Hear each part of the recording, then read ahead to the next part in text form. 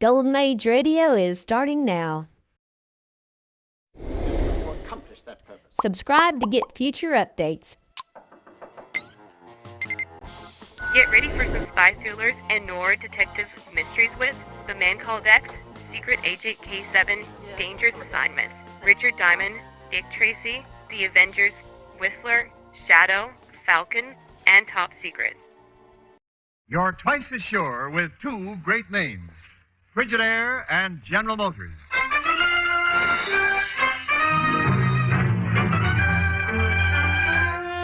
Frigidaire presents Herbert Marshall as The Man Called X. Wherever there is mystery, intrigue, romance, and all the strange and dangerous places of the world, there you will find The Man Called X.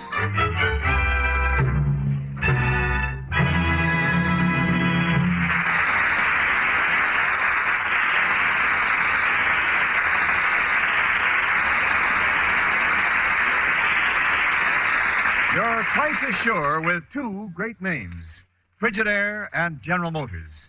For Frigidaire refrigerators are made only by Frigidaire, a division of General Motors. And it is this association of Frigidaire and General Motors, this association of experience with experience, of skill with skill, that makes Frigidaire America's favorite refrigerator. Remember this when you choose your new refrigerator. Remember that millions of Frigidaires in millions of American homes have established Frigidaire's reputation for complete dependability, for lasting satisfaction. Yes, you're twice as sure with two great names, Frigidaire and General Motors. For Frigidaire refrigerators are made only by Frigidaire, a division of General Motors. For Frigidaire refrigerators serve in more American homes than any other make.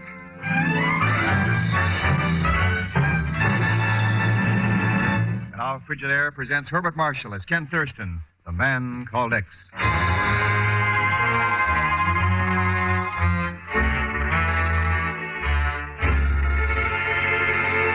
Australia? Why in the world do you want a leave of absence to go to Australia, Ken? Take another look at that newspaper clipping, Chief. Ken, those fairy tales about sea monsters have popped up every year since I can remember. Sure, but this one was reported in Kangaroo Bay, Australia. Well, what's so different about that? Chief, do you remember Clark Kirby? Kirby, that engineer friend of yours? Yeah, he's working on a practical, economical method of converting seawater into fresh water. Now, think of it. Fresh water in limitless quantities. Every desert on Earth turned into fertile soil. Oh, sure, Ken, I know. But what's that got to do with this sea monster business? I just got a letter from Kirby. He says the experiments are progressing well. He's sure he's on the right track. Only now he's afraid that, as he puts it, some unbelievable fantasy might put an end to the entire project. Unbelievable fantasy. Now, wait a minute, Ken. Where's Kirby making these experiments? That's right, Chief. In Kangaroo Bay, Australia.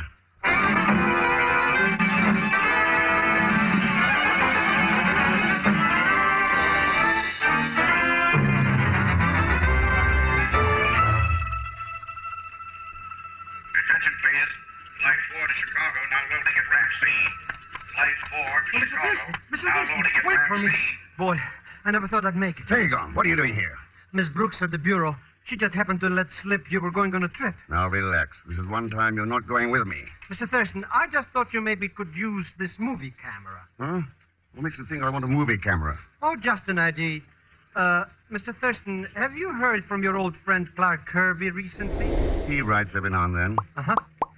Maybe you saw this thing in the morning paper all about some kind of a sea monster down in Kangaroo Bay, Australia. What are you driving at, Tagon? Well, he happened to be going down under to visit Mr. Kirby, and we're wondering maybe about the sea monster. I guess you could tell if it was a fake or not if I took some movie pictures. You might have something there. If you have the price of a fare to Australia. Well, you see, my oldest, dearest Yeah, that's what I thought. So long, Tagon. I have to pick up my reservations. So don't bother, Mr. Thurston. I picked them up for you. I see. 2 tickets for Brisbane, Australia, charged to my account. They are? Now, how do you suppose that stupid ticket agent made such a mistake? Oh, well, shall we get aboard?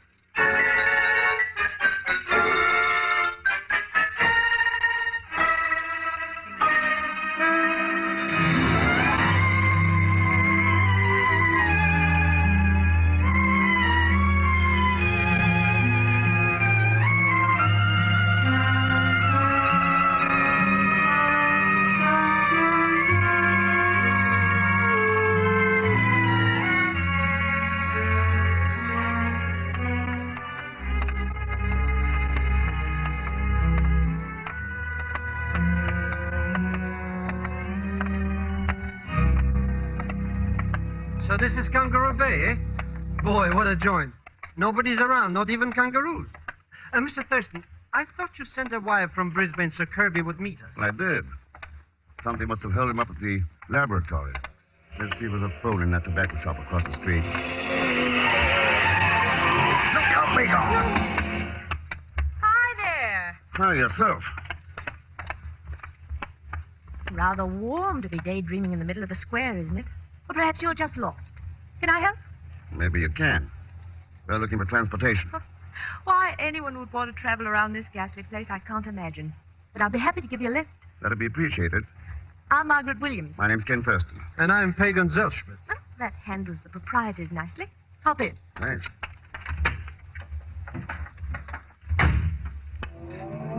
Well, don't you want to know where we're going? Well, that's hardly necessary. Oh? There are only two places to go. The desert or the cove of Kangaroo Bay. You're hardly the desert type. Well, thanks. Americans, eh? Naturally. Can't you tell by our accents? Why two Americans should come down here, I'll never know. With New York to live in, Paris and London only an overnight trip away. Why, Mr. Thurston? Just visiting an old friend of mine, Clark Kirby. Clark Kirby? You know him, Miss Williams? Are you another fool dreaming of turning sea into fresh water? I didn't know that only fools dreamt of that. Well, there's nothing sensible about wasting a fortune trying to bring dead land back to life when the money might be better spent in enjoying life that's available. I'd call that a rather short-sighted attitude. Call it what you will. If you want my advice, you'll turn right back for the States. Any particular reason for saying that? Yes, Mr. Thurston. You made your trip for nothing. Last night, Clark Kirby was drowned in Kangaroo Bay.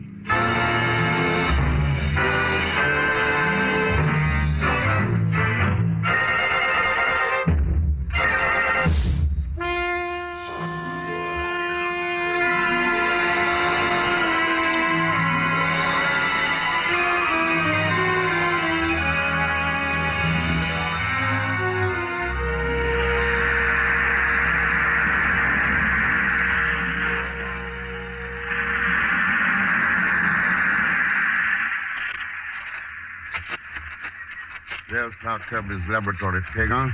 Boy, what a gloom-looking place. Nothing happening here but seagulls. Are you going in there? Yeah. Take the camera down to that cove. Shoot some test film of the bay. Maybe we'll get some shots of that sea monster to make the trip worthwhile. Okay, Mr. Thurston. I'll meet you later.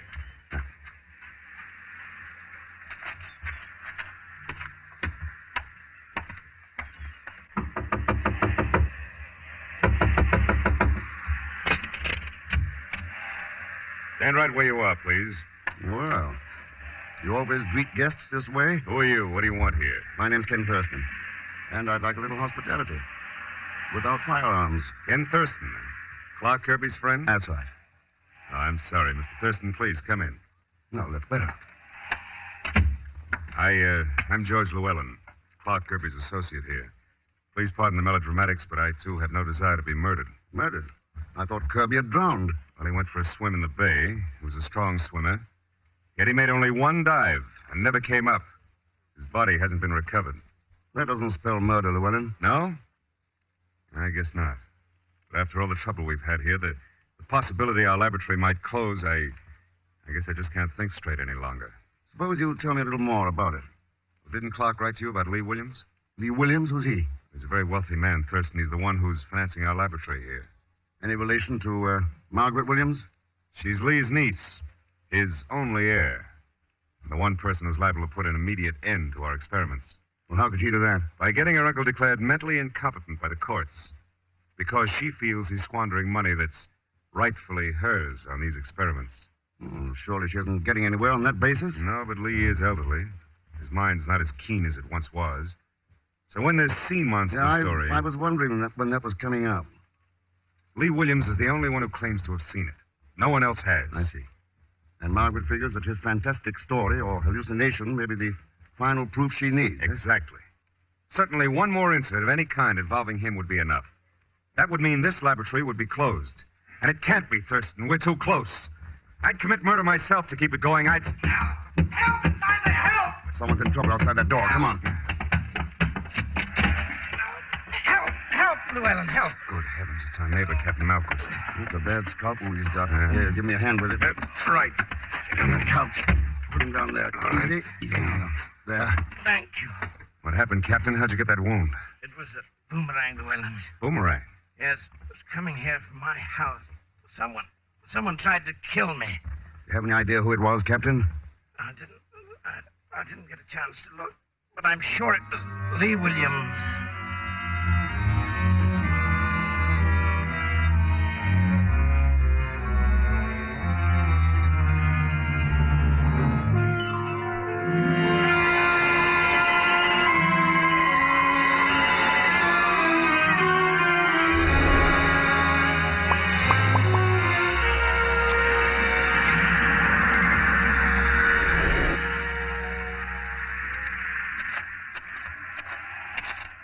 Thanks for seeing me back, Mr. Thurston.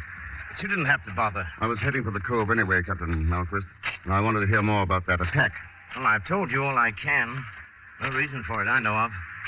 Always figured old Lee was a good friend. Still do, for that matter. There's my place now, near that inlet.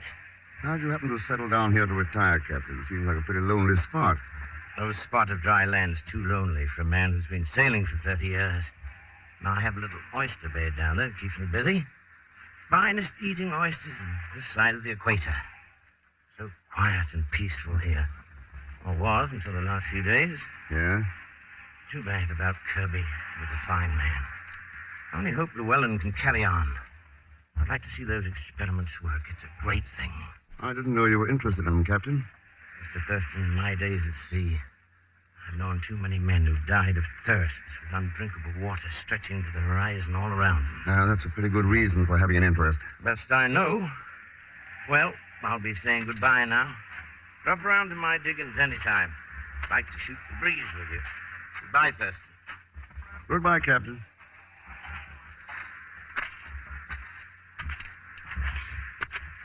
Hey, Mr. Thurston. Hickok. What are you doing hiding behind those rocks? Watching a crazy man, that's what. Crazy man. Sure. Look at him over there. Staring out at the ocean like it was a chorus girl or something. And he keeps muttering about that sea monster. A real screwball. That must be Lee Williams. Let's have a talk with him. Good evening, Mr. Williams. Oh, good evening, sir. You haven't seen it, have you? Seen what? The sea monster? No, Mr. Williams. No, I haven't. But someone has to see it. Someone besides me. I have to prove that it really exists. Do you understand? Or do you two think I'm crazy? I wouldn't say that, sir. Tell me, what does a sea monster look like? Oh, it must have been over 100 feet long, undulating like a snake, a ferocious head with horns that could gore a man to death like a vicious bull. It was just this time of day, at twilight, some 50 yards out to sea. 50 yards out? But it's getting so dark you can hardly see even that log that just washed ashore. It could be anything. It could be... Mr. X. That's no log. Let's go over there.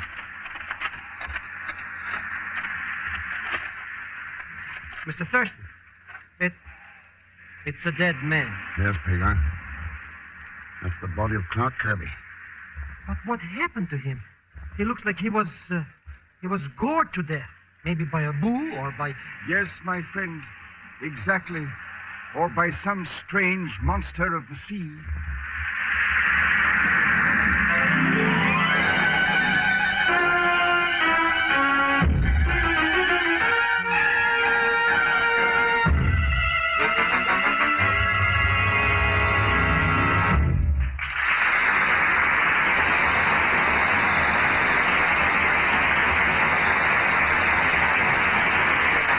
In just a moment, we return to Frigidaire's Man Called X, created by J. Richard Kennedy. This is Wendell Niles speaking. It's the mechanism that makes the cold that makes the big difference in refrigerators. That's why it's so important to keep in mind that Frigidaire refrigerators and only Frigidaire refrigerators are powered by the famous meter miser. For here is the simplest cold-making mechanism ever built. Not a single belt or gear or pulley. And, of course, parts that aren't there just can't cause trouble or wear. Why, so sure is Frigidaire of the meter miser that it's actually sealed in steel, oiled for life. And this, in turn, makes trouble-free operation of a meter miser even more of a certainty, for no dust or dirt or moisture can get at it. Yes, this is the marvelous device that makes the cold in Frigidaire refrigerators, a mechanism as accurately made and assembled as a fine watch, yet with all the power needed even in the hottest weather. Remember, it's the mechanism that makes the cold that makes the big difference in refrigerators. And remember, for the meter miser, for all the other advantages that only Frigidaire can give you, ask to see the name Frigidaire when you ask to see a new refrigerator.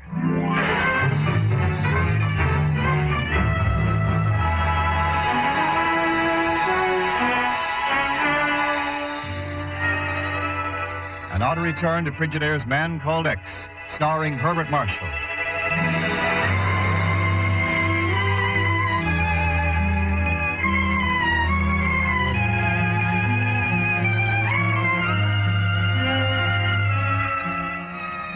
Clark Kirby was working toward one of mankind's brightest dreams, a practical method of turning salt water into fresh. But his last letter from Kangaroo Bay, Australia, said that something strange threatened to halt the entire experiment. And when Ken flew down there, he found Clark dead, his body gored as though by a ferocious bull or some monster of the sea. Now, later that night, Ken is in the laboratory talking with George Llewellyn, Kirby's associate, when the door opens. Greetings, gentlemen. May our lonely wayfarer seek shelter from the terrors of the night? Your dramatics possess little humor, Margaret. Come in. I trust you take more delight in my presence than George does, Mr. Thurston. Why so happy this evening, Miss Williams? Why, haven't you heard about my uncle's little boomerang-throwing party? The attack on Captain Malquist? Well, why were you so elated about that? Who would suddenly and without provocation attack anyone with a boomerang? Unless the attacker were insane. Insane? Now, just a You moment, can Margaret. save your breath, George. Between sea monsters and homicidal attacks, I'm afraid Lee Williams is totally incompetent to handle his affairs. The constable's looking for him now to place him in custody. And what happens to the laboratory if you take over the estate? You know the answer to that, Mr. Thurston. There'll be no more money thrown away on ridiculous experiments like this one. There's nothing ridiculous about wastelands being made fertile, about fields of grain replacing rocks and sand. Foolish dreams, Mr. Thurston. Not nearly as practical as mine. Paris, London, New York, living the way I want to live.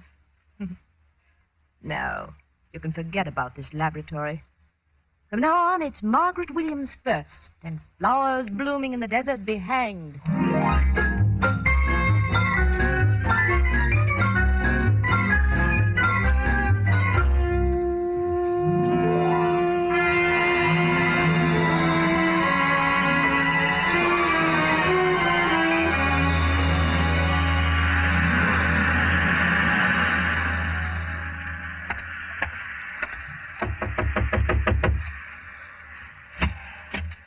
Mr. Thurston, come in.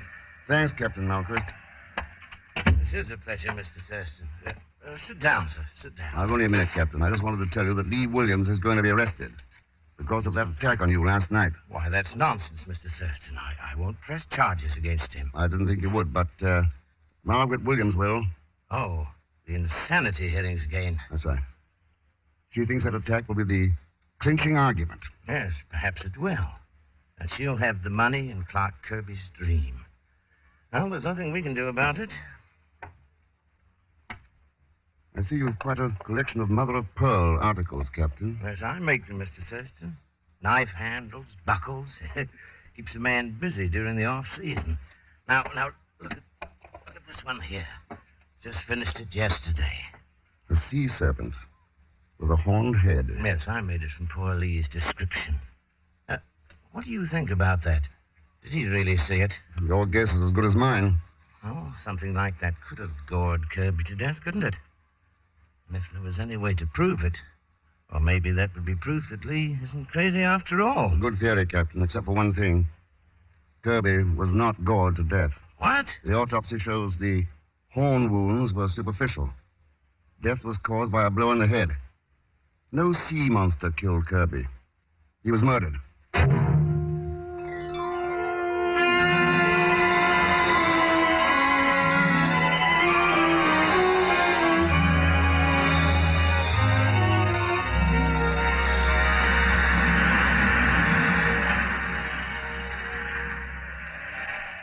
But who goes swimming at 7 o'clock in the morning, Mr. X? I never heard of such a thing. That water looks like liquid ice. What do you care? I'm going in, you're not. Sure, but the very thought of diving into that stuff gives my goose pimples. Just keep your eyes open. I want to learn what Clark Kirby ran into. And I don't want any trouble from above the water. Don't worry, Mr. X. I'll keep my... Clark Kirby? Is this the place he took a dive? That's right. So watch it. But Mr. Thurston...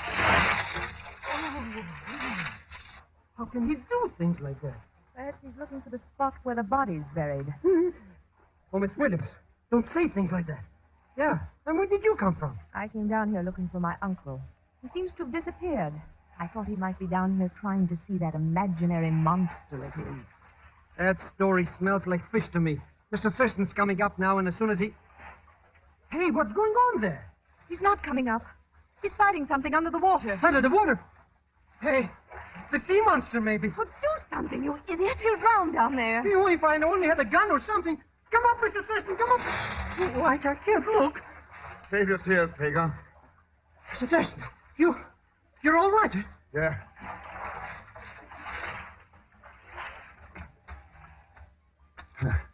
Hello, Margaret. Come down to watch the fun? What happened down there, Mr. Thurston?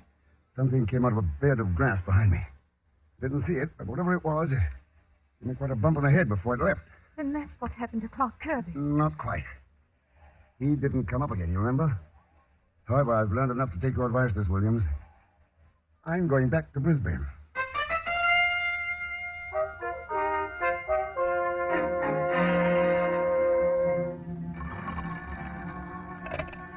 Pagan Zelschmidt speaking. Hello, Pagan. Mr. Thurston, are you still in Brisbane? Yeah, that's right. Yes.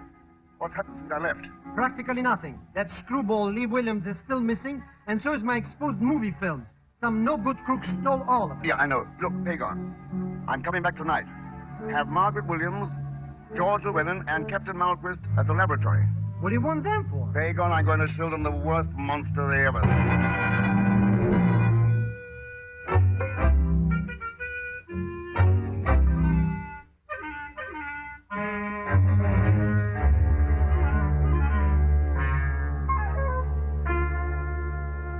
The most ridiculous thing I've ever heard of. No one forced you to come, Margaret. Mr. Llewellyn's right, baby. Must be pretty interested in what Mr. Thurston's going to spill. And from what I've seen of this Thurston, he'll not be wasting our time when he shows up. Perhaps, Captain. Don't worry, Llewellyn.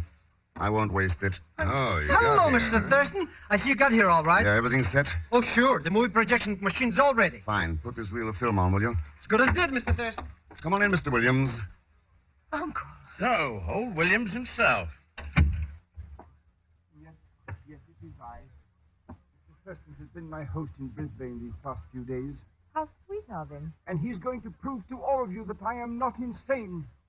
Isn't that right, Mr. Thurston? That's quite right. I see no examining board of psychiatrists with you. All I need is to show you a few feet of film. Ready, Pagan? Everything's hunky-dory, Mr. Thurston. Good. Then turn off the lights. We'll get started.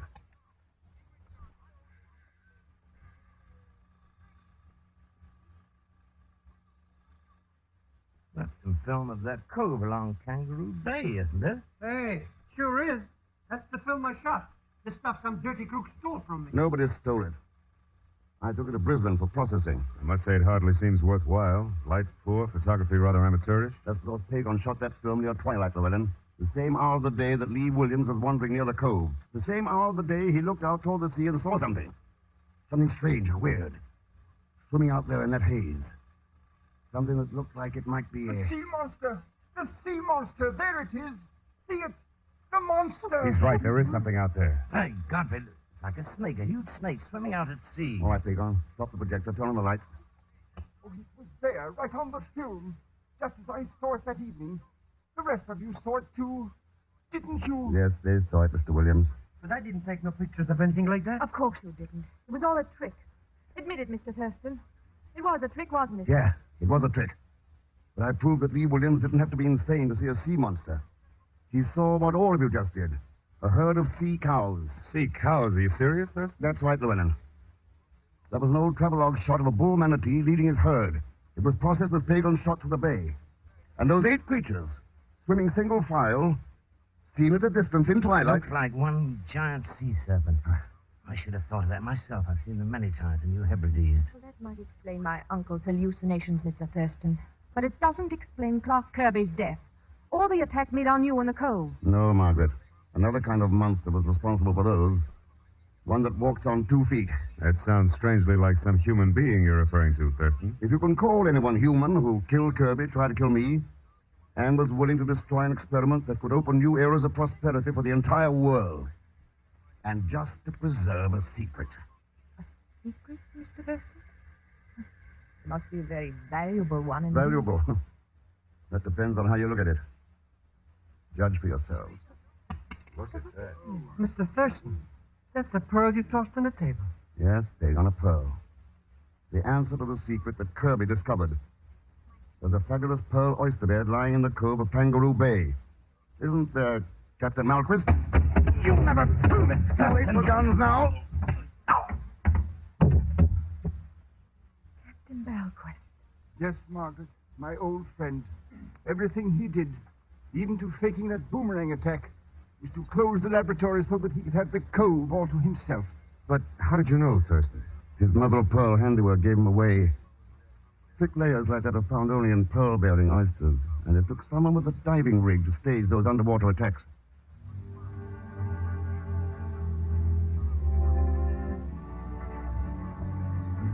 So there wasn't any sea monster after all. No, Pagan. But there was something else, something even more frightening. Malquist would have denied the world a chance to live in security. Would have sacrificed the future of millions to satisfy his own personal greed. You know, Pagan, no sea monster ever conceived by the brain of man can be as frightening, as monstrous, as a man whose soul is possessed by greed.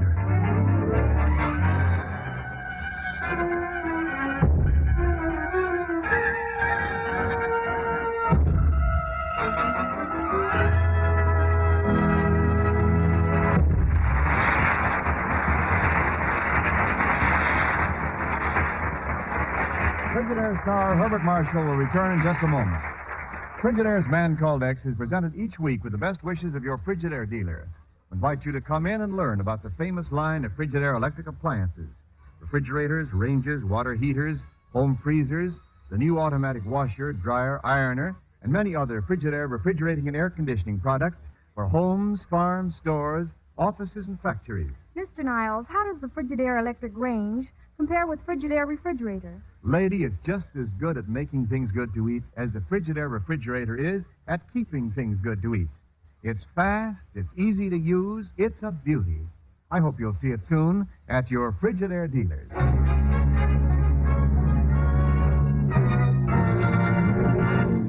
And now, Frigidaire star Herbert Marshall.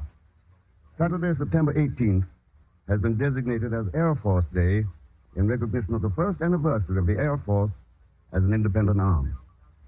The celebration reminds America that air power is peace power and stresses the importance of air power in this nation's security program. We salute the Air Force. Thanks for being with us. Next week, Dangerous Island, a story of science and murder. As usual, Leon Belasco will be along as Pagan Zelsner. So join us, won't you, when next I return with The Man Called X. Good night. Frigidaire's Man Called X is directed by D. Engelbach, with music composed and conducted by Johnny Green. Tonight's story was written by Maurice Zim and Sidney Marshall. So until next week, same time, same station, this is Wendell Niles speaking for Frigidaire, made only by General Motors. All characters and incidents used on this program are fictitious. Any resemblance to actual persons. This is CBS, the Columbia Broadcasting System.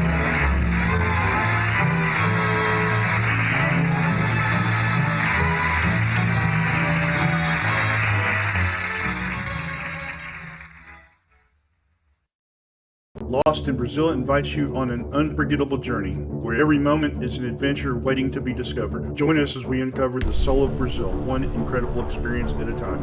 Click on the link in the description and embark on the ultimate Brazilian odyssey. Subscribe for more videos.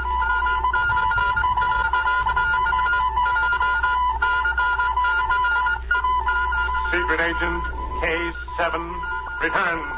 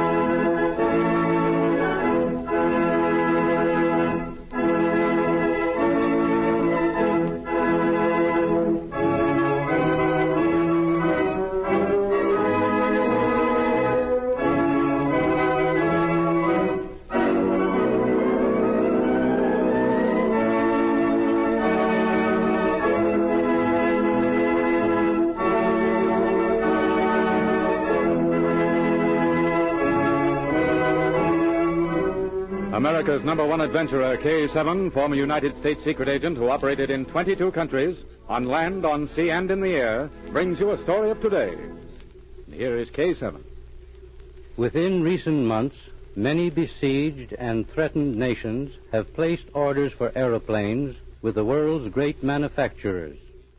The story which I bring you now concerns itself with the placing of such an order and the attempt made by a master spy to prevent it from reaching the factory and being filled. If the spy had succeeded, he would have served the nation for which he worked by delaying the delivery of the planes for many months and by supplying the plans for one of the world's latest type bombing planes. John Holbrook introduces the story. Thank you, K-7.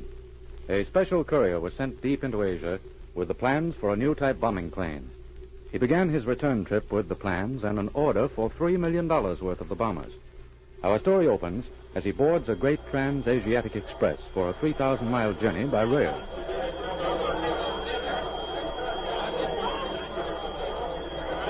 Airport! Airport!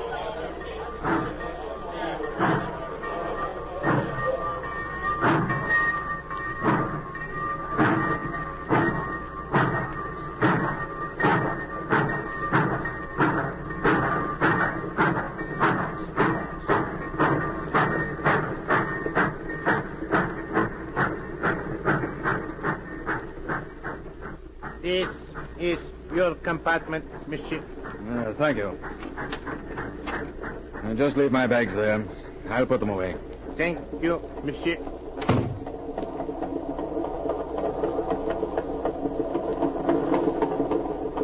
Did you see him? Yes, master. He has the plans and the order with him. He carries them in an oilskin pouch.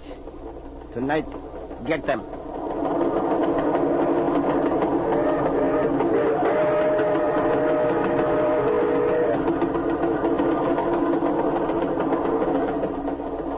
Secured them? Here, master. Good.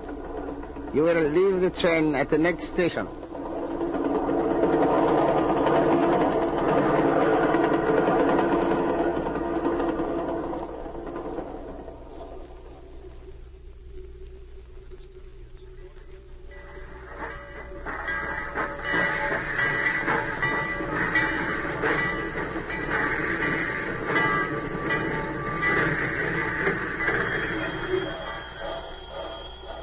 How long do we stop here? 1 minute, monsieur. And I've got to send a telegram. Wait for me.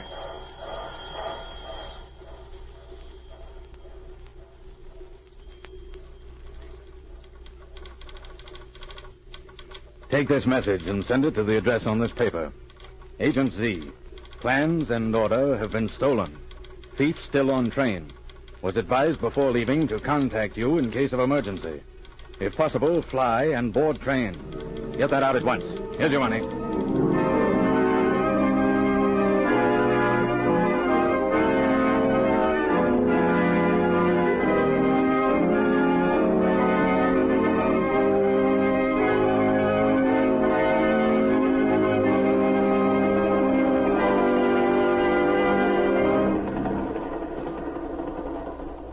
Throughout a long, hot day, the train sped onward across flat desert country.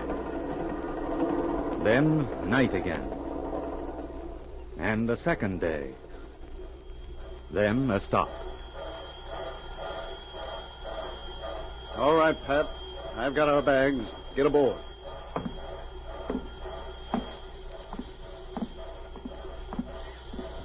We'll go to my compartment, conductor.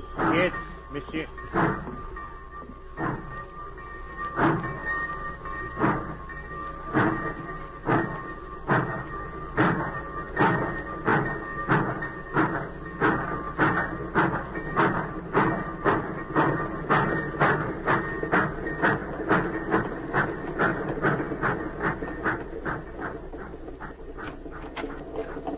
In here, mademoiselle. Thank you. That'll be all for now. Yes, monsieur. Well, we made it, Pat. I wonder if anyone noticed us getting aboard. Probably. And what's the next move? I want you to stay here. The man who wired me doesn't know what I look like. He was acting under instructions. I'm going through the train and see if I can locate him. There probably aren't many Americans on the train. Will you let him know who you are? No. As soon as I find him, I'll come and get you. I want you to talk with him, not me. I don't want to be seen with him. Wait here until I come back.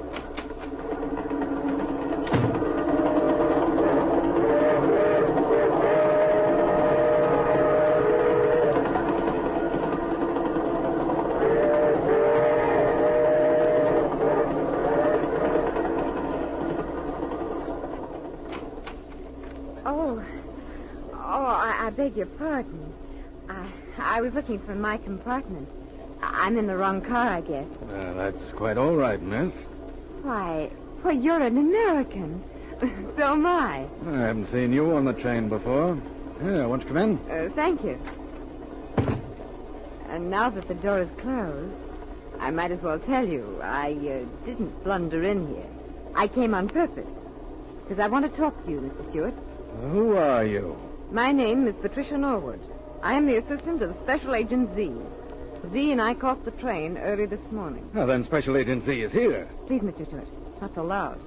I pretended I came in here by accident because I didn't want anyone to hear me talking to you. Well, if Z is on the train, I've got to talk with him. He is here, but he doesn't want to be seen with either you or me. Now, I want to ask you some questions. When you wired us, were you sure whoever stole your plans and the order was still on the train? He's still aboard. None of the first-class passengers have left. Well, how are you carrying the papers? In an oilskin pouch. It was locked in my bag. How long have you been in the East? Nearly 12 years now. I worked for an American firm at first, then for 2 or 3 others. I made my present connection last year. Selling airplanes in this part of the world is dangerous. Have you ever had any trouble before? Have you ever been followed or watched? Yes, of course. I haven't moved for 2 years without the agents of one country or another watching me. I see. Have you recognized anyone on this train? Yes, one man who... Oh, no. No, I haven't seen anyone I know. You started to say that you'd seen one man. Well, I didn't mean it. It was a slip of the tongue. I haven't seen anyone. How do you expect us to help you get your papers back unless you're willing to be honest and tell us everything you know? I've told you everything.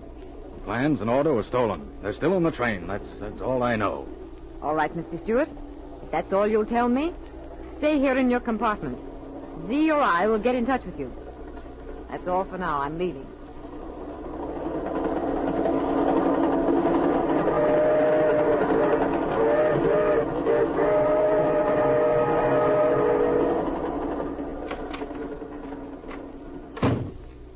What did you find out, Pat? Oh, Z, you frightened me. I've been waiting here in your compartment for you to come back. What did he tell you? Well, not much. Z, he's frightened. Yes?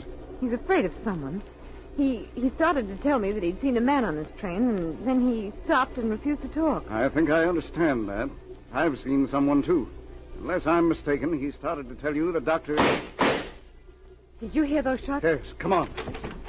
Look, Stuart's compartment door is open. Pat, he's been shot. Let me in there. Oh. Who shot you, Stuart? The man with the yellow face. Oh. He's gone, Pat. Oh. There's the gun. On the floor to the right. Okay. What is the meaning of this? Who is that man there on the floor? Who are you? I am the police, miss. You are both under arrest for murder. You can't arrest us. Pat, don't talk. But We're innocent. I don't know who you are or what you intend doing with us, but we're ready. Walk ahead of me. I shall be forced to rock both of you in your compartment until we reach our destination.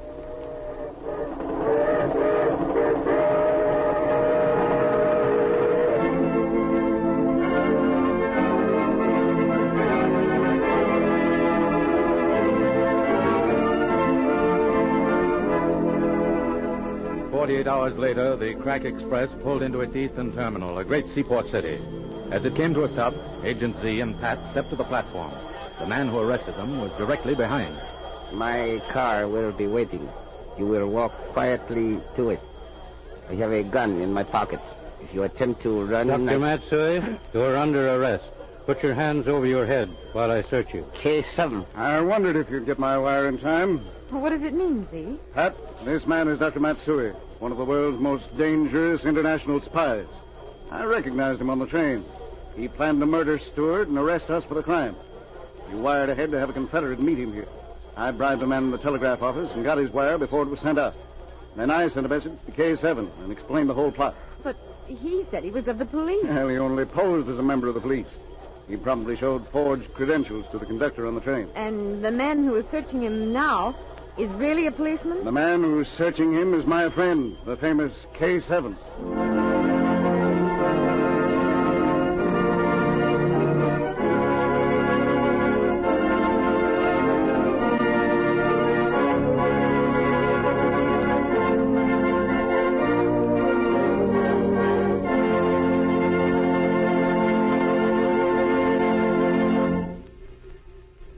Dr. Matsui was carrying the aeroplane plans and the orders for $3 million in bombers on his person. He was turned over to the local police at once and convicted on the civil charge of murder. He had been a master spy since the days before the World War and had worked for almost every nation except his own. It was fitting that his career should end in a country he had betrayed many times. Listen for my next story. This is K7 speaking.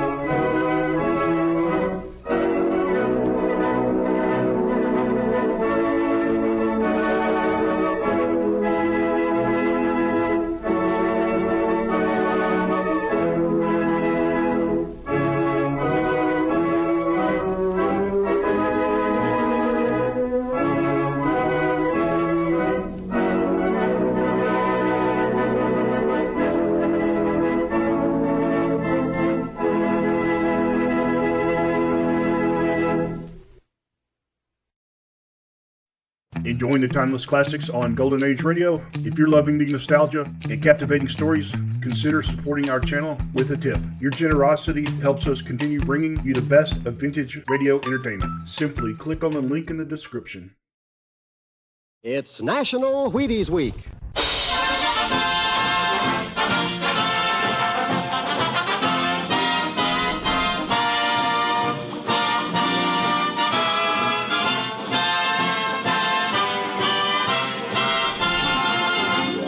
Yes, it's National Wheaties Week, and Wheaties presents Dangerous Assignment.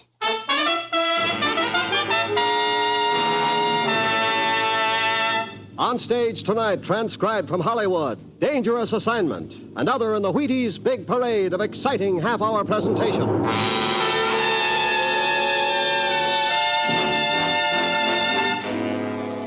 Dangerous Assignment, starring Brian Donlevy as Steve Mitchell.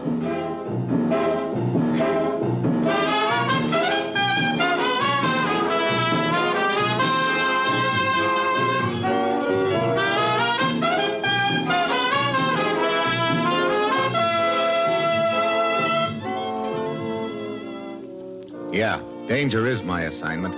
I get sent to a lot of places I can't even pronounce, but they all spell the same thing, trouble.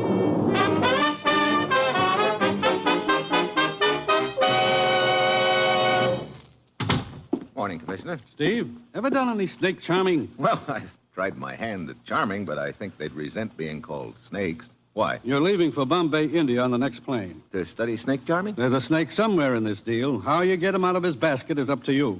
What's the deal? An American named Carter went to the Indian province of Kwalani to sell farm machinery.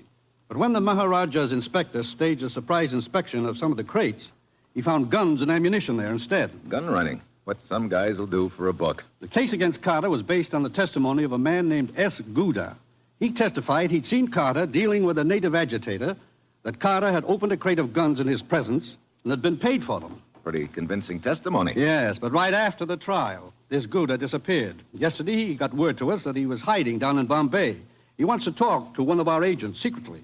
You're the one he's going to talk to. I say, you got his address? Yeah, here it is. Steve, for obvious reasons, this has to be done undercover. You can't reveal your identity, and you've got to get Gouda before the outfit he lied for does. Well, that's it. You've got your assignment. Good luck.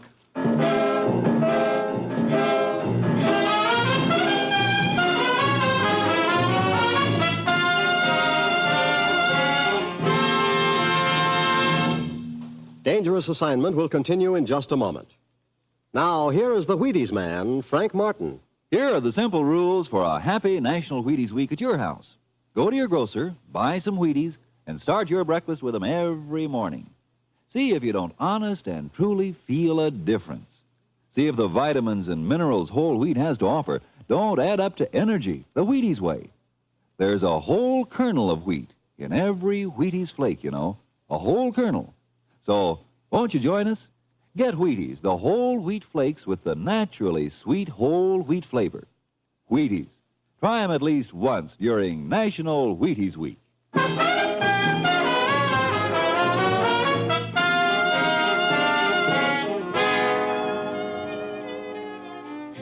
Yeah, I've got my assignment. Going to be a friendly little race. Whoever gets to Gouda first wins. It's Friday night when I get to Bombay. I register under a phony name at a hotel near Gouda's rooming house, and then I go over. Down the street, there's a small building on fire, but nobody seems to be paying much attention to it. Inside the rooming house, a bored-looking clerk is lazily sketching on a piece of paper. Good evening, sir. Hi. May I help you? No, thanks. I know the room I'm looking for. Say, you people take your fires pretty calmly around here, don't you? I beg pardon, sir? That building on fire down the street. Back home, there'd be a crowd a block thick around it. Oh, that. A man died of the bubonic plague there. That's why they're burning the building. Plague? Huh. No wonder there's no crowd around. Such things are not unusual here, sir. Pleasant thought. But you have given me an idea. The burning building might be a good thing to sketch. Room 7, yeah. Who's there? The guy you wanted to see. How can I be sure? Well, you might try opening the door. You alone? Yeah. Come on, open up, Gouda. You must not mention my name. Come in, quickly. Now, your credentials, please. Here they are. So, did anyone follow you here? Not that I know of. Why? I had to go out for a while this evening. I believe someone was following me, but I managed to give them the slip. Look, what is this that you want to tell me? I was paid to give false testimony against the American, Carter. I see.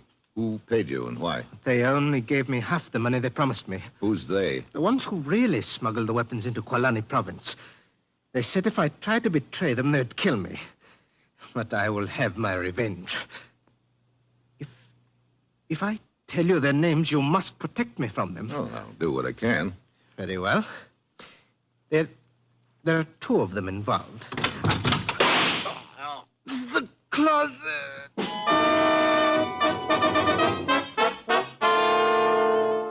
My back's to the closet. I start to whirl around, but something hard connects over my right ear.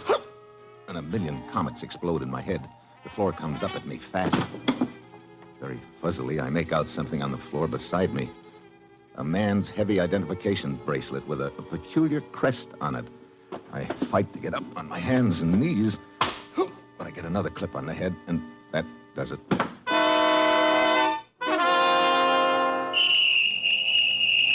Gouda is dead when I come to.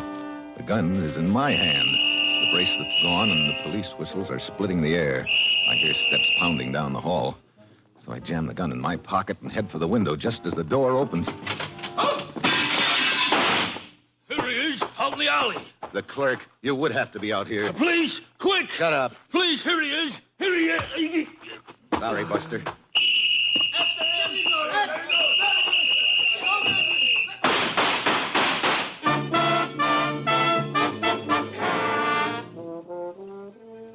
10 minutes and 5 alleys later, I'm back in my hotel room, thinking about the spot I'm in. So the race to get Gouda has turned into a dead heat. Gouda's dead, and the heat's on me. It's a neat frame. The U.S. agent bumps off the key witness in a case against a U.S. citizen. Well, morning comes, and I get hungry, so I go downstairs. The little beady-eyed gent in a turban is sitting in the lobby, but when he spots me, he jumps to his feet. There he is. The men of police are after help. Police! So I'm on the run again. I go out the back door and down the alley, wondering how Beady Eyes was able to identify me. I slip into a little Chinese restaurant down the street. Good morning, sir. Hi. How about a little breakfast? Oh, but of course. Tea and rice. No, ham and eggs. Oh, so sorry. Tea and rice. That's all you got?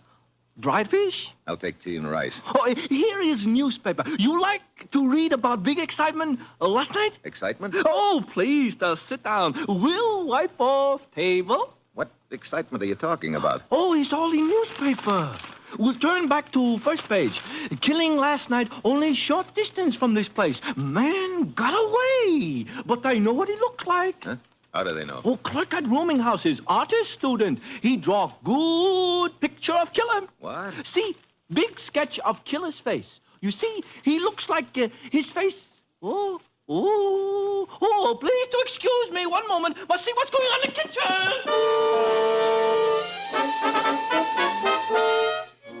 I get out of there fast. This is just great. Every paper in Bombay has my picture on page 1. I'm about to throw away the paper when a small ad catches my eye. Bandara, consultant. But under the name, there's a crest. And it's the same peculiar crest that was on the bracelet I spotted when I got slugged. I don't know what kind of a consultant this Bandara is, but he's the one guy I want to consult right now. I go to the address in the ad, but before I have a chance to knock, the door swings open. I can hear music. The room is heavy with drapes and incense. You are now in the realm of peace. Your problem will be solved. The voice seems to be coming from all over, but the room is empty. I am with you. Huh? Hey, right behind me. Bandara comes from everywhere and nowhere. Well, wherever you came from, I want to talk to you. Of course. You were impelled to visit me. Sorry. No sale, Bandara. What I need is information. That crest in your ad, is that your trademark? It is the symbol which identifies Bandara in the spirit realm. Yeah? Well, right now I'm more interested in the bracelet realm. The consciousness of Bandara is so elevated that the significance of your remarks passes beneath me. Well, then come on back down to earth for a minute. Now, look. Do you own a bracelet with that crest on it or not? Earthly possessions are of such little significance to Bandara that sometimes he loses the memory of them. I see. It sounds like Bandara's got quite a convenient memory. I suppose you've also lost the memory of where you happened to be last night. I do not seem to recall. I may have been in a trance. Yeah, and you may have been putting me in a trance with a gun barrel over the ear. Bandara's only weapons are words of wisdom. You are now in the realm of peace. Your problem will be solved. Brother, with the props you've got, you could make a fortune in Hollywood.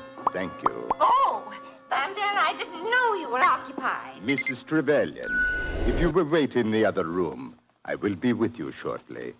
I believe this gentleman is about to depart from the realm of Bandara. Righto. And how's the little romance coming along, Bandera? Earthly attachments are but symbols, Mrs. Trevelyan. Oh, of course. It's frightfully difficult to realize that at times.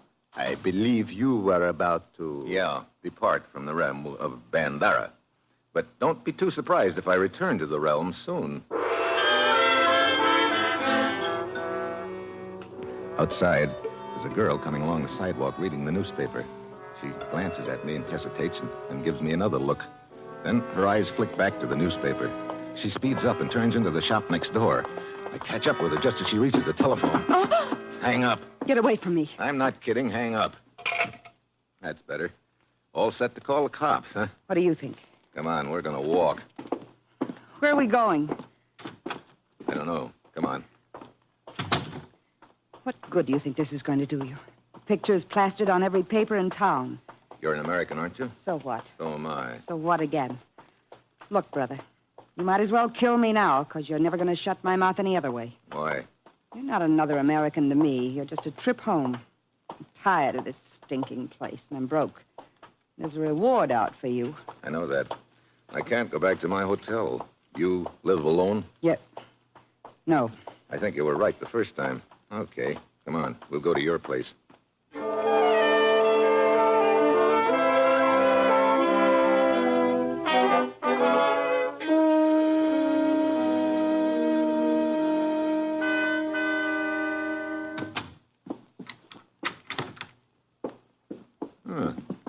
Nice place you have here. Make yourself at home. Oh, thanks a lot. Now what? Well, I've got to stay on the loose until I find out who framed me. Oh, sure. You're just an innocent little bystander who got framed. Put on a new record, will you? You've got it all figured out, haven't you? Look, like I told you before, you're a trip home as far as I'm concerned. What's your name? Carol. Steve is mine. Delighted. So you're not interested in helping me? Are you kidding? Would it make any difference if you knew that I really was innocent? Look, everybody knows you killed that guy in the rooming house. No, Carol. I didn't kill him. Who did then? I don't know. I've got one possibility in mind, if I can ever get the guy down off a Cloud 8 long enough to find out a few things. Oh, you sound real convincing. Now, look. Forget it. Okay. What good's it going to do you to stay here? This is the safest place in Bombay I can think of for me right now. Okay. Go ahead and sit there. But you can't stay awake forever. And the second you doze off, you're a dead pigeon.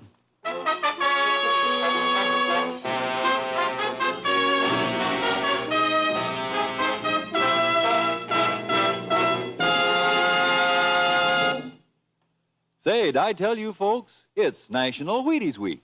And your grocer will sell you just as many packages of Wheaties as you want. Any day, every day. Now, isn't that nice?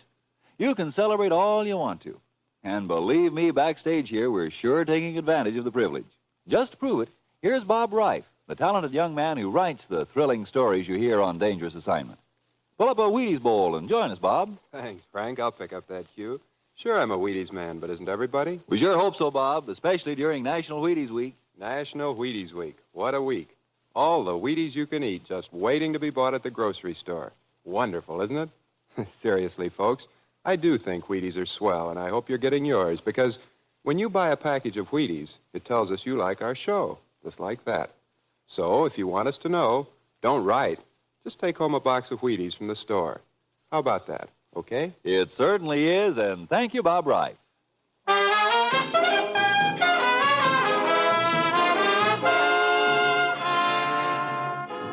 And now, back to Dangerous Assignment and Steve Mitchell.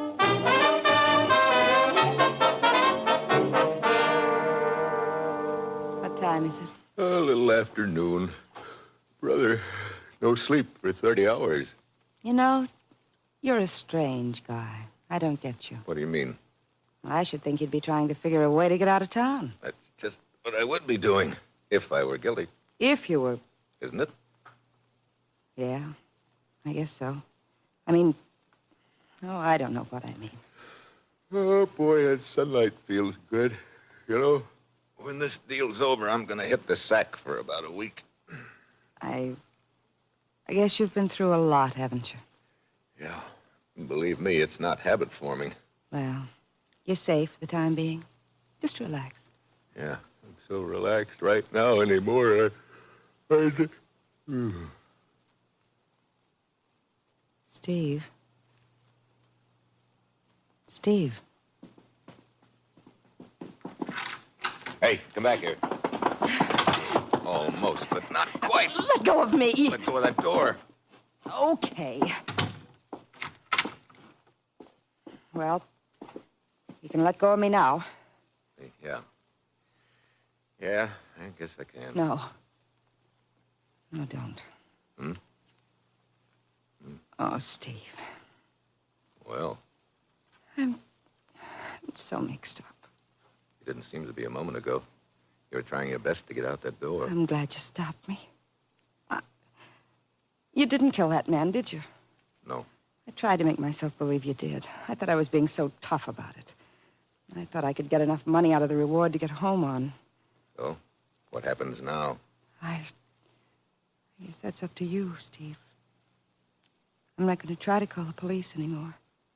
You can stay here if you want to. Look, there's nothing I'd rather do right now than stay, believe me. But I'm not going to get this deal figured out sitting here. Where are you going? To the realm of peace. Huh? Skip it. I'll tell you about it when I get back. Okay. We can talk about it over a drink. Yeah, maybe I'll have something to celebrate by then.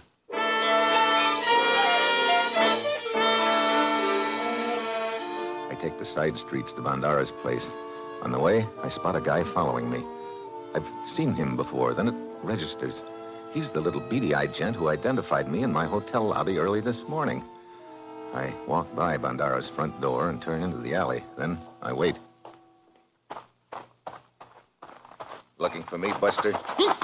Let go of me. We're going to have a little talk. I Now talk.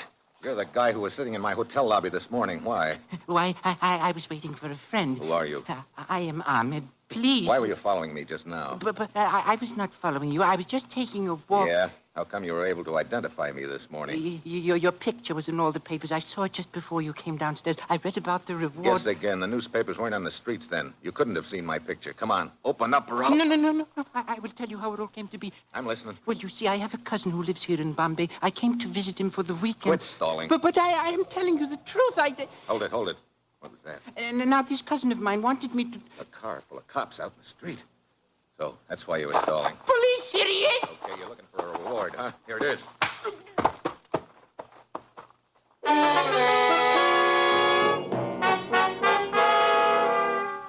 I duck around to the back of Bandara's place and find a window that's unlocked. I open it and ease myself in. I'm in Bandara's bedroom.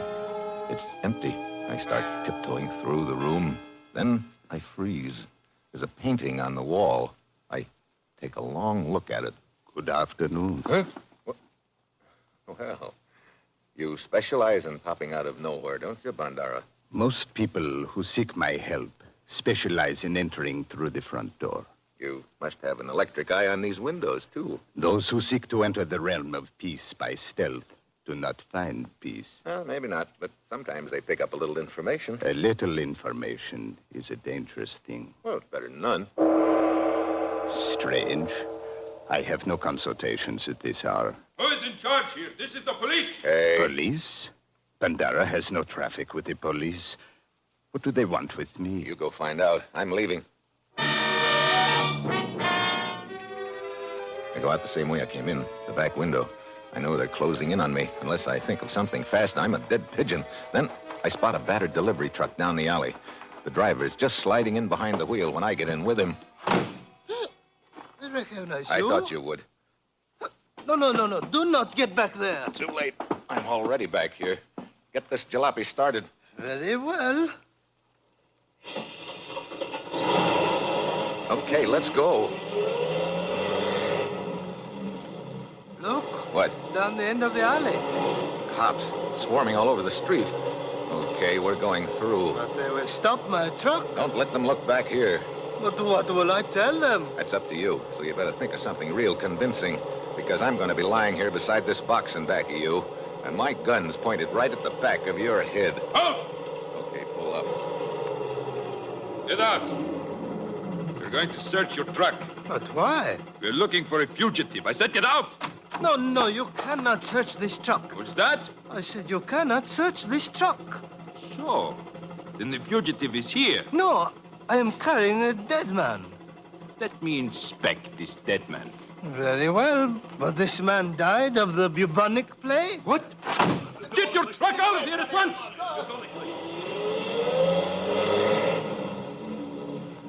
Boy, that was close. Where do you want me to take you? Oh, down the street away. You know, that was fast thinking, dreaming up a yarn like that on the spur of the moment. Oh, that was not fast thinking. How come? But it's the truth. What? In that box beside you is the body of one who died of the plague. Oh, great. Hey, stop this jalopy. You just lost a passenger.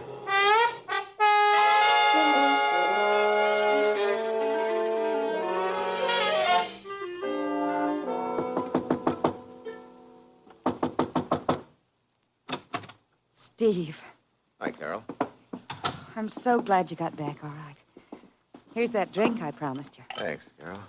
Well, I've been doing a lot of running and dodging the last hour. I could use some fresh air. There. Oh, boy, that's better. I needed that. Hey, you're a fast drinker. You want another? No, thanks. Were you able to find out anything? Yeah.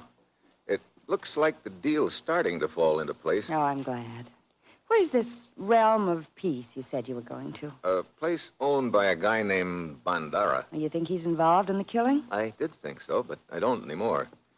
I guess it goes together something like this, Carol. Suppose an outfit wanted to smuggle some guns into an up-country province. Smuggle guns? Yeah.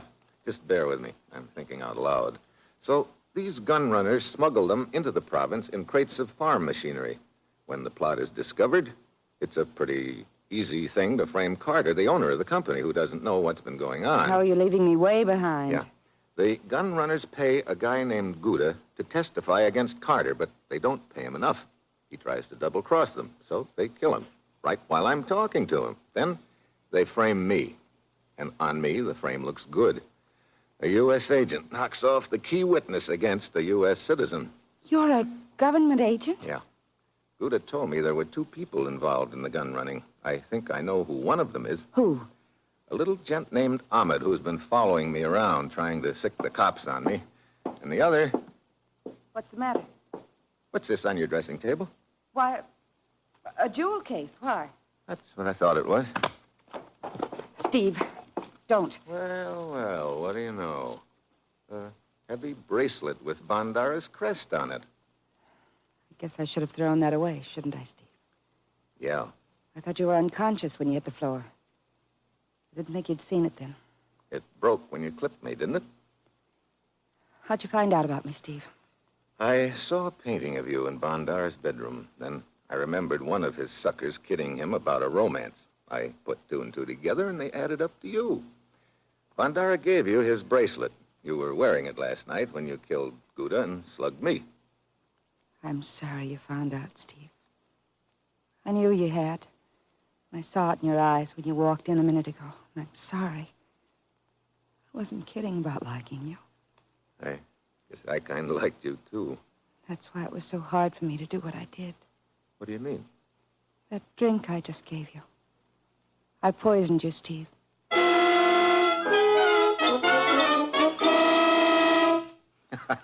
You didn't really poison me. You're kidding me. I'll bet... Oh, no, you're not kidding me. Steve? My stomach. Carol, you did poison me. I had to. Carol. Steve! It is all over, so. Yeah. It's all over, Ahmed. Now, you had to do it, Carol. He got away from me at Bandaras before the police could get there. But now it is simple. I'll take his body somewhere and notify the police. We're in the clear. Yeah. So, he is very heavy, this Steve Mitchell. Let me give you a hand. Steve! I mean a fist. Oh, no, Carol. You're not leaving. Let go! Sit down. The poison. I saw you drink it. No, you didn't. I had you pegged when I walked in. I wasn't about to accept any hospitality from you. I poured the drink out the window and my back was turned to you. Then why the fake collapse? To nab your partner, Ahmed. You still don't have any evidence. Oh, Ahmed's the jittery type. I'm sure I can make him spill the whole story to the police. Steve, you've got to listen to me. I didn't know what I was doing. Give me a break, Steve. Let me go away. Maybe later we Save it, Carol, save it. I'm taking you both in. You know, we could have made beautiful music together, but now it's Ahmed who'll do the singing. And I bet his notes are going to sound real sour to you.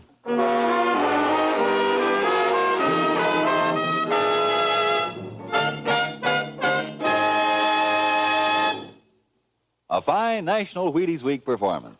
And here's the man who made it so, our star, Brian Donlevy. I stayed to ask you to buy Wheaties this week. If you enjoyed Dangerous Assignment, it would give me a lot of pleasure to know it. And I will know it if you'll get those Wheaties. Will you do that? Thank you, Brian. And folks, let's all buy Wheaties for Brian Donlevy, just to let him know we think he's great on this show. Let's get to that grocer in the morning and tell him we're there about Wheaties. There's a whole kernel of wheat in every Wheaties flake, you know.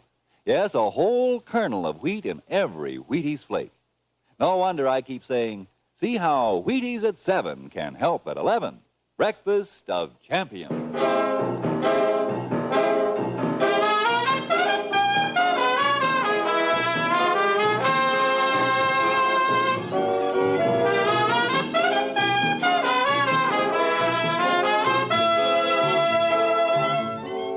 Dangerous Assignment, starring Brian Donlevy as Steve Mitchell, is written by Bob Reif, with music composed by Basil Adlam and conducted by Ralph Hollenbeck, and is produced and directed by Bill Karn. Join us again next Wednesday when Brian Donlevy as Steve Mitchell embarks on another dangerous assignment. And this is the Wheaties man, Frank Martin, inviting you to listen Friday night to Dimension X on the Wheaties Big Parade. See you then. And remember, it's National Wheaties Week. Come on, everybody, to the Wheaties party. Eat a lot of Wheaties like the champions do. Dance together, cheek to cheek. This is National Wheaties Week. Eat a lot of Wheaties like the champions do. Wheaties, a breakfast of champions.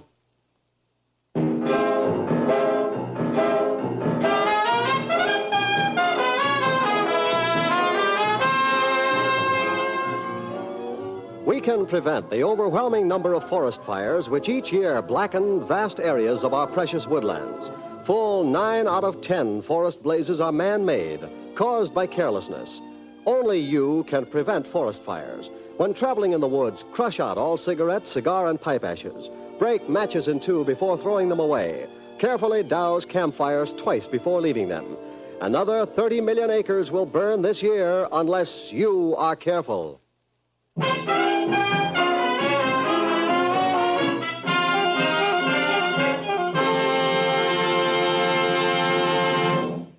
Dangerous Assignment came to you from Hollywood.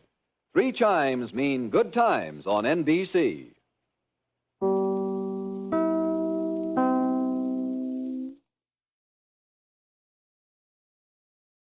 Lost in Brazil invites you on an unforgettable journey where every moment is an adventure waiting to be discovered. Join us as we uncover the soul of Brazil, one incredible experience at a time. Click on the link in the description and embark on the ultimate Brazilian odyssey.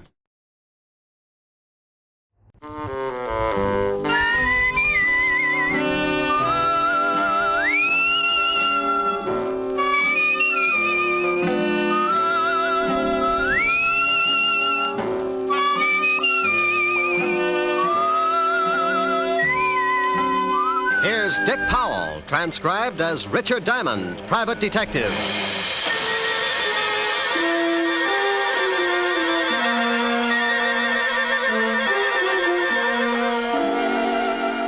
My name's Diamond, and like a lot of working people, at 5 o'clock in the afternoon, I get pretty anxious for 6 o'clock to roll around, especially if I haven't had a client for the last 3 days. But even if I don't expect anyone to drop in before 6, I can't take a chance, so I stare out of my office window on 53rd Street just to kill time. I see the night starting to muscle in on the Broadway bright lights, and I wonder just how many prospective clients are out in the city. Who's getting in trouble, what kind of trouble, and will they come to Richard Diamond for guidance? Now, take the 2 hard-looking thugs in a downtown hotel room as they watch a pretty blonde hurriedly get into a flashy mink coat. They're going to need plenty of guidance. Where you going, Dottie? I got an appointment. Don't you think you ought to stick around just in case the contact comes in? If it ain't here by now, it won't be until tomorrow. Now stop looking like a couple of anxious bloodhounds. Relax. Sure, Dottie, sure. But you really cannot blame us for being a little disquieted.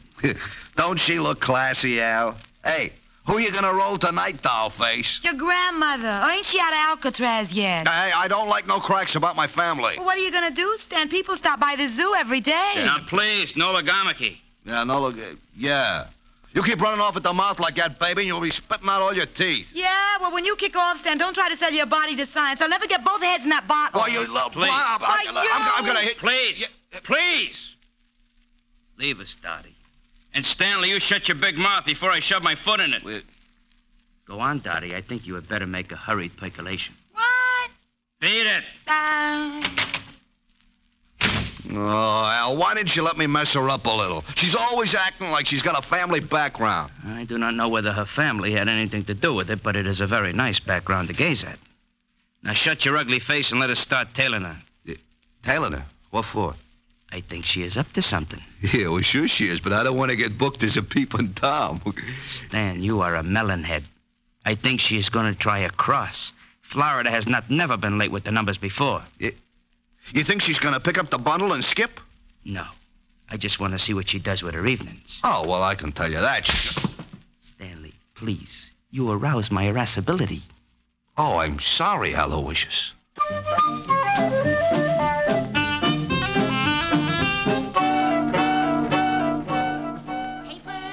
Evening paper. Evening, Glenda. Oh, hello, Horace. Times. You look tired. Hard day at the office? I stayed home. My wife's swell.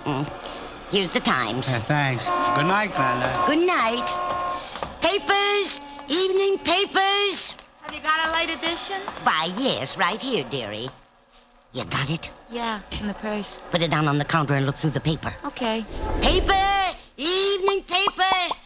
What do you want me to do with the purse? Keep it till I meet you at the train. Sure, honey. It's good to be working again, ain't it, Dottie? I gotta go. They usually got a tail on me. I'll see you tomorrow morning. Relax. We're in the chips. Paper! Evening paper! Paper, sir? No, but I will take that purse. Purse? Oh, why, that nice young lady must have left it on the counter when she looked at the paper. Please, just extend your agent index and shove it over here. Why, I can't do that. It belongs to that young lady. Oh, look, it would make me very unhappy to have to shove all those nice old wrinkles around, but I am in need to possess one patent leather handbag. Now, if you will kindly move it in my approximate latitude, you old bat, we can dispense with all... Why, you poor excuse for a lowbrow gunnif. Madam. For 2 cents, I'd wrap a lead sap across your flat head. Well, hello, Glenda. Hello. How's business? Oh, Officer Quine. Aren't you on a little late? Yes, I've been changed to the 6 o'clock beat. Well, good evening, sir. Yeah, lovely. Good evening, officer. Say, haven't I seen you somewhere before? Hardly. I reside in Flatbush. Well, thank you, Mother. I do not see anything I want. There, goodbye. He doesn't see anything he wants. What does he think you're running? A drugstore there? Hey, Al, I saw a cop.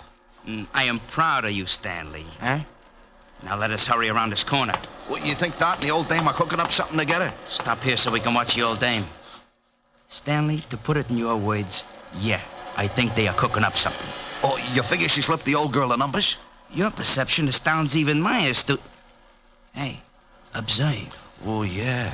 Your grandma is taking off and leaving the cop behind to watch the papers. Yeah, she's going in that building. She has got the purse. Stanley, stay here and await my return. Okay, but my feet are beginning to hurt. Go in a drugstore, purchase some Blue Jays.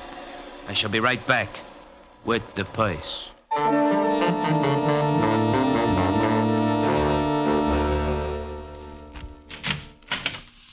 Mr. Diamond. Well, hello, Glenda. Come in, pull up a rocking chair. Well, that's the way it begins. Sometimes when you wait around until the last minute, you get a customer. I wasn't too happy about this one because I knew she didn't have enough money to hire a tramp to spot cigarette butts. I haven't got much time. I've got Officer Quine watching my paper stand. Officer Quine? You should be happy you aren't selling fruit. He's already got his thumbprint in every apple in Yonkers.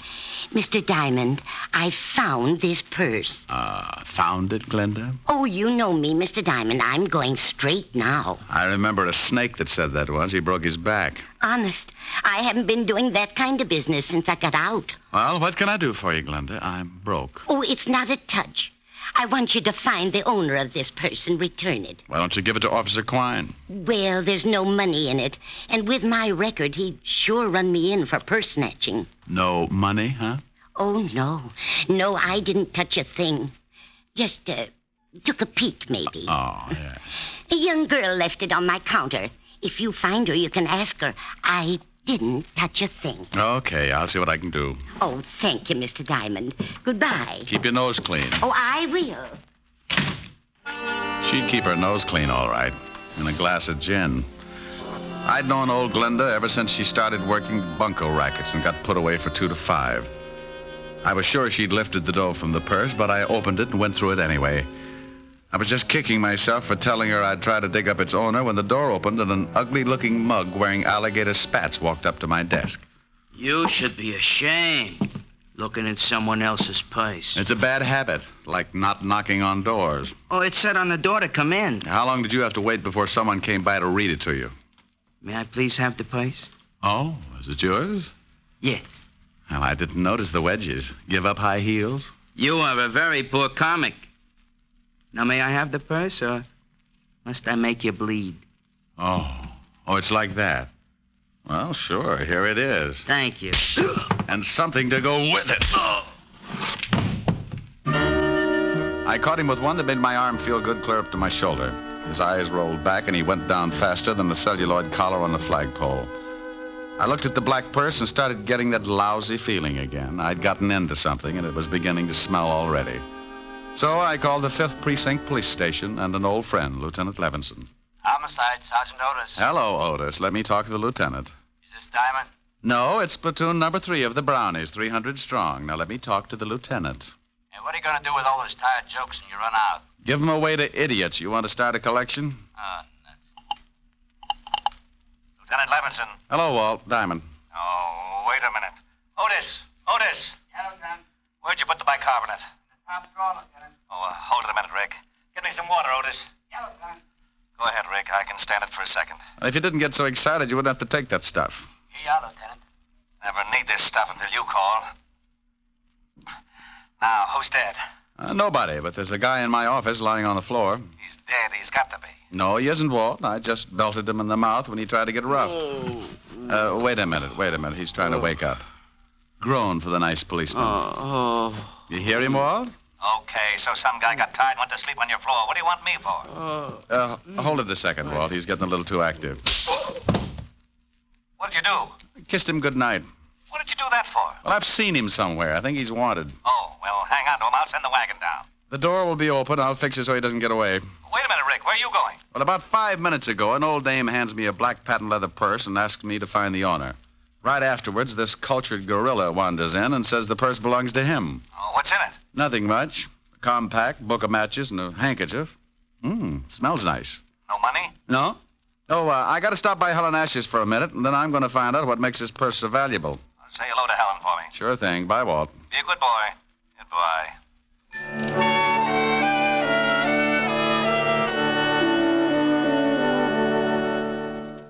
I got a rope out of my desk that I hung my socks on when I had time to wash them and tied the sleeping Garniff to a chair.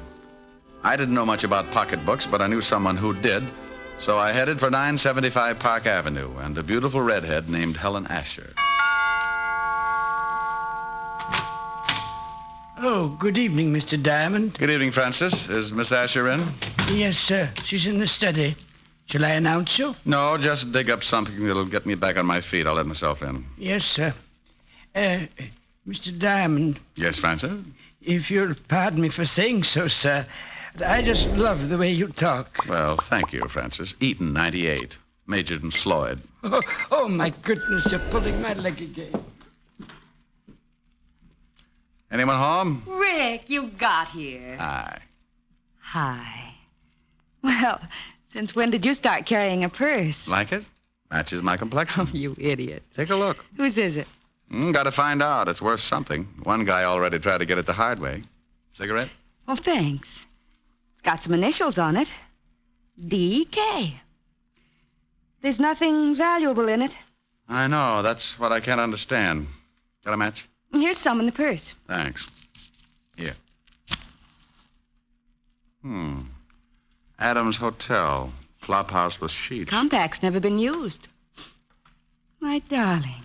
Well, thanks. The perfume and the handkerchief, silly. It's my darling. Don't look so hurt. So are you. Well, come here.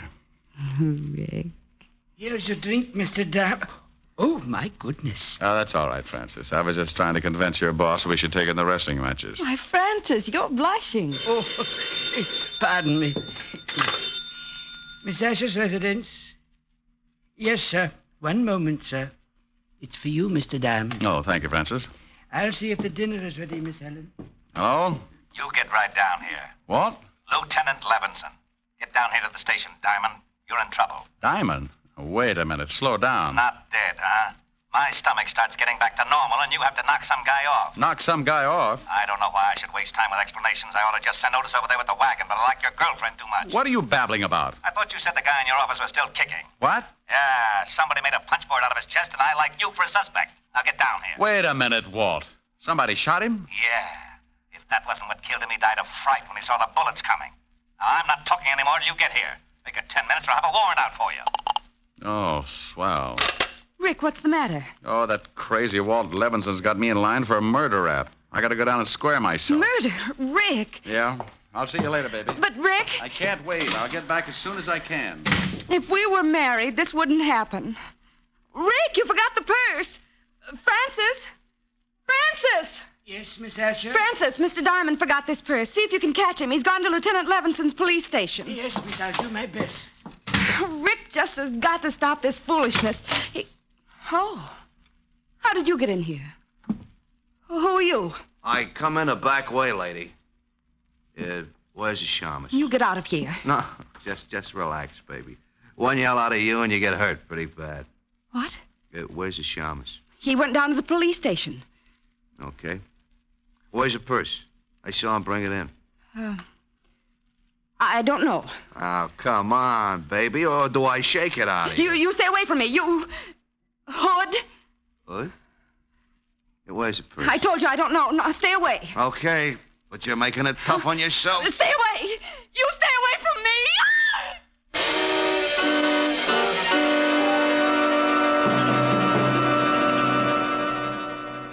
With a red tucked underneath her arm, she walks the bloody tower. With the red tucked underneath her arm at the midnight hour. Pardon me, sir. Yes, madam? I believe you have my purse. I beg your pardon, but this purse is the property of Mr. Diamond, private detective. Yes, I know. I gave it to him to hold for me. Well, I'm very sorry, madam, but you'll have to claim it from Mr. Diamond himself. Oh, yeah? Help! Police! Oh, madam. Masher! Madam! Help! This man is trying to steal my purse. Madam, let go of my coat. This guy giving you trouble, Mother? He's trying to steal my purse. Help! Oh, yes, huh? Looks just the type. This'll learn you, Romeo. Oh, my. Got an old lady, will you? Come on, get up and fight. Hey, lady! Lady! How do you like that? Didn't even say thanks.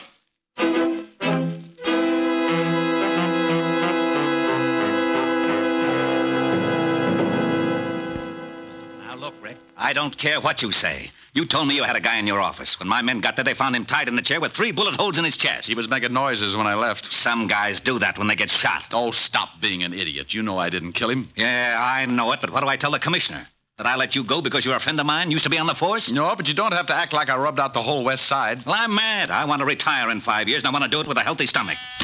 Yeah? Lieutenant, Murphy's got some guy out here he picked up for purse snatching. Says he's a friend of Diamond's and wants to see him. Send him in. This can't get any screwier than it is already. I got a purse snatcher who says he knows you. Purse snatcher? Francis. Yes, Mr. Diamond. I don't feel so well. That's all, Otis. Isn't he your girlfriend's butler? Yeah. What happened, Francis? Well, sir, I was bringing that purse down to you. That's right. I left it at Helen's. Yes, sir. Well, a little old lady approached me on the street and claimed it belonged to her. What did she look like? She had white hair, and she was wearing an old shawl. I think she'd been drinking gin, sir. Cheap gin. Glenda. Glenda Bergen? Is she the one who gave you the purse? Yeah. And then what happened, Francis? When I wouldn't give her the purse, she started yelling and called me a masher. And some enormous gentleman arrived and clouted me in the jaw. Oh, it was disgusting, sir. And the old lady got the purse? Yes, sir. She ran off, and the enormous gentleman sat on my chest until an officer came and carted me off to this place. Was Miss Helen all right when you left her? Why, yes, sir. You don't think... I don't know. But if they knew I had the purse and spotted me going into Helen's... Here, Rick, use his phone. Thanks.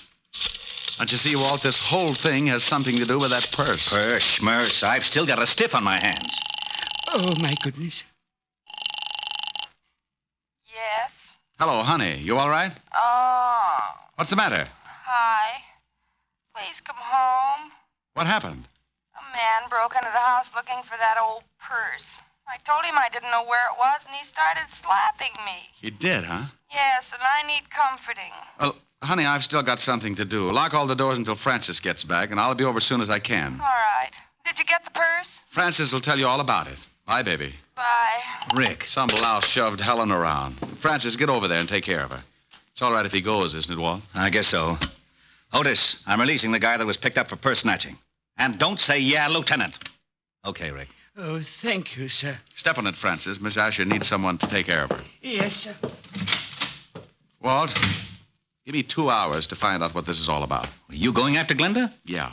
If she's tied up with this killing, I'd better send some of the boys along. Give me 2 hours alone. I want to find the guy who shoved Helen around. Okay, Rick. 2 hours, and I put in a general alarm for you and the old dame. You know where she lives? I got a shack over near the East River. Thanks, Walt.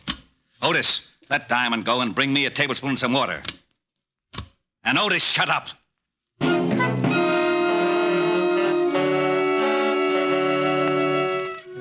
I grabbed a cab, and 20 minutes later, I was standing at the edge of the East River. The fog was rolling in, and pretty soon it'd be so thick you could put it in bales. Below me, next to the water, was a line of weather-beaten shacks, and one of them belonged to old Glenda. You want something, Mac? Huh? Oh, I didn't see you. Does old Glenda live in one of those shacks? Yeah, that one. Got a match? Oh, yeah. Yeah, keep them. Thanks. Forget it.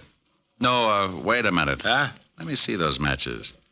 I've forgotten all about them. What's the matter? You collect them or something? These I do. Sorry, pal. You'll have to get some others. Okay, sporty.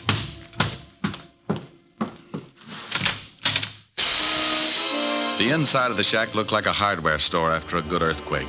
Someone had torn it to pieces, and old Glenda had gotten the same treatment. She was lying on the wooden floor staring up at me. She couldn't close her eyes because a rope around her neck was squeezing them open. Is she dead? Huh? I followed you down. Well, hooray for you.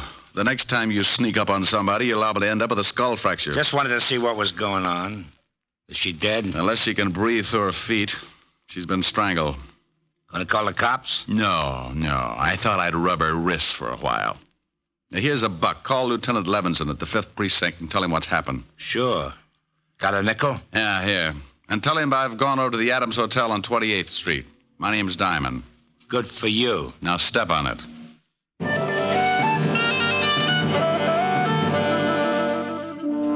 He left in a hurry, and I reached in my pocket and took another look at the book of matches I'd gotten from the black handbag.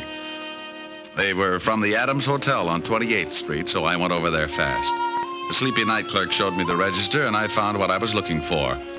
I remembered the initials on the handbag were D.K. A Dorothy King was registered in room 306. I went upstairs. Yeah? I got a message for you. Slip it under the door. I'm not that skinny. What is it? It's from Glenda. Oh, wait a minute. All right, the door's open. All right, now shut it and come on in. Huh? Oh, what a lovely gun. Glad you like it. Now, what do you want? I just left Glenda. She's dead. What? Yeah, strangled. How'd you find me? Matches in your purse. They were from this hotel. I checked the initials on the bag with the register. DK, Dorothy King, room 306. Holmes would call it elementary. You must be the shamus Glenda gave the bag to earlier this evening. That's right. How did you know? Well, she called me. She tell you she got it back? I feel a quiet streak coming on. I usually like women who don't talk much, but right now you'd better start talking as fast as you can. Funny thing, this gun I got makes me lazy. Now get out of here. Baby, I got a big fat surprise for you. Yeah? Yeah. My gun makes bigger holes than yours. Huh? What do you think I'm doing with my right hand, keeping it warm? Oh, don't give me that. You ain't got nothing but a big finger in that pocket. Oh! Surprise. Next time I make it count. Wait a minute. Wait a minute. Sure. Drop it. Now that's better. Kick it over here. All right. Please, I didn't kill Glenda. Where's the purse? I ain't got it, honest. Well, who has? Now, look, baby, I'm in a bad mood. Honest, I don't know. That's right. She don't, mister. Stan. Well, you certainly know some pretty ugly company, Dottie. I don't know if I like that. You don't? Maybe I can word it a little different. Stan, he's a private cop. He come up here and tried to shove me around. Well, you should have done it, Shamus. Would have saved me the trouble. What do you mean, huh? Why, you no good, cheap double-crosser. Al and me saw you slip the bag to that old dame, and Al got killed trying to get it from the Shamus. I didn't kill Al. Nah, the old dame did it. I went up to the office and found him dying. He told me she done it. What are you gonna do? Well, the organization don't like being crossed. I got the purse from the old dame and paid her off for killing poor old Al. Now I gotta pay you off. I got a surprise for you, too, Stanley. Yeah, you try anything, you'll have more holes on you than a fishnet. He's got a gun in his pocket. Well, look at his pocket, wise guy. Oh, gee, I wish Al was here. He'd know what to do. Go on, shoot him. Shoot him. Stan's got it coming. Looks like it's a tie. No sense in both of us getting killed. Yeah, you plug me and I'll nail you before I go down. Don't listen to him. I think he's got a point. What are you gonna do? That's up to him. Well, as Al would say, a hurried departure is in order. I'll take care of you later, Dot. Huh? Goodbye, all. Yeah, it's pretty good. Al would like that. Don't let him get away. Stop him. You stop him. All right, baby. Where's he going with that purse? If I tell you, will you give me a chance to get out of town? I can't do anything about that. When I leave, you're on your own. Technically, you haven't done anything the law could hold you for. I haven't? No, but that won't stop me from pushing you around. Now, let's have the story. If Stan hasn't been there already, he's headed for a locker in the subway station at 34th Street. What's in the locker? $100,000 in counterfeit bills. Oh, baby. Counterfeit. You have been naughty. Now, Papa, we'll have to keep you on ice for the cops. Get in the closet. Please, give me a break. Sorry, honey. Get in. Ouch, you're hurting me.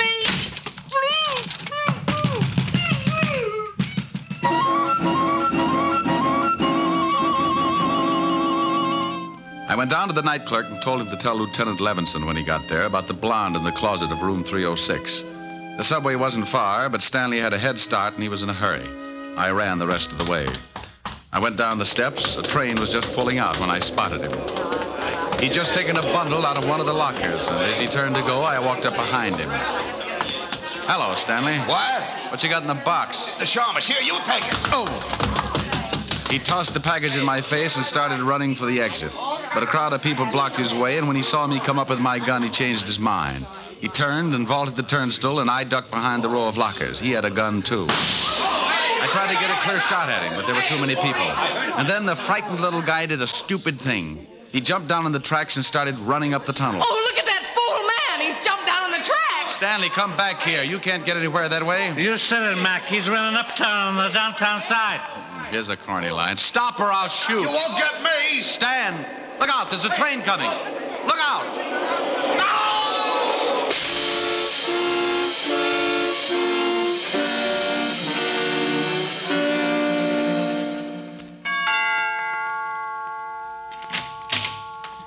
Oh, Mr. Diamond, come in. Hello, Francis. Is Miss Asher all right?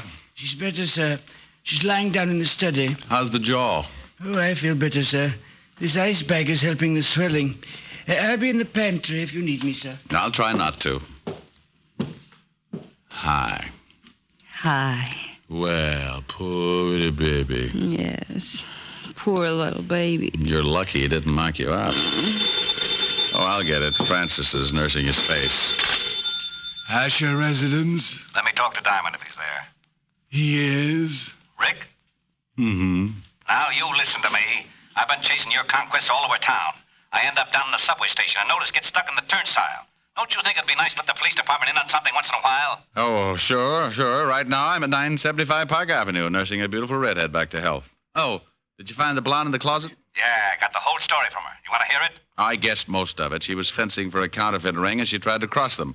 The key to the locker was in that purse. Yeah, in the compact, under the pancake makeup.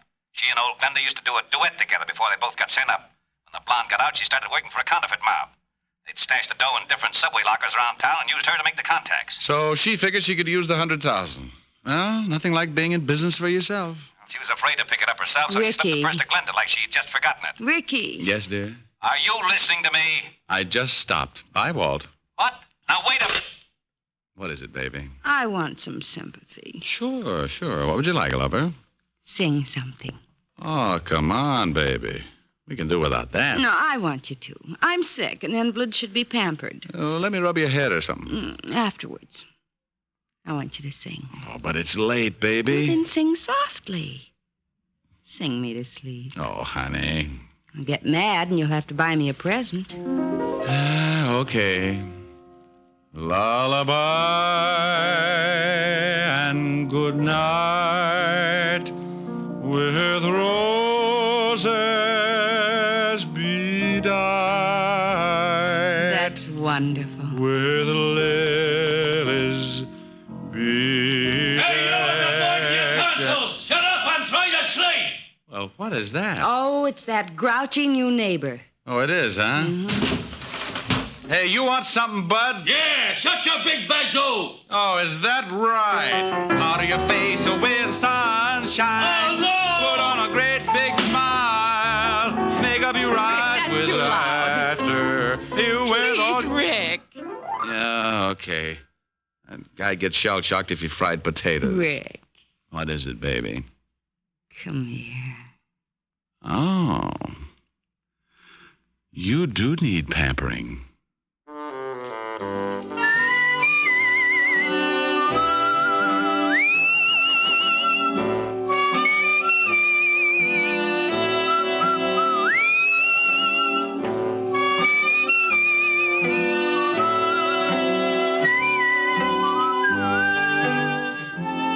You have just heard Richard Diamond, Private Detective, starring Dick Powell.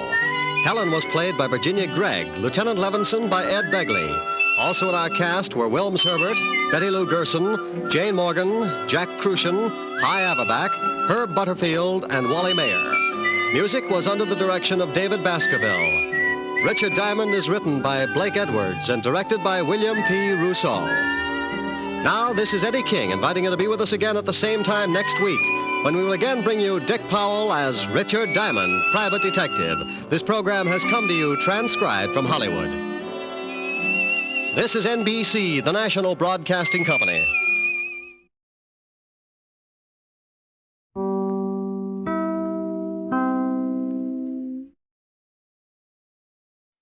Enjoying the timeless classics on Golden Age Radio? If you're loving the nostalgia and captivating stories, consider supporting our channel with a tip. Your generosity helps us continue bringing you the best of vintage radio entertainment. Simply click on the link in the description.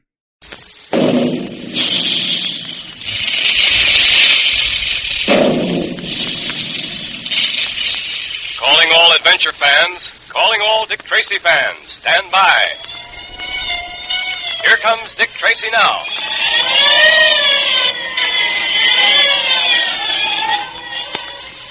This electrically transcribed series of thrilling Dick Tracy adventures is brought to you by Quaker Puffed Wheat and Quaker Puffed Rice, those two specially delicious digestible cereals that are shot from guns to give you lots of trigger-fast food energy. And all you puffed wheat and puffed rice fans know how true that is. Those two swell cereals certainly do give you lots of the nourishment and energy you need to be keen, alert, and athletic like Dick Tracy. Yes, and they give it to you quickly and easily because they're so specially easy to digest. Now, you've seen grains of wheat and rice. They're chock full of energy, but there's so much of it packed tightly into each small grain that they're hard to chew and digest. So it isn't much fun to eat the natural grains, but it takes a long time to get their food energy. That's why Quaker shoots them from the big guns. That special Quaker process explodes the small, hard grains to 8 times their normal size. And what a difference that makes. Now they're plump, crisp, nut-like. and specially easy to digest. Now you can get all their trigger-fast food energy the way thousands do in delicious, refreshing puffed wheat and puffed rice breakfasts. So make breakfast more fun. Have puffed wheat one day and then puffed rice the next. Ask Mother to get a package of each right away from the grocer that displays the Dick Tracy headquarters sign. Well, Dick Tracy is trying to bring to justice the notorious bad man of the great Northwest, Vernon Kyle, who owns practically the entire town of Pitchblende and runs it as he sees fit. In our last episode, we heard how Kyle decided to stop Dick Tracy by capturing Junior and holding him in a mountain cabin. This he succeeded in doing, but Junior, ever resourceful, managed to communicate with Dick in code. As the episode ended, Junior had been discovered sending the code from the roof of the shack, and his position was indeed a perilous one. Listen. I'll jump, that's what I'll do. Wait a minute, don't do that. We can't let the kid do that, Butch. Don't worry, he won't do it. He hasn't got the nerve. There's a sheer drop of 2,000 feet down that precipice. You go after him from that side, Curly, and I'll get him from this. You come near me and I'll jump. I mean it. I tell you I'll jump. And you better go right ahead and jump, kid, because we're coming, and we're coming pronto. Stay right where you are. Don't come any nearer, I warn you. Butch, what are we going to do? What do you think we're going to do? Keep moving toward the kid. We got to get him. Okay. Maybe he was signaling for help. Maybe Kyle would want us to let that kid jump and get killed. That'd be better than if we let him escape alive. Yeah, but Butch, look out, that rope. What? Holy Joe, what is this? There's a lasso around my shoulders. Somebody's lassoed me. Butch. Hey, what? He's pulling me off the roof. Curly, give me a hand. Curly. What the devil? Dick Tracy down there. Gee, he got my code message. He's come to rescue me. Yeah? Well, if it is Dick Tracy, he's not going to get me. Oh, you talk too soon. The rope's got you now, just the way it got Butch. And there's nothing you can do about it. You down there, stop pulling on that lasso. You're pulling me off the rope. You break my neck. There's something funny about this, though. Dick couldn't have gotten here this fast. That can't be Dick. Come down from that roof, Junior. It's safe now. Not Dick's voice, either. Wonder who it can be. Guess I better go see. What's the idea? Who are you anyway? Yeah, where did you come from? Where did he come from? I think I can tell you that, Butch. He's the Purple Rider. Good for you, Junior. You've never seen me before, but you've heard of me, no doubt. Are you all right, boy? Yeah, I'm all right. Say, I guess I owe you plenty for helping me out like you did.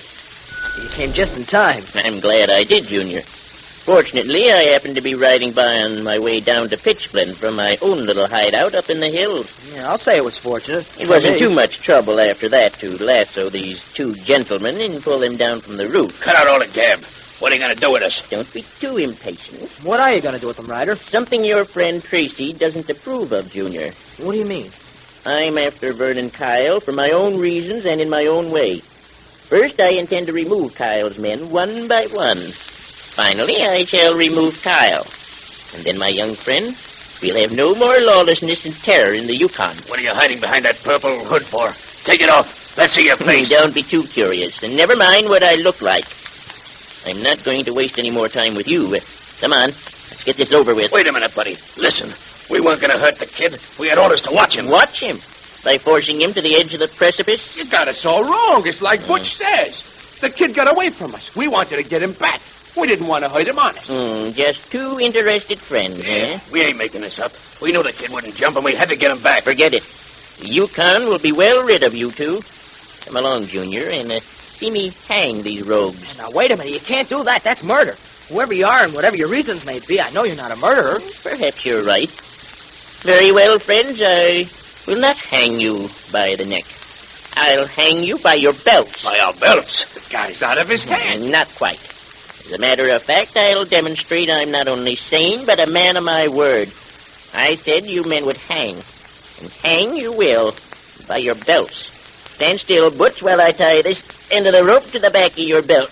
Listen, I don't know what you got against us. You do Kyle's dirty work, don't you? For me, that's an unpardonable offense. Now we throw this lariat over the bough of yonder tree. So, then we wind this end around the pommel of my saddle. Ranger, my horse, moves off about 20 feet, and so up in the air you go. Hey, you can't get away with this. Cut it out. Let me down. You can't get away with it. I seem to be doing pretty well.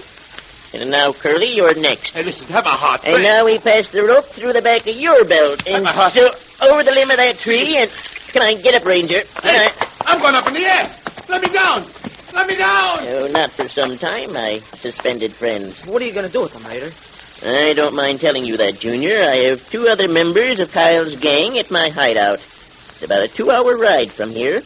I'm going to go up Get those men, bring them down here, and I'm going to force them to walk off the side of that precipice. You can't do that. That's murder. I know that's murder.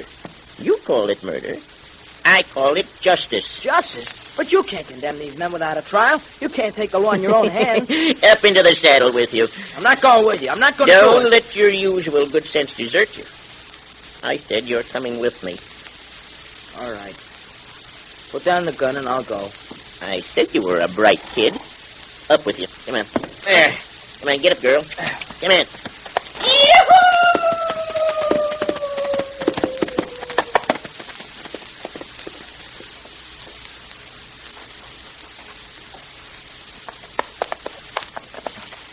Is this the place we're looking for, Dick? Well, those flashes from Junior's mirror, that code message came from up in here somewhere. Then we ought to find a cabin or some sort of hideout around here somewhere. Yeah, that's right. Keep your eye peeled, Pat. That's exactly what I'm doing. I'm positive the boys signaled from this vicinity. Quit your beeping. How was that into the Purple Rider? Wait a minute, I told Dick. you not to chase that kid when Listen he got to to that. the precipice. Yeah, come on. Get up, girl. Up on.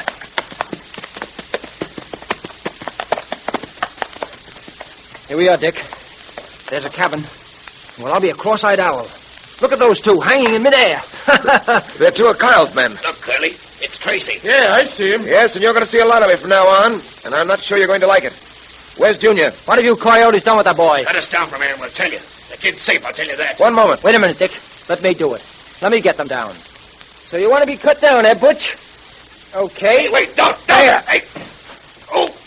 Oh, me back.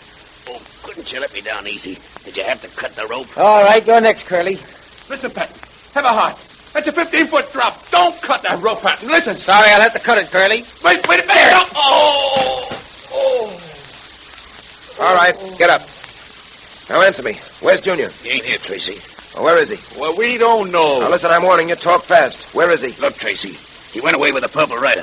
The kid didn't want to go, but the rider made him. Yeah, and the rider said he'd be back. What's he coming back for? Well, he took Junior up to his own hideout. He says he's got two more of the gang up there. He said he was going to bring him back here and then make all of us walk over the side of that chasm there. Why'd he take Junior with him? Just a minute, Pat. Have you any idea where his hideout might be? All I can tell you is this. He went off that way, with Junior riding in front of him. Well, if he said he was coming back, Dick, don't you think the best thing to do is to wait for him? No, Pat, I don't. We're right after him. Well, he rescued Junior from these two. You don't think he'd hurt the boy, do you? No, but he may decide to do away with those men up at his hideout instead of bringing them back here. We've got to stop him from taking the law in his own hands. I've warned the rider, but apparently he's chosen to ignore my warning. Well, what are we going to do with these guys? We can lock them in the cabin here. They'll be safe until we get back. All right, Curly, Butch, get going. Hey, you can't do that. Why can't we? Listen, Tracy. Suppose you don't meet up with the Purple Rider. Suppose he gets back here before you do. You'll have to take your chances on that. Get going.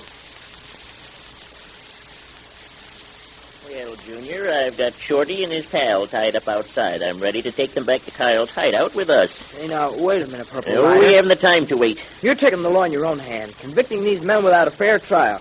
I know they're Kyle's men. I know that they deserve to be punished, but not by you. There's a legal right way of bringing these men to justice. That's Dick Tracy's way. This time, I'm going to save our friend Tracy a lot of trouble. Yes, and make a lot of trouble for yourself. If you hurt these men, then you're as guilty of breaking the law as they are. You'll become a fugitive of justice. I'm sorry to cut off this discussion, Junior. It's a waste of time. Tom, we'd better get back to Kyle's hideout. I want to get this over with before it gets dark. I'm sorry, but I'm not going to let you do it. Don't move, Ryder. What? Is that a pistol you've got in your pocket? What do you think? You're bluffing.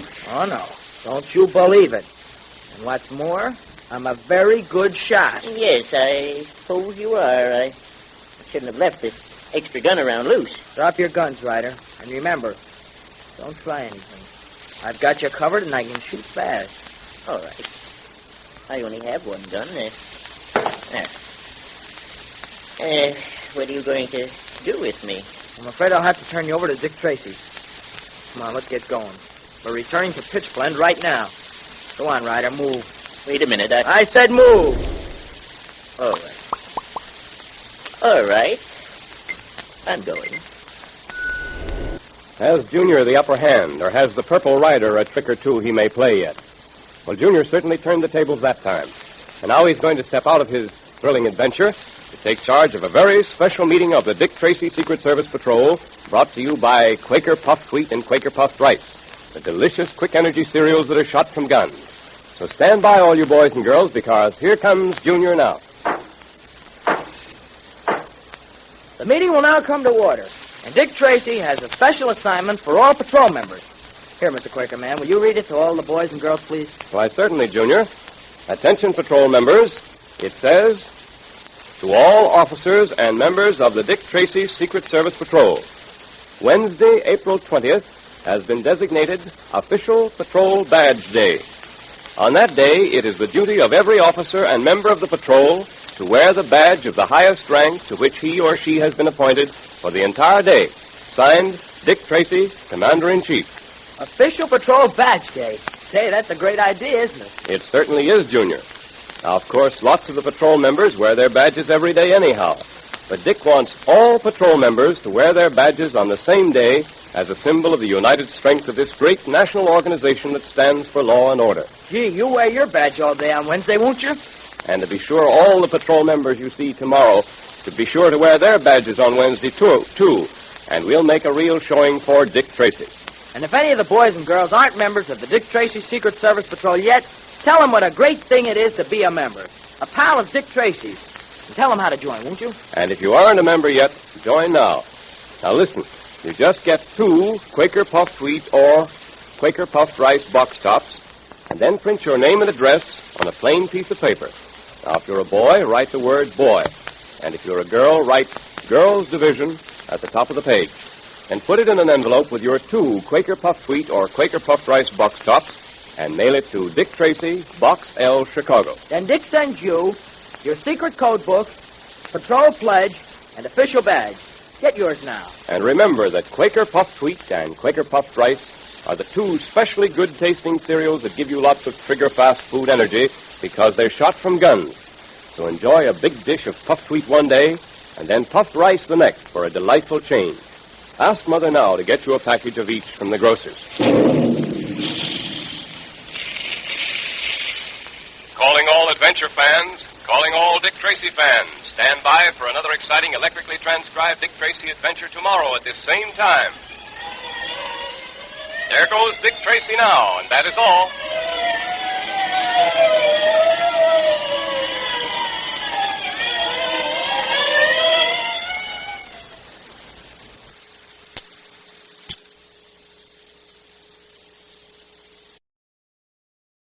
Lost in Brazil invites you on an unforgettable journey, where every moment is an adventure waiting to be discovered. Join us as we uncover the soul of Brazil, one incredible experience at a time. Click on the link in the description and embark on the ultimate Brazilian odyssey. Now, from the makers of Cold Water Omo, John Steed replaced the telephone in its cradle, sipped his drink, and looked at Emma Peel quizzically. No one there. Baines, I mean. Strange. Dr. Ardmore seemed sure that he'd go straight home to his hi-fi. Yes. Dartmouth Park Road. What? Well, that's where he lives. North London, Tufnell Park. Oh, well, that's very near my party. Tell you what, Steve, 2 birds with 1 stone. I'll call in on Baines on my way. How's that?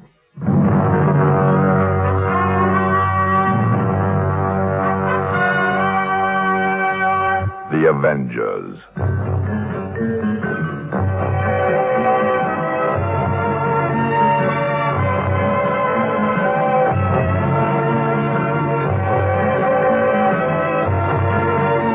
John Steed and Emma Peel, The Avengers.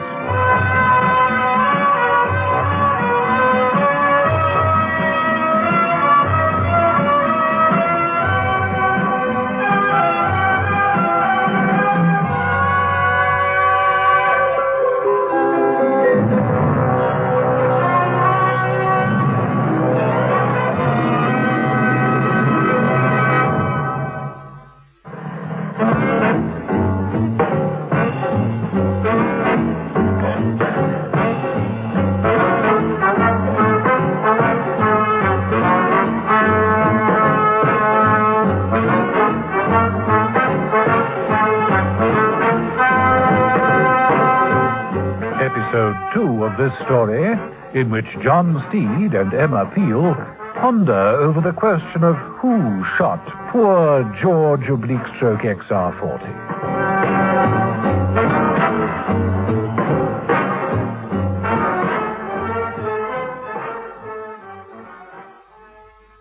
John Steed and Emma Peel had been called down to the Heron establishment of the Ministry of Technology to investigate a murderous attack upon one of their personnel, George XR40. George XR40 was a computer, one of the most advanced in the land. They had found him in a bad way. A 12-bore shotgun had been used at quite close range, and most of George's internal mechanism had caught the blast. Steed's first thought was not so much who had shot at George, but why. Checking up at the establishment, Steed found that the last person to see poor George in full working order, as it were, was a certain Charles Baines, one of the programmers. Baines's evidence could be important, but he didn't answer his phone.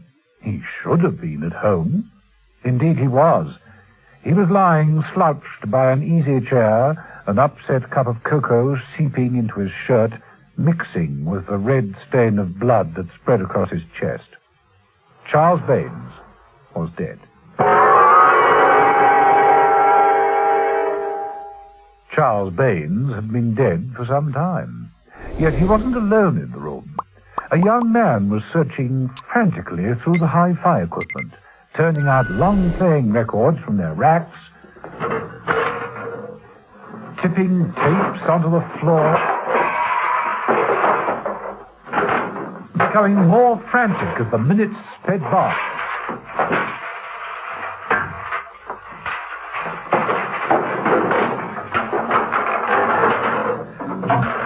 When Emma Peel walked into the flat and reached out to press the bell, she noticed the door was already open.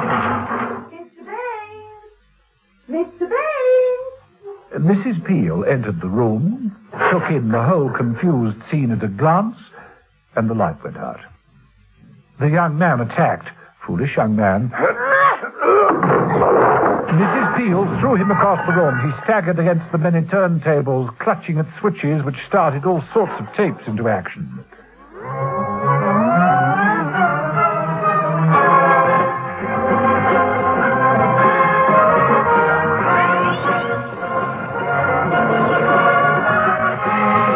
Mrs. Peel moved towards the light switch, but the young man had had enough. He bolted through the open door to safety. Light on and main plug out. Whew. Well, that's a relief. Hello, what's this? As Emma Peel straightened up from removing the main plug in the wainscoting, she noticed a small envelope, partly hidden under the carpet.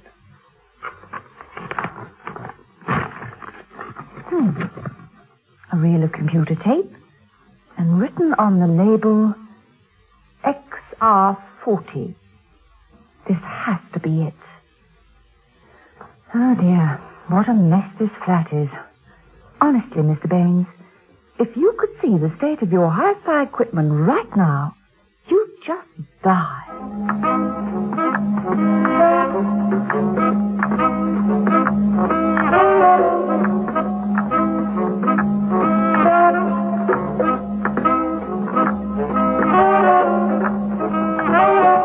At dawn, John Steed headed back to the Heron establishment. In a white-tiled room, an emergency operation, which had been delayed due to a shortage of spare parts, was about to begin on George XR40. Due to the complex nature of the computer, it was essential that everything should be sterile. Dr. Ardmore was in charge when Steed arrived. Gloves, nurse. It is essential that all who touch the patient must wear rubber gloves. The electronic transfusion, you understand? Quite. Switch on the main arteries. Very good, sir.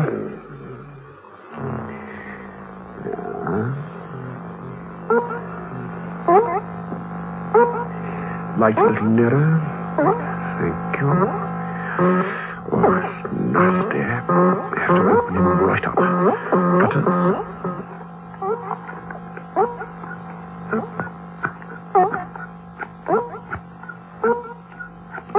Yes, get to the heart of the matter.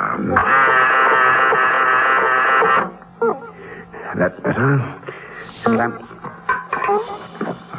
Right. Stand by for soldering. Swab. Right. Electrocautery. It's rejecting the replacement. Nasty. Try again. How's the pulse? A bit weak, sir. I can boost the voltage when you're through connecting up, sir. Almost through. I'll need to open up another 3 inches. A straight incision about here. Checking on the dial, sir. It's touch and go. Pulse very erratic. You haven't got long, sir. All right, Tobin. I think I can just... What's it? Clamp. Swab. Suction tube. Right. Pincers. Screwdriver. I think that's it. All right, close him up.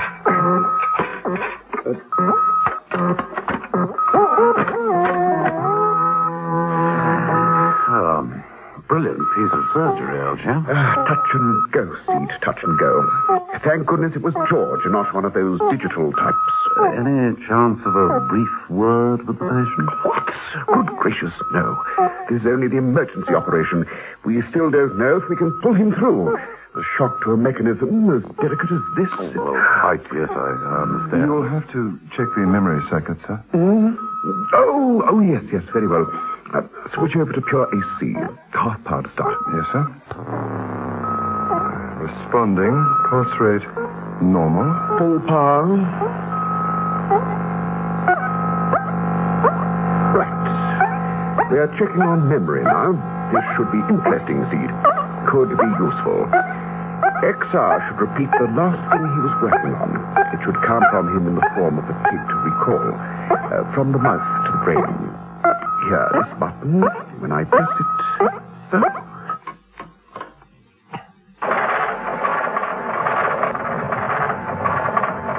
Here comes the tape.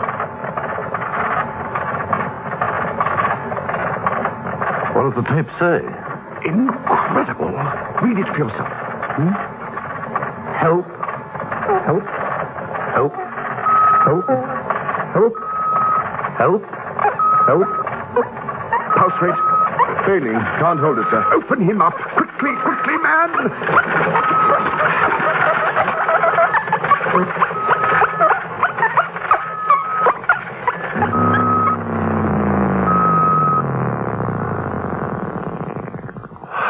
Oh, poor chap. It just proved too much for him.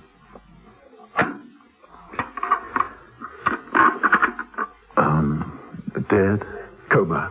It'll take electroshock therapy to bring him out of it. You'd better start setting up for it, Tobin. Yes, sir. Deplorable, lamentable. Dr. Ardmore, this tape. Yes. After the heartfelt cries for assistance, there's something else here. Look. Help, help, help, help, help. Pele. Now, what does that mean, a Pele? What's that? The tape. First help, and then Pele. That's understandable. Sir Wilfrid Pele designed George XR40. In times of despair, what could be more natural than for George to remember who created him? Well, I'm surprised in that case that you didn't get in touch with Sir Wilfrid immediately. He's on leave, Mr. Steed. We tried to reach him, but apparently he isn't taking any calls. Oh, but surely in George XR40's hour of need... We can but hope to get in touch. Although I doubt very much if even Sir Wilfrid could put matters right. Poor George. Poor George.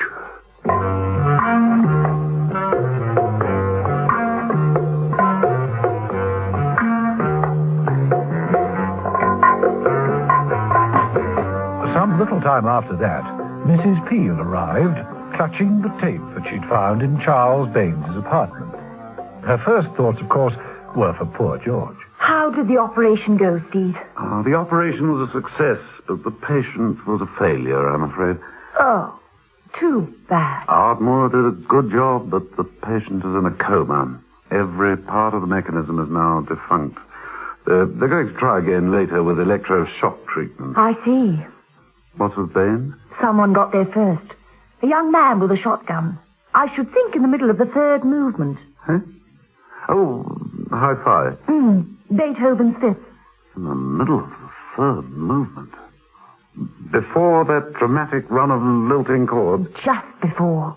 Oh, what a terrible way to go. Cut off in mid-stanza. Right across the arpeggios. But at least we know why he was killed. This tape. Baines used this to program George XR. Ah, then you must stay near the patient, Mrs. Peel. Oh? A bedside vigil, my dear. If they manage to revive George, you can feed him that tape. Where will you be? Did you ever stop to wonder how poor George came into this world? An electronic gooseberry bush? To be precise, Sir Wilfrid Pelly's gooseberry bush. He's on leave, and I'm going to join him. Bye, Mrs. Peel.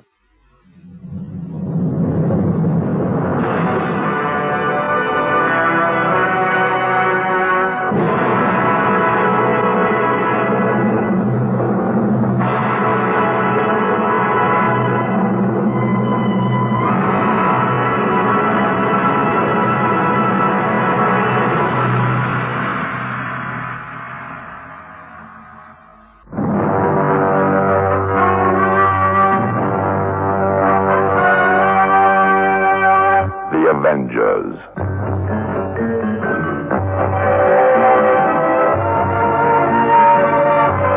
Listen every evening, Monday to Friday, to John Speed and Emma Peel, The Avengers. Brought to you by the makers of Cold Water Elmo.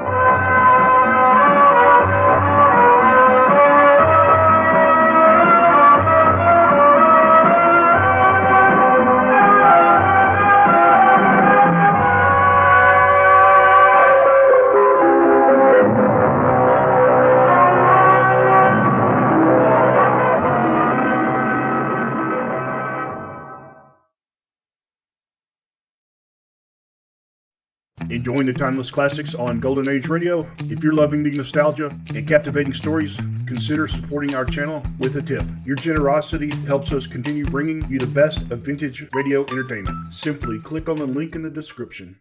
Signal. Signal gasoline. Yes, Signal is the new gasoline you can prove is superior.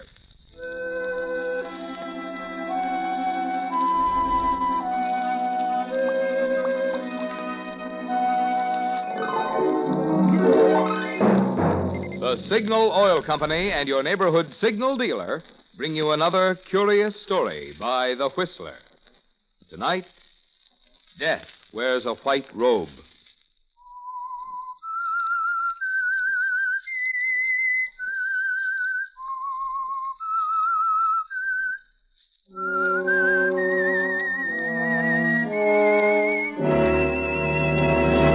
I am the Whistler.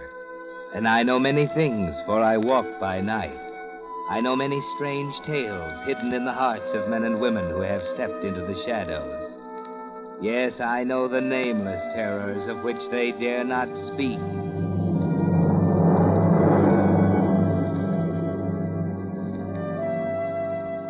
The cabin high on the slope of Bald Mountain had always been an important part of the marriage of Sam and Leah Wixon. A successful marriage on the surface. Only two people had any reason to think otherwise. One was Leah herself, and the other was her best friend, Suzanne. Leah and Sam had met at the cabin. Their romance had begun there. And one bright day in late winter, some 5 years afterwards, Suzanne had come to the conclusion it should properly end there. Leah could feel something coming when Suzanne engineered the invitation for herself and her husband, Harvey, for the week. Yes, Leah. You wonder what's behind those innocent eyes of Suzanne. What's making the wheels whir in that sharp little mind as you and she and Sam approach the cabin.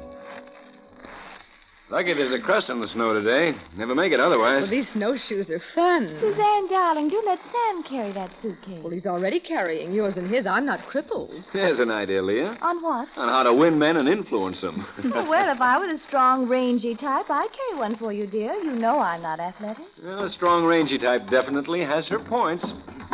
I'll stack your snowshoes over in the corner there. Well, everything seems to be just as we left it. No bears? Not a bear. Now, where's the key to the shack?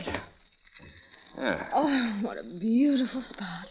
I'm sick just thinking what Harvey and I've missed not coming up here. Well, I wanted to have you up several times, We've but... just never been able to work it out, dear. Have we, Sam? No. The door's stuck a little. There. Oh, what a dream of a place. Sam, the fireplace. It's divine. Oh, wait till Harvey sees that. Like it? I built it with my own two hands. Perfect. Did you design it, Sam? Suzanne, dear, you're positively gushing. Sam's an architect, remember? Of course, Leah. She likes the fireplace. Let it go. Well, I don't. Looks like a pile of bleached bones. Come on, Suzanne. Now, you and Harvey can have this room, darling. Sam, bring Suzanne's bag in here. All right. Why don't you freshen up, Susie? You look utterly ravaged. Your nose absolutely gleams. Oh, really, dear? I might pass you a helpful hint. You apparently swallowed all your lipstick with that hamburger we ate in town. I never worry about makeup, darling. When you're on the right side of 30, it isn't so important. Or do you remember? I'm taking the sled and gonna get a load of wood before dark. Oh, Leah, you better show Suzanne where the linen closet is so she can get her bed made up. Oh, can't we help? Oh, no thanks. Oh, Sam, what a cute bell on that sleigh. Well, back home in Connecticut, we always had a bell on the sled that brought in the Yule log, and I thought it was a cute idea, so I put one on this. You have such nice ideas, Sam. Where do you have to go for wood? You sure we can't help? Oh, I think I can manage all right. Woodshed's about 50 yards from the house. Kind of inconvenient, but it was already built when we bought the property, and I haven't gotten around to moving it yet. Well, I'll see you girls later. Oh, I hate to think of Sam having to drive all the way back to the city for Harvey. Or is it that you hate to think of Harvey coming up here, Susie? You're not just a teensy bit bored with Harvey, are you? There aren't any men here now, Leah. You can skip the teensy. You didn't answer me, darling. Don't judge others by yourself. What do you mean? I married for love, you know, not money. Oh, did you? Well, could anybody doubt it, looking at Sam? Oh, I grant you, Sam's a handsome man. Oh, you've noticed. I thought you had, dear. Yes, I'm a very lucky girl. I've often thought how discouraging it'd be to be married to someone who was bald and fat and unimaginative, even if he did have gobs of money.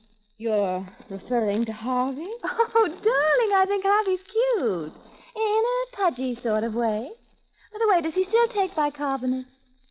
Leah, I might point out that I'm not trying to eat my cake and have it, too. Just what do you mean?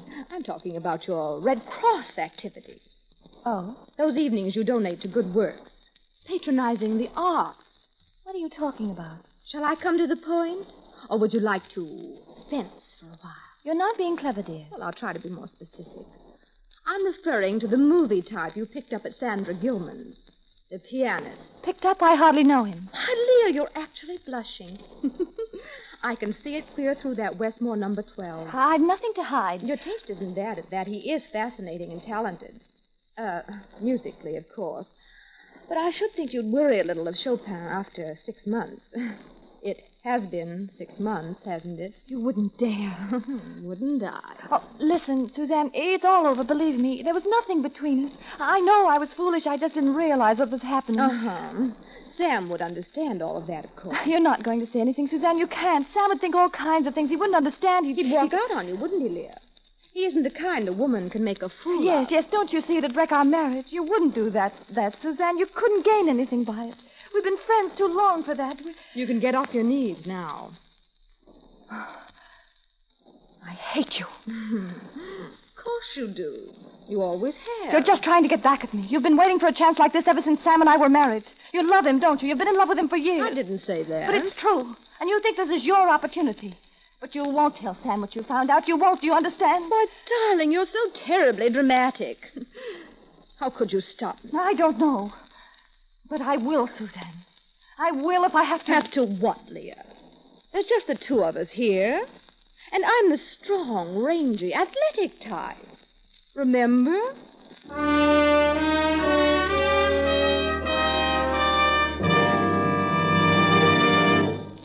That new car you've been waiting for is apparently still quite a ways off. But for the fun of improved driving performance, there's no need to wait any longer for that. No, sir. With new signal in your tank, you actually feel your present car get young again right now. Yes, whether you're driving a 32 Ford or a 42 Cadillac, you'll thrill to performance you never dreamed was built into your car. For new signal gasoline isn't just pre-war quality, not just old-style gasoline improved. No, indeed. New signal is an entirely new type, super fuel, that you can actually prove is superior. Prove it in 3 ways. 1, with quicker starting. You feel your motor spring to life the moment you touch the starter. 2, with faster pickup. See your car zip out ahead with pep that makes you proud. 3, with higher anti-knock. Hear how quietly your motor purrs even when it's working hard. And what's more, because all this new power means you'll be shifting less, and shifting wastes gasoline, you know, you'll enjoy more high-gear miles, actually go farther than ever with new signal gasoline. There's a best way to prove all this, and 1 tankful will do it. Just drive in this week to any of the friendly stations displaying Signal's familiar yellow and black circle sign and say, fill her up with new Signal gasoline. And now, back to the Whistler.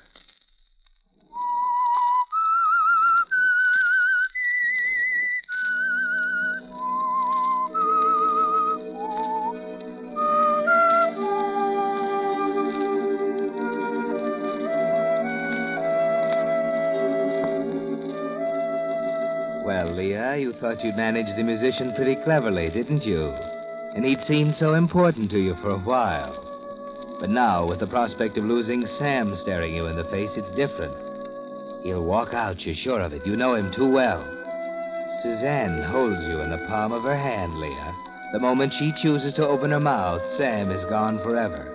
And with him goes everything. Money, social position, friends. Everything your calculating mind bargained for when you married him. All through dinner, you wait for the axe to fall, but nothing happens. You can hardly bring yourself to look at her. That self-satisfied half-smile on her face makes you want to scream. And that night, when you and Sam are finally alone. Suzanne finally go to bed? Yes, her lights just went out. Good. Now, perhaps you can let me in on it. On what? On what's been going on around here. You two have been at each other's throats all day. Oh, that's just our way, dear. We've always been frank with each other. Too frank, I'd say. The air was so full of daggers for a while this afternoon, I could hardly see what I was doing. Come on, what is it? Well, Suzanne's all wrapped up in music, you know, and particularly Chopin. Well, there's a pianist we all admire that she met personally the other day, and, well, we thought she wasn't being quite fair to Harvey. You mean... Oh, it was nothing serious, of course. Oh, Sam, you mustn't breathe a word of this to anyone. If either she or Harvey ever found out, I don't know what I'd do. It's all very silly. It isn't silly. It's darn serious. But you don't understand, Sam. It was really nothing. I don't care how insignificant it is. If people are talking about it, it's serious. I can hardly believe she'd do a thing like that. It just isn't like Suzanne. Harvey's a little jealous. Well, what's wrong with being jealous of your wife? Harvey's got a right to be jealous. I've got a right to be jealous. Thank heaven you're not like that. You mean you wouldn't understand if... Leah, just don't ever give me any cause. Don't ever let me down that way. I'd... You'd what, Sam? It scares me. I'd probably do something terrible. Sam.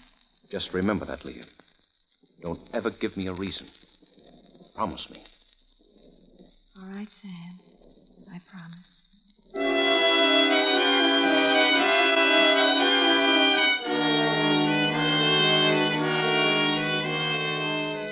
Pretty sure of yourself, aren't you, Leah? That was a dangerous step to take. But it's your word against hers, after all. Perhaps you have something else in mind, something involving the day and a half the two of you will be alone in the cabin, while Sam goes back to the city to pick up Harvey. They say the best defense is a first-class attack. Maybe that's why you seem to have regained a little of your old self-confidence the next morning, as you and Suzanne go out to the shed for firewood an hour after he's gone. Well, don't stand there, Leah. Help me with the door. Take your time. We've got a day and a half. Oh, Oh, wonderful. What? Oh, you've got the strength of a horse. You're pretty chipper this morning, aren't you? I'm delirious with excitement. A day and a half all to ourselves. It's a grim prospect. Well, are you going to stand in a corner and rhapsodize? Or are we going to get some wood? Oh, all right. I don't see why you're fussing so about wood. There's enough in the box in the house. To last a couple of hours. I can't understand why Sam had this wood stack clear up to the rafters. Can't even reach the top. Oh, here's one that's loose. What are you doing? Look out! What's the matter? Don't be a fool. You'll kill yourself. Do you want that mountain of logs to crash down on you? Don't be ridiculous. You move those center pieces and the whole pile will fall. Nonsense. What? Look out! There, you see? Nothing happened. The Lord looks out for drunks and fools, darling. Hussies, too. Wait a minute. That just about does it. I've taken about all I'm going to take from you. All right. You want it straight from the shoulder, and I'll give it to you that way. I said you're a no-good little hussy, and I'll say it again. You've been taking Sam for a ride, and I'm going to make sure he knows all about it. Is that good enough for you? You're bluffing. You'll see whether or not I'm bluffing. You're so jealous of Sam and me you can't see straight. I can't say I blame you staring at that moon-faced husband of yours across the breakfast table every morning. You're so miserable yourself you can't stand happiness in anyone else. Well, you're not going to get anywhere. Sam would never believe you in a million years. I'm not asking him to believe me, dear. What do you mean? Sam ought to recognize your handwriting and your personal stationery readily enough. Oh, you should have known better, Leah. But you weren't quite yourself at the time, were you? What are you talking about? A letter, dated September 18th. Something about you and Arturo meeting in the lobby of the Metropole at 8 o'clock. Where is it? Oh, never mind where it is. I have it. Where did you get it? Oh, I bought it. Arturo was quite attached to it. But he had his prize. Oh, you cheap, unscrupulous. Oh, you didn't really think I wouldn't come prepared, did you? Oh, Leah, dear, how can you be... Put down that axe. Do you hear me? Put down that axe. I'll kill you. Oh, no, you don't. You little vixen, you... Give me that axe. Do you hear me? There. That's better. Do it. You wouldn't do it. You wouldn't do it. I'm the strong, rangy type, remember? Strong as a horse. Oh, get up from there. You're not hurt. You knocked me down. You hurt my arm. I hate you. Darling, you nauseate me. You really do. I'm going out for a walk to where the air is clean. I'll kill you for this, Susan Reiner. I'll kill you!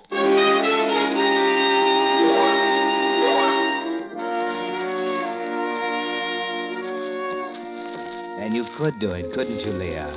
There's a blind, frustrated hatred inside you that would make you capable of anything, even murder. All that day while Suzanne is out walking, you sit alone in the living room in front of the big fireplace, staring into the embers and thinking. The two of you alone in the cabin. It would have to be perfect. The slightest indication that it wasn't an accident and you'd be done for. There simply wouldn't be any other suspects. Yes, Leah, it would have to be perfect or it couldn't be at all. Perfect. Thinking, dear? Oh, when did you get back? Just now. I made a great to-do about slamming the door and throwing off my snowshoes, but you didn't budge an inch. What's on your mind? Nothing. That's as it should be. Where have you been? Over to the west slope and back. You should have stayed longer. Oh? You might have been caught in the storm. Storm? Don't be silly, dear. The sun was so bright on that snow you could hardly look at it. The radio said we're in for a bad storm sometime tonight. I just turned it off. That raises a delightful possibility. What's that? Sam and Harvey may be delayed, dear. You and I may have several more charming days together here on the mountain. How's the food situation? There's plenty. Oh, that's good. Speaking of food, what about dinner? I haven't thought about it. Coffee on the stove. Will you join me in a cup?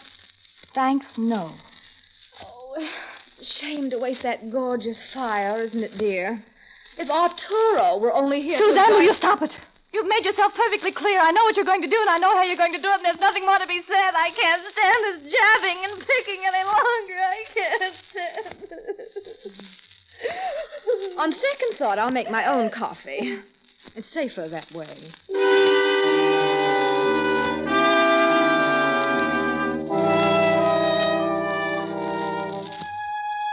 By midnight, the temperature outside the cabin drops to 20 below zero. And at 1:30 in the morning, the blizzard sweeps in from the north. The mercury falls another 10 degrees. You're forced to cooperate with her now, aren't you, Leah? The two of you take turns all night getting out of bed to put wood on the fire. The night seems endless, but morning finally comes. A raw, gray morning with that stabbing north wind still piling the drifts higher and higher outside. Well, you finally made it. I thought you were never going to get up. Did you happen to look out your window this morning? Leah, We're snowed in, my perfidious friend, all snug and cozy. Leah, is something the matter? I You're don't know. looking particularly stupid this morning, Suzanne. If I didn't know you better, I'd think you had a hangover. What's the matter with you? Why are you fumbling around there in the doorway? Leah, I can't see. Leah, I'm blind. I've gone blind. What? Come out here in the light. Look out for the table. I can't see. Your eyes are all inflamed. I'm blind. I've gone blind. Suzanne, were you crazy enough to go out without your sunglasses yesterday? Sunglasses? You stayed out all day, the sun glaring on the snow. Suzanne, you're snowblind. Snowblind? It's only temporary, isn't it? 2 days, perhaps. Not more than 2 days. Harvey will be here today. Harvey won't be here today. Probably not tomorrow either. If you could see, you'd know why. The road is blocked. The storm's getting worse. No, I think you'll have to rely on me, darling, to be your seeing eye.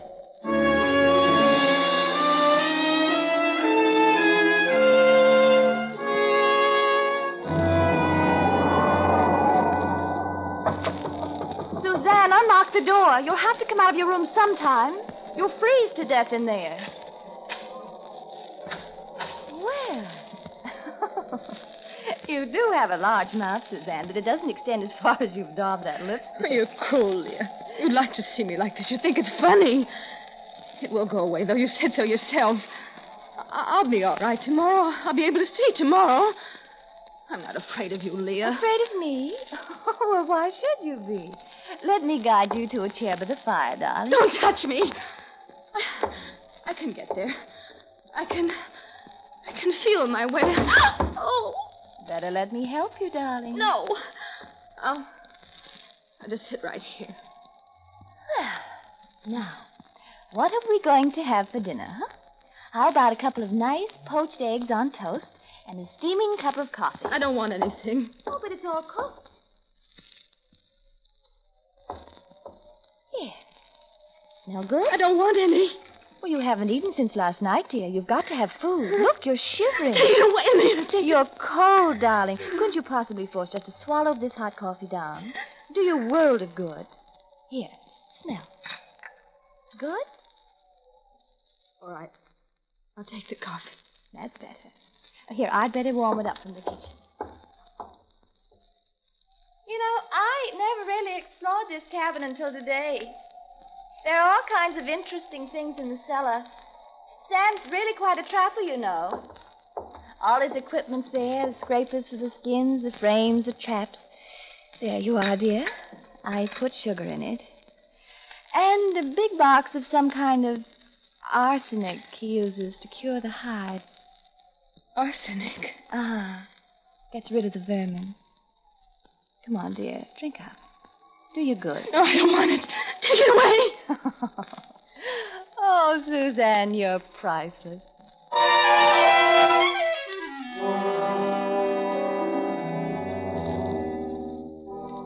No, Leah, that would be too crude, wouldn't it? It would never work with inquisitive examiners and autopsies. You rejected poison at the start when you first began thinking about killing her. You're just playing with her like a cat with a mouse. You've thought of a better way, haven't you? A perfect, foolproof way. Leah, you've gone. You've left me. I'm right here, darling. Oh. Why didn't you answer, Leah? I've been thinking. Of what? Of you, of me, of our beautiful friendship. Leah, I want to tell you something. Leah, you know I'm your friend. Of course, you're my dear, dear friend. And Sam's, too.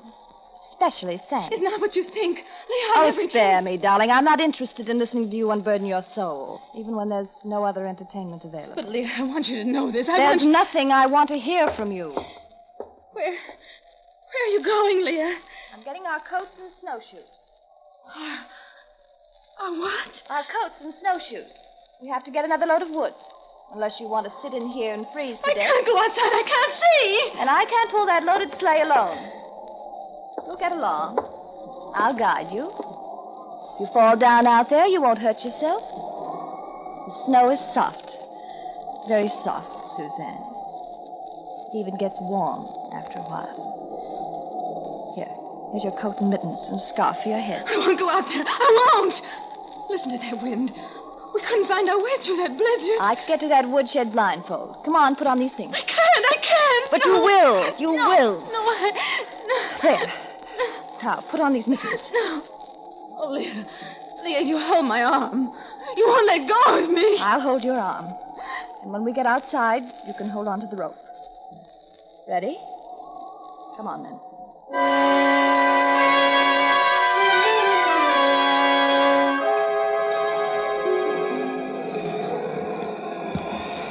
How much farther is it? We're almost there. Oh, it seems so much farther than before. All right. You let go of the rope now and stand right there. I'll pull the sleigh up to the shed and load it. Oh, wait. Lead me to the shed so I can stand out of the wind. Just walk about 6 steps forward. It's right in front of you. I must be walking in the wrong direction. I haven't come to the shed.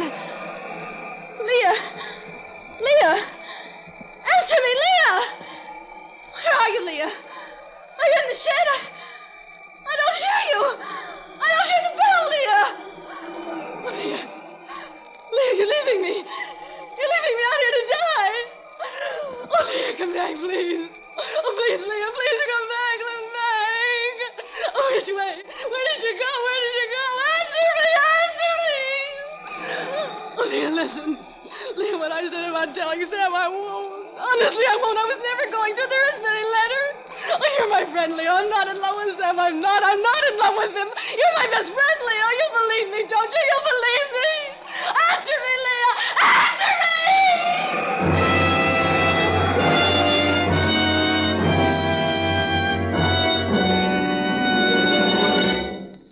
The Whistler will return with a strange ending of tonight's story in just a moment. Meantime, I want to give you the real reason why New Signal isn't just a pre-war quality gasoline, isn't just an old-style gasoline improved, but an entirely new type super fuel with performance features that until recently were reserved for war. You see, science has long known that gasoline is composed of molecules, and each molecule is actually an arrangement of atoms.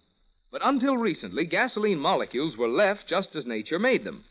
Under the impetus of war, however, certain chemists found out how to take gasoline molecules apart, then rearrange their atoms in an entirely new way, creating an entirely new type super fuel. The result is the thrilling, amazing power of Signal's new gasoline, bringing you performance so immediately apparent you can feel it, see it, hear it. It's because of this superior performance, which you can actually recognize the moment you step on the accelerator, that we urge you to let one tankful of new Signal gasoline talk for itself. Let its quicker starting, its faster pickup, its higher anti-knock and longer mileage demonstrate in your car why New Signal actually is the new post-war gasoline you can prove is superior. And now, back to the Whistler.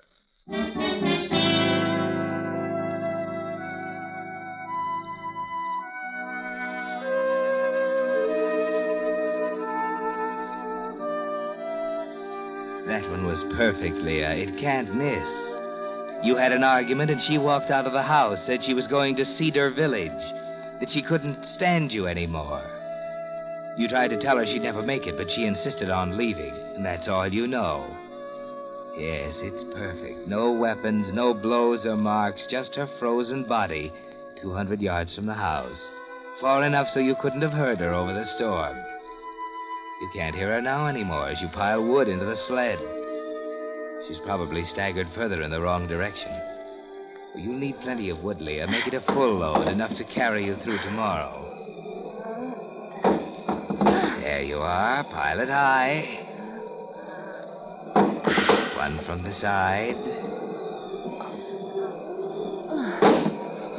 One from the end. Look out. Remember what Suzanne said about pulling one out from the center.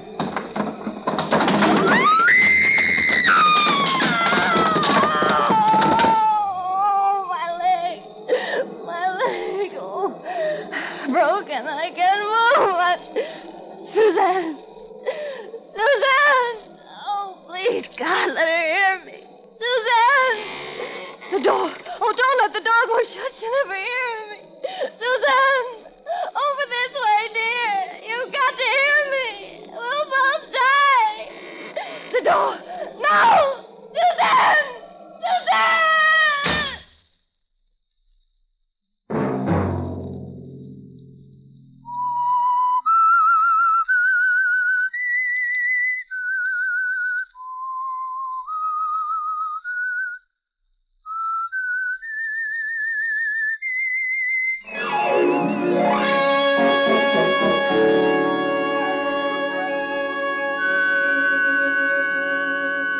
Next Monday at 9 o'clock, the Whistler will bring you another strange tale, the curious story, Death Laughs Last. The Whistler is broadcast for your entertainment by the marketers of Signal, gasoline, and motor oil, and fine quality automotive accessories, and by your neighborhood Signal dealer. This program, directed by George W. Allen, with tonight's story by Virginia Teal, music by Wilbur Hatch, is transmitted to our troops overseas by the Armed Forces Radio Service.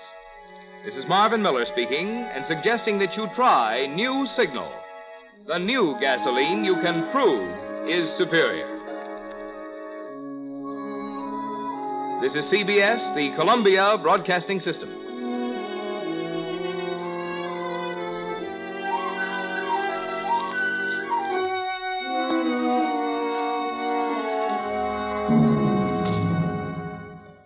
Lost in Brazil invites you on an unforgettable journey, where every moment is an adventure waiting to be discovered. Join us as we uncover the soul of Brazil, one incredible experience at a time. Click on the link in the description and embark on the ultimate Brazilian odyssey. Or on the air, brought to you each week at this time by your neighborhood blue coal dealer. These dramatizations are designed to demonstrate forcibly to old and young alike that crime does not pay.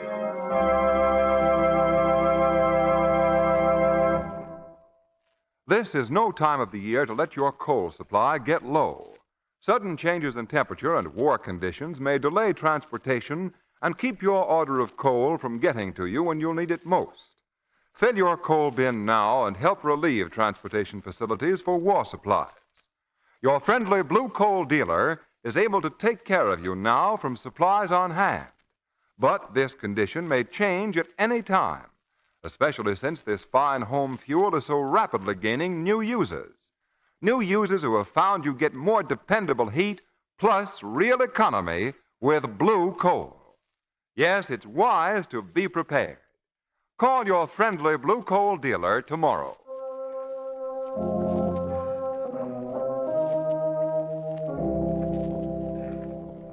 The shadow, mysterious character who aids the forces of law and order, is in reality Lamont Cranston, wealthy young man about town. Several years ago in the Orient, Cranston learned a strange and mysterious secret.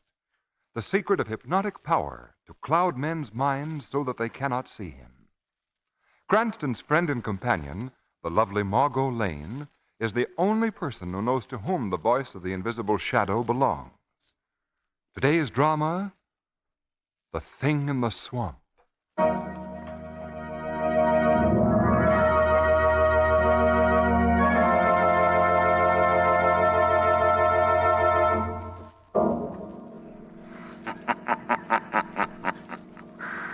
This is a tale of greed and hate, and a thing that was created by the belief of 10 million radio listeners. For if the story had not been told, the thing would never have risen out of the swamp to reach out with blood-red tentacles and thrice to murder. What is it? Who's there? It's I, Hugo. How many times have I told you not to sneak up behind me like that? Oh, Hugo, don't be angry with me. Fools. Fools. I'll never find it. Never. What did you say, Hugo? Huh? Nothing. Hugo, What? how much longer must we stay here in this houseboat on this dismal swamp? As long as I want to stay here. But, Hugo, I'm frightened. I'm afraid of this place. Those strange noises we've heard in the swamp. Do you think it's true, what that man Nestor said on the radio? That there's a monster living in the depths of Burl's swamp? But how else can one explain those unearthly noises that come from the swamp? Don't be a fool. If it's money, Hugo, Money. if that's the Money? Yes, Hugo. What do you mean, money? Oh. What are you trying to find out? Nothing, Hugo. I only wanted you to tell me what it is that keeps us here on this houseboat away from everybody. Oh. No, Amy. No. Not even you. Now, go to bed. It might help you to tell me, Hugo. I said go to bed. All right, Hugo. All right. No. No, not even dear Amy. No one will know. I'll have it all. All to myself. Death laugh of the loon sounds lonesome tonight. Sounds almost... That's not a loon. That's not a loon. That's not a loon.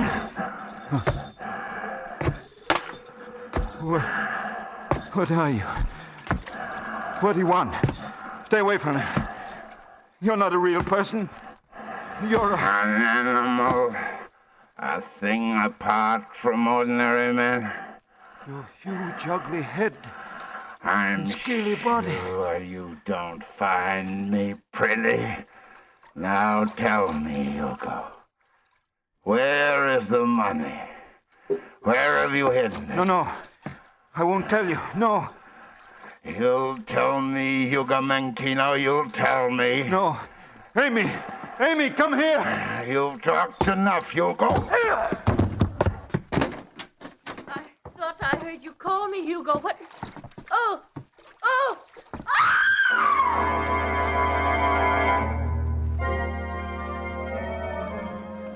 Now, Miss Lane and my good friend Cranston, will you two please explain why you dragged me to this broadcasting station? Well, Commissioner, Lamont and I were talking about that poor woman. What woman? Mrs. Menchino, Commissioner.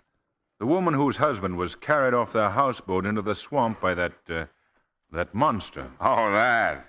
She's out of her mind. Oh, don't be too sure of that, Commissioner. Miss Lane, not only am I sure, but several of the state's best psychiatrists are sure also. But we're not sure, Commissioner.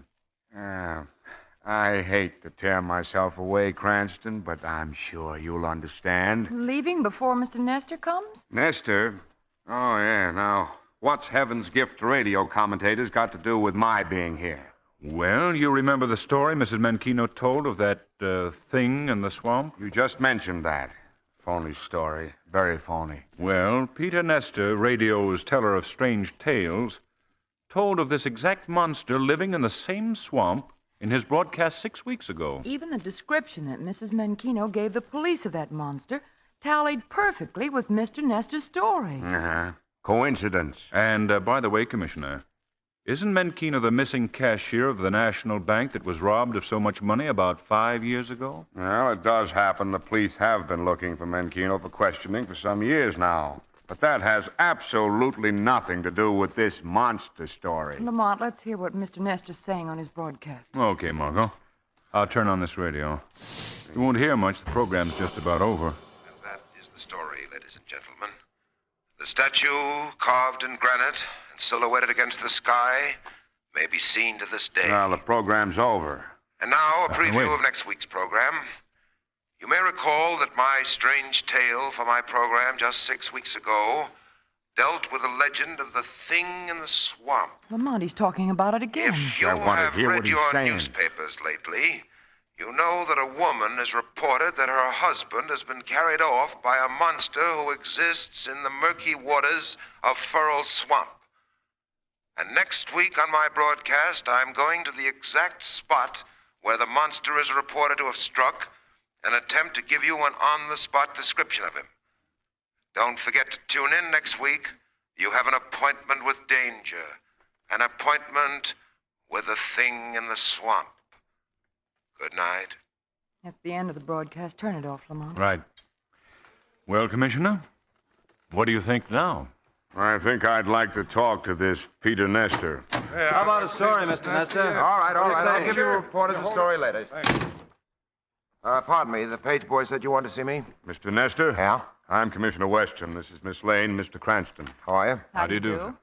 I can guess what you're here for, Commissioner Weston. It's that story of mine that came true, right? The first time. What I'd like to know, Mr. Nestor, is where you got that story. Why, it's an old legend of the swamp. But the thing happened just as you described it. Don't you think that's strange, Mr. Nestor? Yes. How can you explain that? Oh, believe me, I was as surprised when I read about it as you are. As far as I knew, it was just a legend. Well, what about you going to Furl Swamp and doing an on-the-spot broadcast? Next week, I'm going to that houseboat and wait for the monster.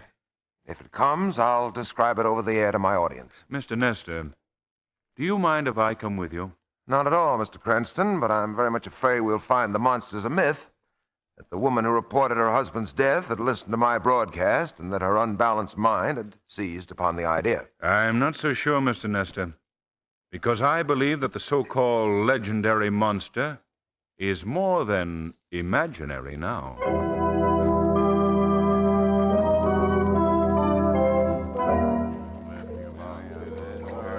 Well, here I am, bound to a chair on the houseboat, gentlemen. And I'm ready for what may come. One more picture, Mr. Nestor. All right, one more. Thanks. Thank you. Well, my broadcast will begin in just 8 minutes. That'll give you all enough time to get back the half mile to the truck containing the portable radio equipment where you may listen to my program. Well, I thought, Nestor, that I was to be allowed to remain here. I'm sorry, Mr. Cranston, but if you stayed, all these reporters would want to stay, too. If there is such a monster, it would certainly scare him away. He's right, Lamont. Yes, I suppose he is. By the way, Cranston, where's the good police commissioner? Well, to use his own words, he had other more important things to do. Perhaps he'll be sorry he didn't come along. Perhaps. Well, good luck, Nestor. Yeah, thanks. And now, gentlemen, Yeah? it's time to go. What's on your mind? I have an appointment with the thing in the swamp.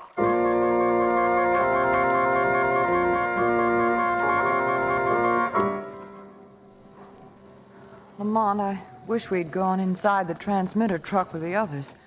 It's not too cheerful out here in the car. Well, if anything should happen to Nestor, we can reach him quicker from here, Margot.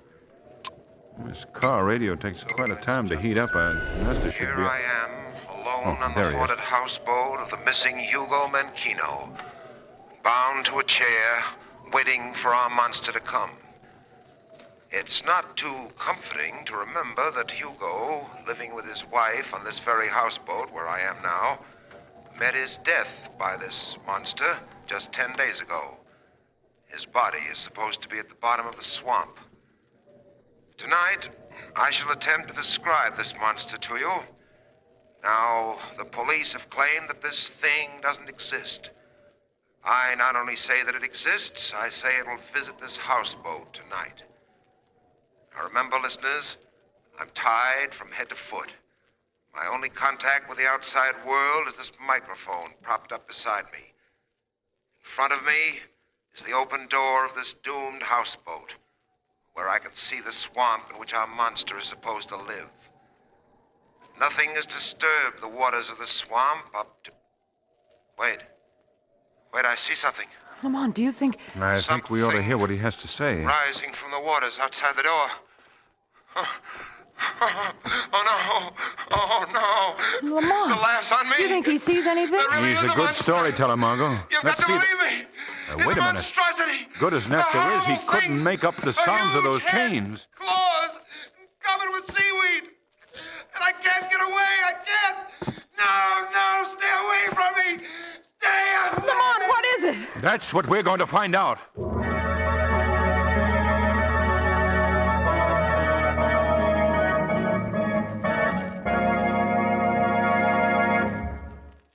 Act 2 of The Thing in the Swamp will continue in just a moment. First, consider this important fact. You need proper heat in your home just as you need proper clothes and proper food. And you can only enjoy that sort of heat when you have the right fuel. Blue coal, you'll find, is right because it's prepared especially for home use. It's delivered to your home in exactly the right size to give you the most efficient heat. That's why this superior home fuel keeps your home warm and comfortable at all times. Every room at the right temperature. Add to all that the new Blue Coal automatic heat regulator, and you're sitting on top of the world. The Blue Coal automatic heat regulator saves climbing up and down stairs. It automatically makes the adjustments that increase or decrease the heat according to your needs. It's easily and quickly installed. You can take it with you when you move. And what's more, it saves money. Ask your neighborhood Blue Coal dealer for a free demonstration of the Blue Coal heat regulator. He's listed under the words Blue Coal in the yellow section of your classified phone directory. Call him tomorrow. Now, back to the shadow.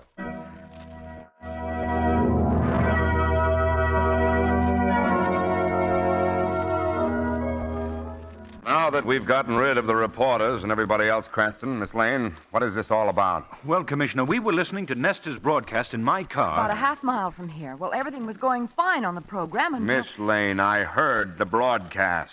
What I want to know is, where is Nestor now? I told you over the phone, Commissioner. He's gone. Gone? Now, look, Cranston, I was there when Nestor told you that he didn't believe any monster was going to show up. Weston, that monster really appeared. Nestor was tied to this chair here. You can see for yourself that the cords are broken. He couldn't have done that himself. So what? He hired a guy to cut him loose for publicity. I don't think so, Commissioner. And that doesn't explain this clump of wet seaweed here on the floor. The wind could have blown that in. Personally, I'm going home. I think you've been taken in by Nestor's legend. And personally, I'm going home. Do you want to go home, Lamont? Do you? You're not afraid because everybody's gone back to town and left us here? I should say not. Good. Because I think that if we stay here aboard the houseboat, the thing in the swamp may pay us a visit.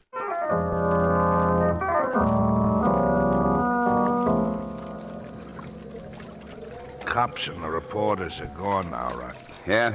Give me those glasses. I want to take a look across the swamp. Yeah. We'll soon see. Gone, eh?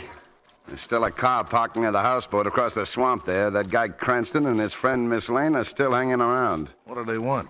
Suppose we row across and find out. Hey, Rocky, what about this thing in the swamp? Forget it. Yeah, maybe this ain't such a safe hideout after all. I said forget it.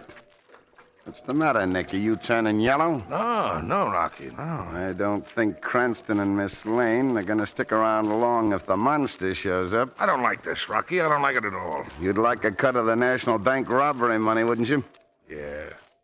Now with Menchino dead, we'll never find that dough. It's still where he hid it, and we'll find it. Rocky, who killed Menchino? How did you find out about it? What difference does it make? When I come in this with you, I told you I didn't want nothing to do with no murder. Now, if Keep your shirt on. I only heard about it on the radio. The monster's supposed to have done it. Look, Nick, I ain't gonna double-cross you the way Menchino double-crossed me on that bank stick-up. For 5 years, I've been waiting my chance to get my hands on that dough, and nothing's gonna stop me now. No. Not even that nosy guy Cranston and that dame poking around. What are you gonna do, Rocky? We're going across the swamp to the houseboat and give Cranston and his girlfriend a little surprise.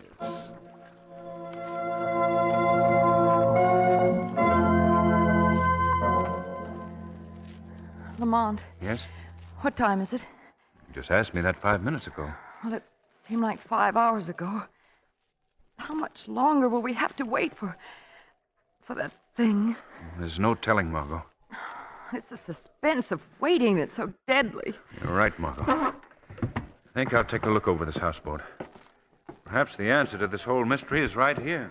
I'm not sure I'm going to like the answer if we do find it. What's this? What? This door here. I didn't notice it before. Seems to be a flight of steps going down into the hold of the boat. I can't see much. It's so dark down there. Here, I'll flash a light down there.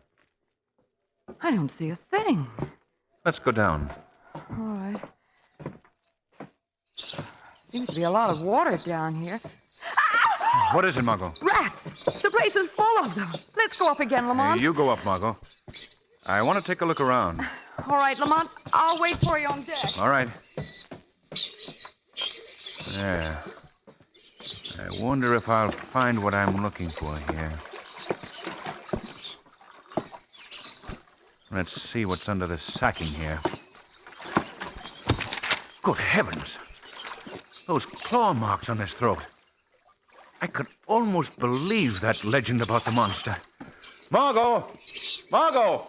I found Nestor's body. Margot! What is it? Margot! Here, open this door. Open, I say! All right, pound all you want, mister. You'll never get out of there alive.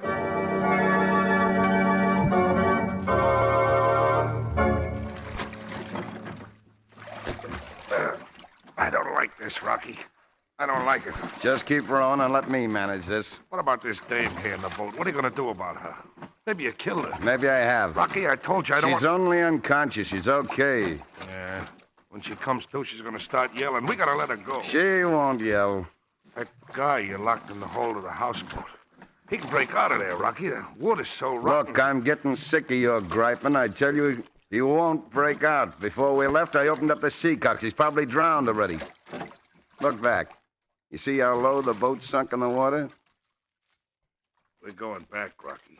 What are you talking about? When I came in with you, I said no killing. And we're going back and save him. Yeah?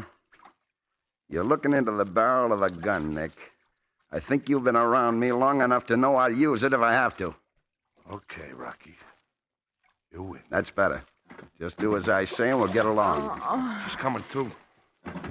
Lamont, Look, lady, I mean business. One sound out of you and... Where's Lamont? What have you done Shut with up. him? Rocky, what's that? Where? There. Those waves in the water. Looks like someone's swimming, but there ain't nobody there. Just waves. Shadow. What did you say? Nothing. That's funny. I'd have sworn you said the Shadow. No, I I've heard didn't. of him. I always wanted to meet up with the Shadow. Let's see if a bullet will stop those No, waves. don't! No! Hold it, Nick. No, let me go! Still coming toward us. No! Oh, no. Now it's stopped. No. Stopped good. I always wondered if a bullet could stop the Shadow. Now I know.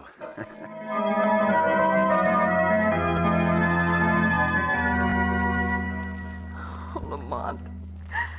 Lamont, Oh, what do you want? What are you going to do with me? Come on, lady. Come with me. No. Don't you understand? I'm going to let you escape. Escape? This wasn't my idea. I don't want no part of it. I was after some easy money, but I realize now I was wrong. But I... Don't stop to talk now, lady. Rocky will be back here in the hideout any minute now. If I got to get you out of here safely, we'll have to work fast. What's that? It's the Shadow. Shadow? Well, I thought... You thought the Shadow was dead. That your friend Rocky killed me in the water. I saw the waves stop. The Shadow cannot be killed, Nick. What are you going to do to me? I'm going to let you go. You're not evil, Nick. You've been misled. I'm going to give you a chance. The chance to go straight. Rocky's come back. Well, if Rocky's come back... No! No, it's the monster! The monster! Come with me. You're going to the bottom of the swamp, and no one will ever find your body there. Just as they'll never find Menchino. No, don't come near me! Stop. What? Who said that? The Shadow. The Shadow's dead. The Shadow is not dead. The Shadow can see through your disguise. No, stand back there. Let go of me. Now I recognize that voice. It's Rocky. So you're the thing in the swamp. You killed Mankino. Now you know there's no reason for this disguise any longer. Off it comes. So, Rocky, that explains the monster. A diving helmet and a rubber suit covered with seaweed. Yes, Shadow, now you know. What are you going to do about it? You must pay for your crimes, Rocky. Oh, no, not Rocky. I'm getting out of here, and you're not stopping me. I've got my gun trained on Miss Lane here, and one false move, and she died. You double-crosser. You killed her. Yes, just as I killed Mankino and Nesta. Just as I'll kill you if the Shadow tries to keep me from leaving here. You won't try to stop me, will you, Shadow?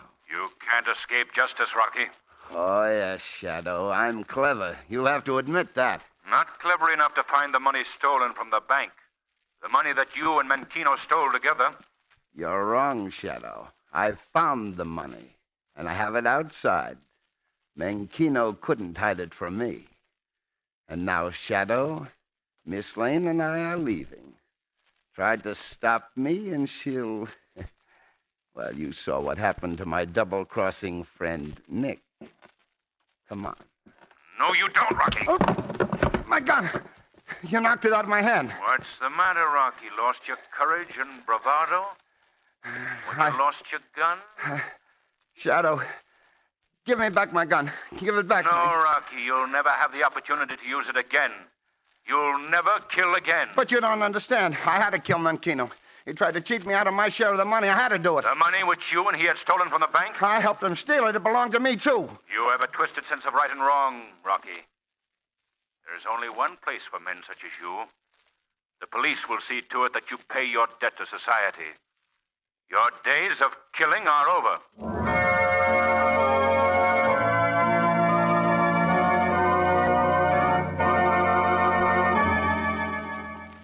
And Rocky made a complete confession of the whole thing this morning. Well, Lamont, I still don't understand where Rocky got the idea for his monster disguise.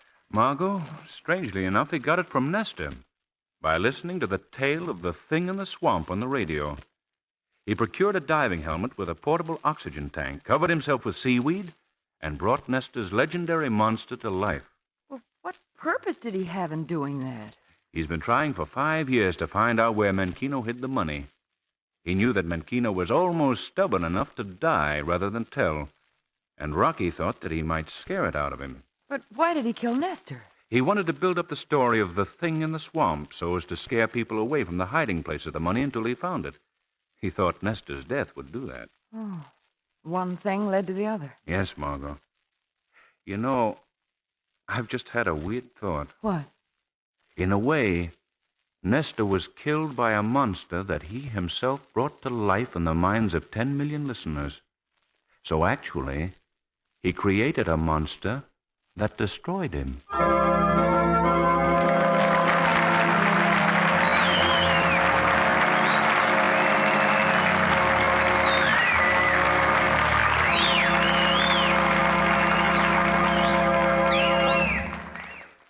A real-life drama proving that crime does not pay will be presented immediately after a message from John Barclay, Blue Coal's distinguished home heating expert.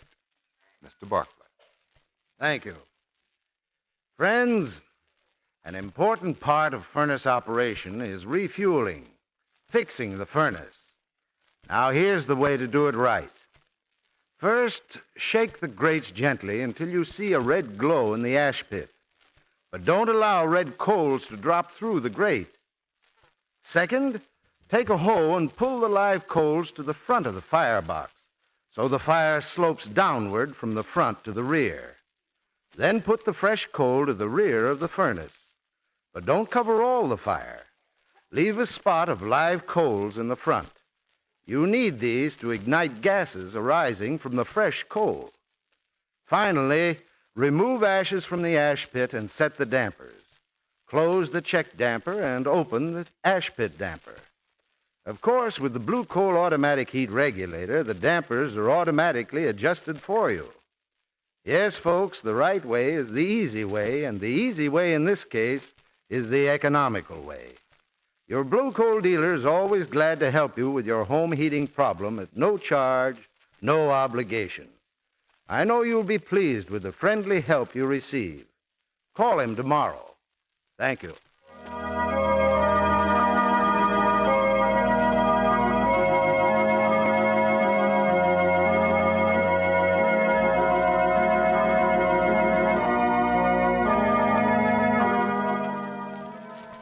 The Shadow program is based on a story copyrighted by Street and Smith Publications. The characters, names, places, and plot are fictitious. Any similarity to persons living or dead is purely coincidental. We now bring you an episode from real life proving that crime does not pay. November 1939. It is late at night. Two cars are speeding along a road. Suddenly, the second swerves ahead and forces the first car into the curb. Hey, what's the big idea? Why don't you watch where you're driving? Get out of that car, you hear me?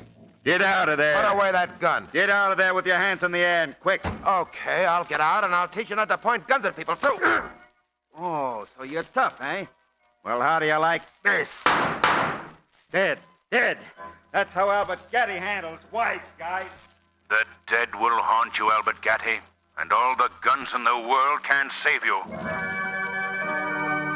In a cell in Queen City Prison, January 12th, 1942, Albert Gatty hanged himself with a twisted sheet. The dead were avenged. And once again was proved the truth of the warning, the weed of crime bears bitter fruit. Crime does not pay. The Shadow knows.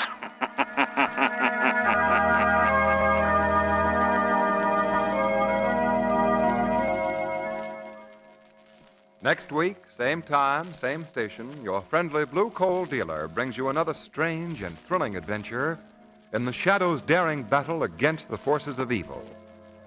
Be sure to listen. And be sure to phone your neighborhood blue coal dealer.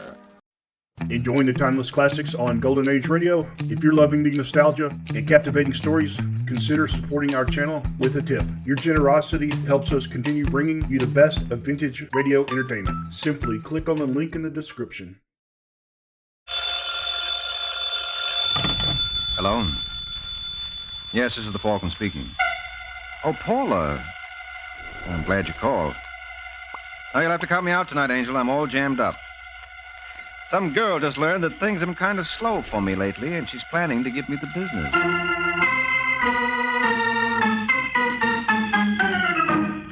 This is Ed Hurley, friends, inviting you on behalf of the Kraft Foods Company to listen to The Adventures of the Falcon, starring Les Damon. You met the Falcon first in his best-selling novels. Then you saw him in his thrilling motion picture series. Now join him on the air when the Falcon solves the case of the talented Texan.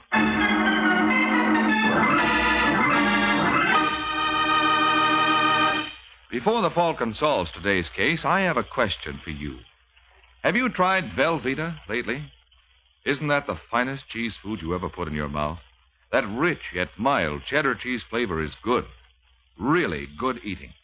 You see, Velveeta is made by Kraft, and that's something pretty important to remember. Because you and I know what the Kraft name means on cheese and cheese foods. It means the very finest you can buy. So remember this. There's no other cheese food like Kraft's pasteurized processed cheese food, Velveeta. Because Kraft, and only Kraft, makes Velveeta.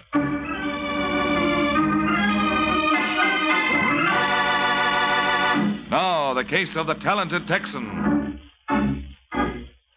It's late afternoon in New York, and in a small furnished apartment on Manhattan's east side, a gentleman named Reed Stevens prepares for business while his wife watches interestedly as he opens up shop. There's a box of shells in the bottom drawer, Kay. So? So would you mind getting it for me? You going to work? What's it look like? Ask a silly question, you get a silly answer. What'd you say? Oh, nothing. Haven't you found it yet? Yes. You must like working for Conway. Here. What makes you say that? Been at it for 7 months. That's the longest I ever remember you working for anyone. He didn't have any better offers. What about Myers? Didn't he offer you $50 a week more? That's right, he did. Why didn't you take it? Maybe I didn't like the hours. Or maybe it's because Mr. Myers is a bachelor. What's that supposed to mean? Don't you think I know the big attraction at Conway's? Suppose you tell me. Mrs. Conway. How's that again? Don't try to kid me, Reed. I recognize the signs. I've seen them often enough. You're in love with her. You're out of your mind. Then why does your face light up every time she calls you? Does it? Yes. And she feels the same way about you. You think I'm blind? No. If anyone's blind, it's been me. Well, it better stop. You're my guy, and nobody's going to take you away. Mm-hmm. Well, this has all been very charming, but if you'll excuse me... Where do you think you're going? To work, do you mind? Now, Reed, listen to me. You know, if I didn't love you... You're going to get out of my way? No, I am not. We're going to have this out right here and now. I told you something. Tracy.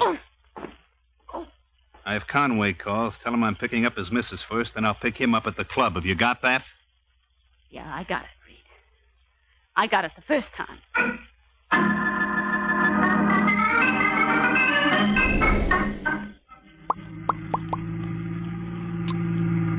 I don't want to heckle, Reed, but you know where you're going? That's a very good question, Mrs. Conway. Oh, do you?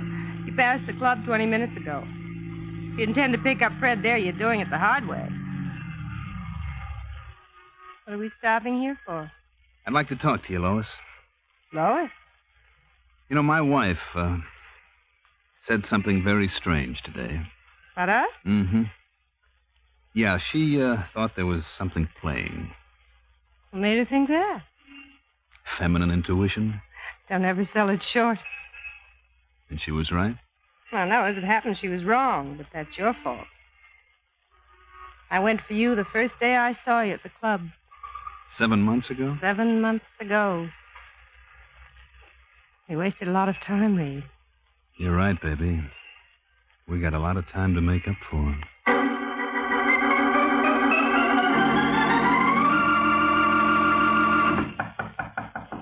Just a second.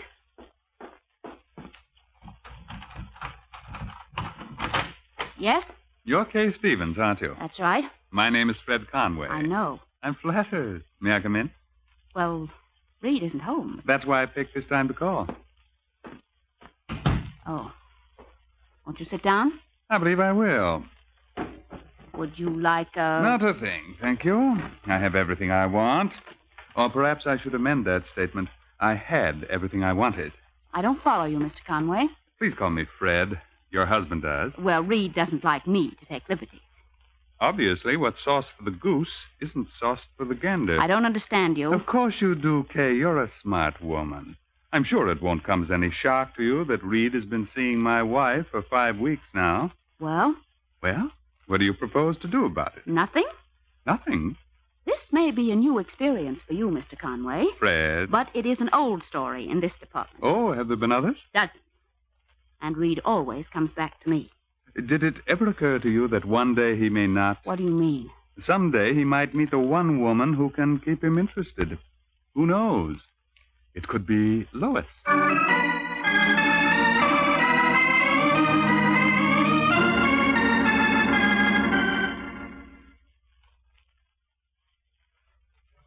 Jackie. Oh, hi, Mr. Conway. I didn't see you come in. How we doing? Not much action tonight. Any calls? Only Claiborne and Pepper. They want to lay off $8,000 on Mama's boy at Bowie. Take it. Anything else? Oh, yeah. Your missus is in the office. She alone? Uh-huh. Fine. Incidentally, tell Reed Stevens he can have the night off. I won't need him anymore. Right. Hello, darling. I've been waiting for you, Fred. I know. Jackie just told me. What is it this time? A new coat? No, this time you're wrong. Well, you just name it, Lois. You know there's nothing I'd refuse you. Suppose I told you I wanted... A divorce? How did you know? It was fairly obvious. But I think you're making a mistake. Reed doesn't want to marry you. Doesn't he? No. I'll bet you've never even discussed it with him. Have you? Well, I figured his wife was a much better choice, and she was. She tells me Reed goes through these things periodically. You're lying. I wish I were, darling. I know what a blow this must be to your vanity. But I imagine if you called Mrs. Stevens, she'd be happy to give you names and addresses. Now listen, Fred. I'm sorry, dear, but I've got a million things to do, and so have you. You'll have to pack your clothes and then... Oh, there's no real hurry. Take all the time in the world. If you're out of the house by 11 tonight, that'll be fine.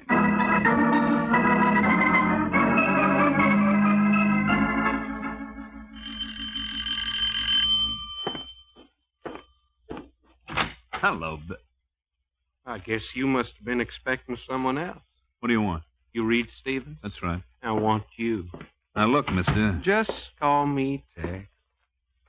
What's the idea of the cannon? What's generally the idea? You nuts? Somebody don't like you, Reed. You must have gone out of your way to... Just keep your hands right where they are.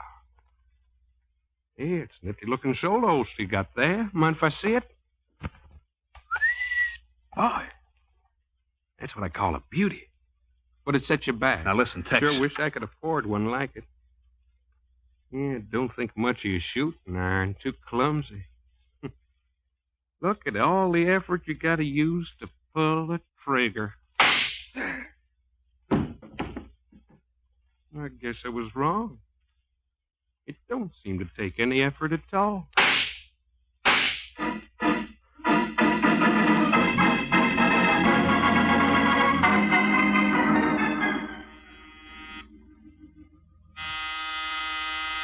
Just a second.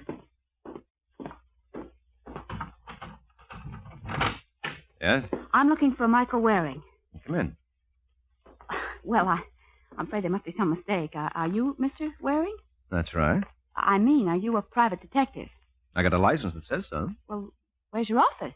I don't have one. I work right out of here. Disappointed? Well, And I don't have a beautiful blonde secretary or a desk full of empty liquor bottles either. Now, if you'd like to get someone else... I'm sorry. It's just... No, it's my fault, Miss... Stevens. Kay Stevens. Only it's Mrs. Oh, come on in. Thank you. Now, sit down, won't you? I'd rather not, if you don't mind. All right, suit yourself. Cigarette? No, thanks. Okay, let's get down to cases. I want a divorce. What do you expect me to do about it? Well, I'll need evidence. So you want me to do a little keyhole peeking? Huh? Yes, his name is Reed Stevens. You mean his name was Reed Stevens? What? That's a funny thing, Sergeant, but I don't remember you knocking.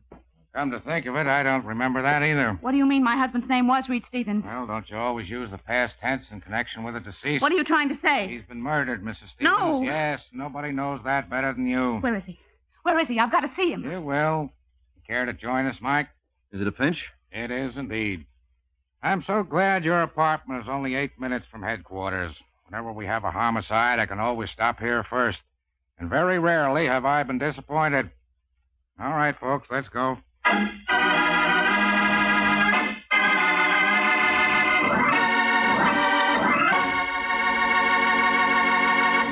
This is Ed Hurley again, friends. Well, while Sergeant Corbett and Mike go to headquarters with Mrs. Stevens, I'd like to tell you about an idea that will save you money next time you go to your food store. Just get a loaf of Velveeta, Kraft's smooth melting pasteurized processed cheese food.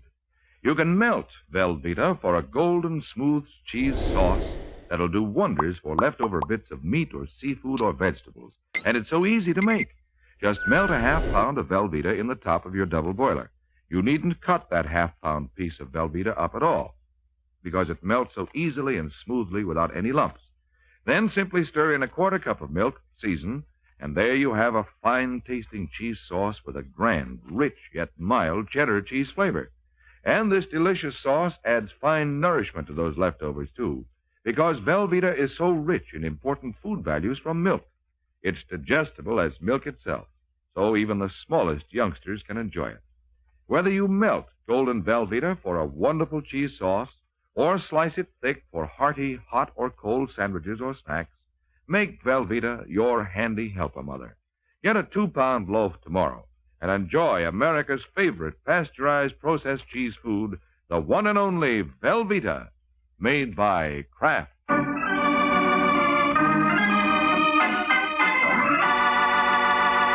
Now, back to the adventures of the Falcon. Only 15 minutes have passed since Kay Stevens was arrested for the murder of her husband. And now at headquarters, while Mrs. Stevens is being booked, Sergeant Corbett makes our hero a sporting proposition. Look, Mike, I've got an idea. Why don't you just walk out of here and I'll make believe like I never even saw you with Mrs. Stevens? Oh, no, that's big of you. Okay, I was just trying to help. She killed her husband just as sure as you're standing there. I did not. Then why were you consulting Waring? I had my reasons. If you weren't so stupid, you'd see that I couldn't have killed Reed. Why not? Because I was in love with him. Why did you want a divorce? Because I was fed up with him. That makes a lot of sense. Oh, sure it does. You can be crazy about somebody, and yet they can do things to you that drive you out of your mind. Don't make me laugh. Oh, it happens every day in the week. The old story of not being able to live with someone or live without him. She managed it nicely. I tell you, I didn't kill him, Sergeant. You knew he was chasing around. He did it before? But this time he wasn't coming back. He always came back. If you were so sure of that, why did you go to Waring to get you evidence for a divorce? Oh, I don't know. I'm all mixed up. You weren't so mixed up that you couldn't hire a professional gunman? That is not true. All right. Lay off it, Corbett. What's this about a professional gunman? We got a description of the lad who actually pulled the trigger. Who is he? We're not sure yet, but according to the building superintendent, he was a tall, red-headed boy who spoke with a Western accent. You think Mrs. Stevens hired him? Yes. You're crazy. I would never do anything to hurt Reed. All right, that's enough, Kay. Who was the other woman this time? I have no idea. Well, if she's bashful, I'll tell you. It was Lois Conway. Lois Conway? Freddie's wife. You know her? Not personally. Oh, really? Maybe I'm missing something. Take it easy, Kay. I'll keep in touch.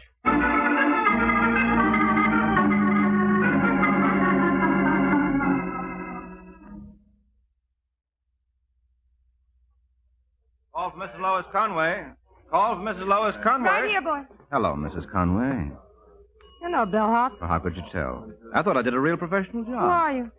Mike Waring. One they call the Falcon? No, I'm sure it pays to advertise. What do you want with me? Well, it's a long, dull story. Why don't we step into the bar and I'll tell you about it? No, thank you. I think you'll change your mind. Reed Stevens is dead. What? Mm-hmm. Murdered early tonight. Maybe I could stand a drink after all. Bar's right over there. How did it happen?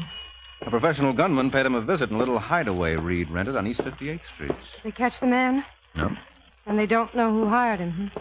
Well, the police are inclined to believe it was my client, Your client? Mrs. Stevens. They're crazy. Reed was happily married. He told you that himself? Several times. Right through this door. Would Monsieur like a table? No, monsieur will sit right at the bar, but we would like a couple of whiskey sours. Very good, sir. You seem to know my preferences. Oh, you'd be surprised what I know about you, Lois. Lois? Well, I figured it's permissible. After all, I do know you real well. I even knew where to find you. How'd you manage that? Well, I went to your room first and told the maid I had a COD parcel for you. Imagine my surprise when she said you were staying at the Creighton. Indirectly, that told me a lot more. I don't see how. Well, that's because you're no detective. You see, when she refused the COD, it could only mean one thing. What? That your husband must have known about you and Reed and tossed you out on your lovely ear. How dare you? It's a nice right cross you've got. I never want to see you again. Oh, don't count on it, Lois. I was brought up right. I'll be back if only to turn the other cheek. Take care of yourself, Angel.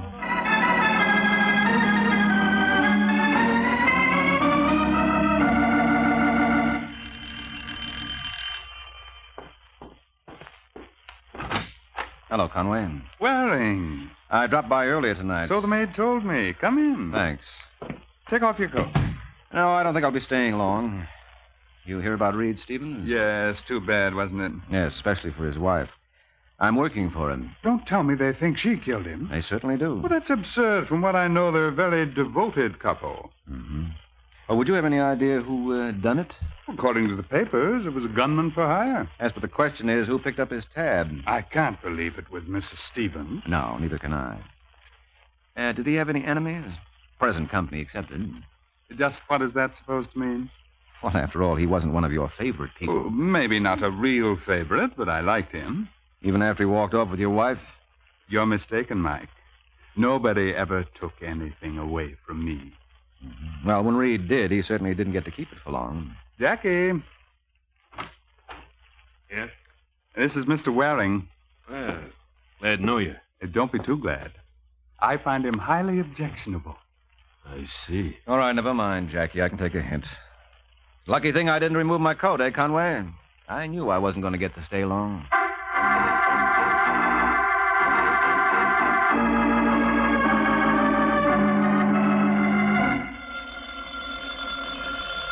You want me to... Never mind, Jackie. I'll take it. Hello. That you, Freddie? Yes, Lois. I called several times before. So Jackie told me. Will it be all right if I come home and talk to you? No, it won't. Just for 5 minutes? It's out of the question, darling. Look, Freddie, I don't blame you for feeling the way you do. I realize how you must hate me. Nonsense. I'm extremely fond of you, Lois. Well, then couldn't we... No, I'm afraid we couldn't. It won't ever happen again. Certainly not with Reed Stevens, anyway. You've got to give me another chance. I'll make it up to you. I swear I will. You just don't seem to understand, Lois. I'm not interested. Who do you think you're talking to, anyway? I'd like to tell you, but I think the telephone company might be shocked. Listen, Mr. High and Mighty, I know plenty about you. How would you like it if I went to Mike Waring? I wouldn't bother him. He's a very busy man. I think he'll clear time to hear what I've got to say. Don't do it, Lois. You've made one mistake already. I hate to see you make another. Are you threatening me? Would I do that to my own wife? But then you won't be my wife much longer, will you? Goodbye, dear. It's been grand hearing from you.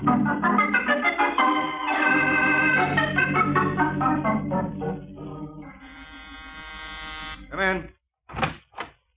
I'm looking for Mike Waring. You know what the good book says. Seek and ye shall find. Yeah, I'm sure glad to make your acquaintance, Mr. Waring. I heard a lot about the Falcon. Well, you can't believe everything you hear. I'll say that's a good one. What's on your mind, Mr. Just call me Tex. Everybody does. All right, Tex it is. Sit down. Thanks. Make yourself comfortable. I'll be back. Oh. Where do you think you're going? Down the hall. Come back here. I just remembered. I said come back here. That thing loaded? You can have 6 guests. No, thanks. I'm awfully bad at games. Well, I would have thought you'd be 1,000 miles from New York by this time. Why? Is it your practice to hang around after you do a job? You're obviously confusing me with someone else. I doubt it. You're the boy who gunned Reed Stevens. How in the world did you ever figure that out? I'm psychic. Who are you working for, Tex? I'm glad you mentioned that, Mr. Waring, because that's why I'm here. Now, you can see what a trusting soul I am. Oh, yes, with half an eye. Well, what would you say if I told you that someone took advantage of my good nature? No. They did for a fact. You see, I undertook this assignment on a sort of a contingent basis. So? If I deliver, I get paid. And you know what happened? No, tell me. Well, after I took care of Mr. Stevens, my party disappeared. Your party? The person who hired me. Now, I consider that downright dishonest. Well, I see your point. Now, if you was in my position, what would you do? Get even. That's just what I thought. Of course, that ain't going to put any money in my pocket, so I was wondering if you might be willing to recompense me. Well, I don't know. What have you got to sell? A little piece of evidence that'll give you the name of the person who hired me. Where is it? In this handkerchief. May I? Oh, no, I'm afraid you'll just have to take my word for it. Well, don't you trust me? Oh, of course I do. Would I be here if I didn't? Well, you can't expect me to buy a blind item. Now, suppose I... No, you don't get back. And that was nice, Mr. Waring. I trusted you. Yeah, I know. I'm sorry, Tex. Guess I lost my head. Yeah, you did indeed. No.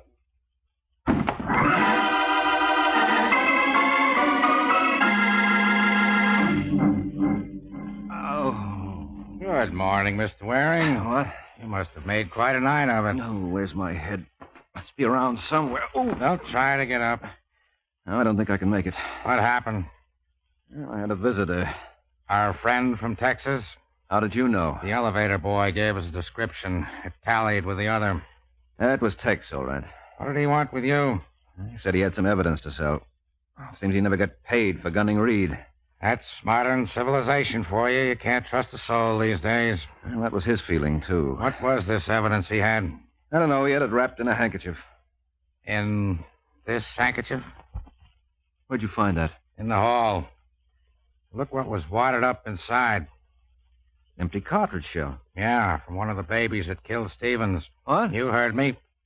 Well, that won't do any good. Boy, can you call him? There was a thumbprint on this shell. Whose? Whose do you think? Mr. Stevens, that's whose. I don't believe it. Well, maybe you don't, but I'll bet a jury does, and strangely enough, Mike, that's all I care about.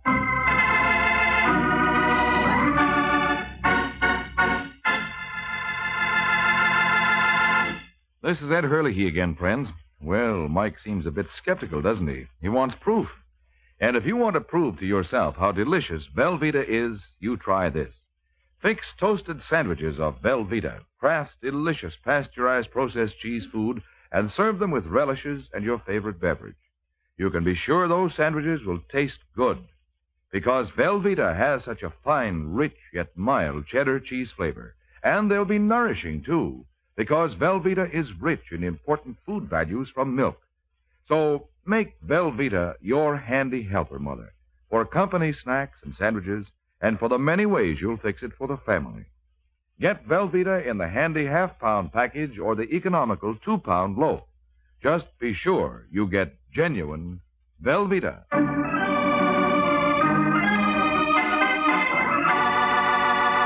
Now, back to the adventures of the Falcon. An hour has passed since Sergeant Corbett informed Mike Waring that Kay Stevens' fingerprints were found on the shell that killed her husband. Now, as we find the good sergeant, the Falcon, are on their way to headquarters, Mike still refuses to accept the evidence. Listen, Sergeant, there must be some mistake about that shell. What kind of a mistake? You're certain that's Kay Stevens' fingerprint on it? Absolutely. Well, there must be a logical explanation. Wait a minute. Oh, no. What's the matter? I know what's coming. You see it all now. You know who was responsible for Reed's murder. Well, I do. Can you pick up Fred and Lois Conway? What for? All right, just humor me, will you? Okay, Mike, if you're going to act like a... There's no reason why you shouldn't have an audience. They'll be there.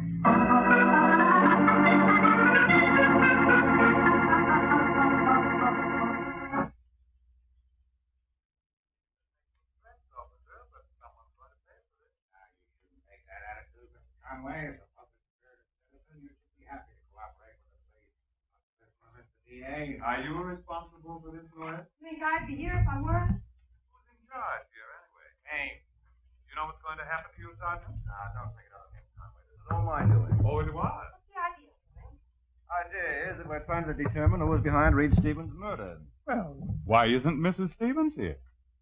Looks like she should be. He is. You come in, Mrs. Stevens. Is Mike here? He's here.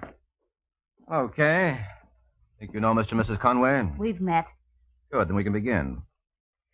Hey, they found your fingerprints on one of the shells that killed your husband. That's impossible. Nevertheless, it's true. How do you explain it? I can't. Did Reed pack a gun? Yes? How did he wear it? In a shoulder holster. Was he ever without it? Never. Funny, we didn't find one on his body. That's not so funny. Why couldn't that torpedo have removed it? That still doesn't explain how her fingerprints got on the shell. Suppose Reed was killed with his own gun. So what? So at one time or another, Kay might have handled it, along with the bullets. I did. I remember one night in particular, about 5 weeks ago. And how would you remember that? Because that was the night that I accused Reed of being in love with your wife. Are you nasty little... Temper. Now, there you have it, Sergeant. There I have what? Your case. Isn't it clear now who's the guilty critter? No. All right, just ask yourself, who was the first to know about the romance between Reed and Mrs. Conway? Listen, Waring. Conway? No, of course not, Sergeant. Logically, it would be Mrs. Conway. What are you talking about? I'm sorry, Lois, but I had to help them out. Otherwise, we would have been up all night. And after the evening I spent with your friend Tex, I just couldn't take it.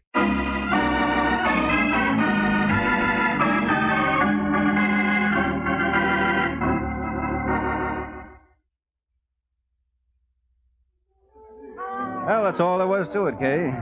Once I realized Tex was working for Lois, it all added up. Incidentally, did the police pick him up yet? 20 minutes ago. His real name is Leo Haynes. Where'd they find him? On the west side, naturally. I still don't see Lois's motive. Oh, that's simple. She learned her husband told her the truth. She was just another girl to Reed. And look what she gave up for him. What? Well, Conway threw her out, didn't he? Now, that's the part I don't understand. You think that Conway would have gone after Reed? Wasn't worth it to him. Fred's the kind of man who doesn't like trouble. He had his revenge when he packed Lois in. And as far as he was concerned, that took care of everything. So poor Lois winds up in the middle with nobody wanting her. Except the police. How did you peg her, anyway? The police gave me the answer. You remember where they found Reed's body? Yes, in a little hideaway he had on East 58th Street. And what made it a hideaway? The fact that nobody knew about it. Exactly. Nobody knew it. Except Reed and Lois. So who could have given Tex the address? Of course it had to be her. Why didn't I think of that? Because you're not a detective. Well, you deserve a lot of credit, Mike. Was that all I'm going to get? Oh, no. There's something else. Something you really deserve. What's that, Angel? The check. Good night, Mr. Waring.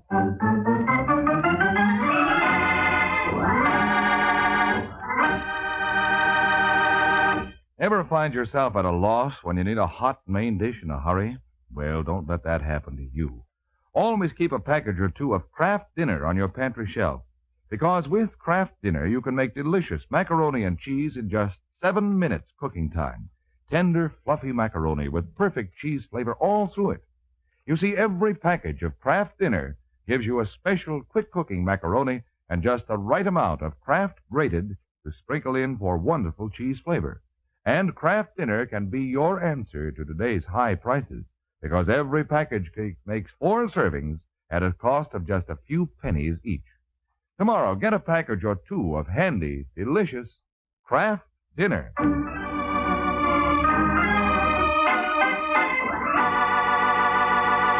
The Case of the Worried Wife. The Case of the Worried Wife. That's the title of next week's adventure of the Falcon. When Mike Waring learns that if a playboy gets married and tries to settle down, he may find things awfully dead. So be sure to listen at the same time next week to another exciting adventure of the Falcon, brought to you by the Kraft Foods Company.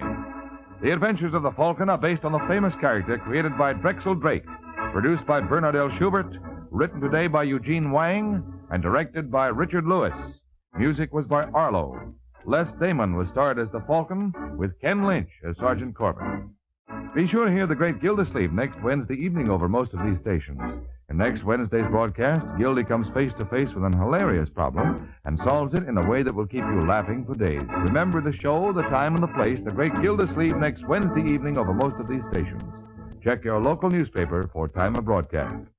This is Ed Hurley, he speaking for the Kraft Foods Company. Be sure to hear Rex Harrison and Lily Palmer on The Big Show on NBC.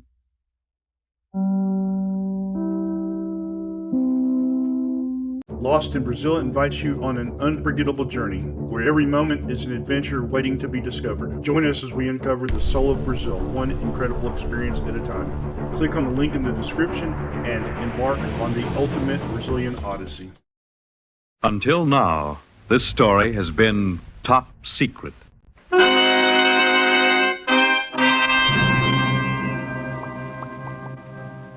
Top Secret, the thrilling NBC presentation starring gorgeous Ilona Massey as the Baroness Karen Gazer in transcribed dramas of international intrigue and espionage before and during World War II. Assignment 7, Midnight for Danger.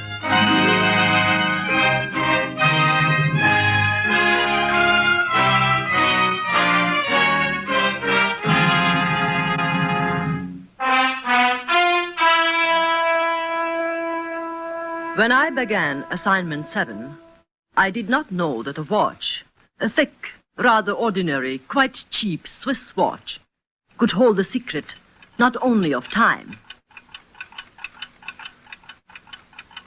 but of death.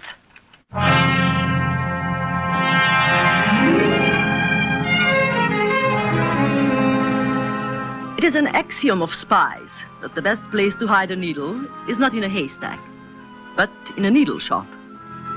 In the city of Basel, in Switzerland, a country famous for its watches, the equivalent of a needle shop is a clock store. A quaint, rather ordinary, quite cheap clock store.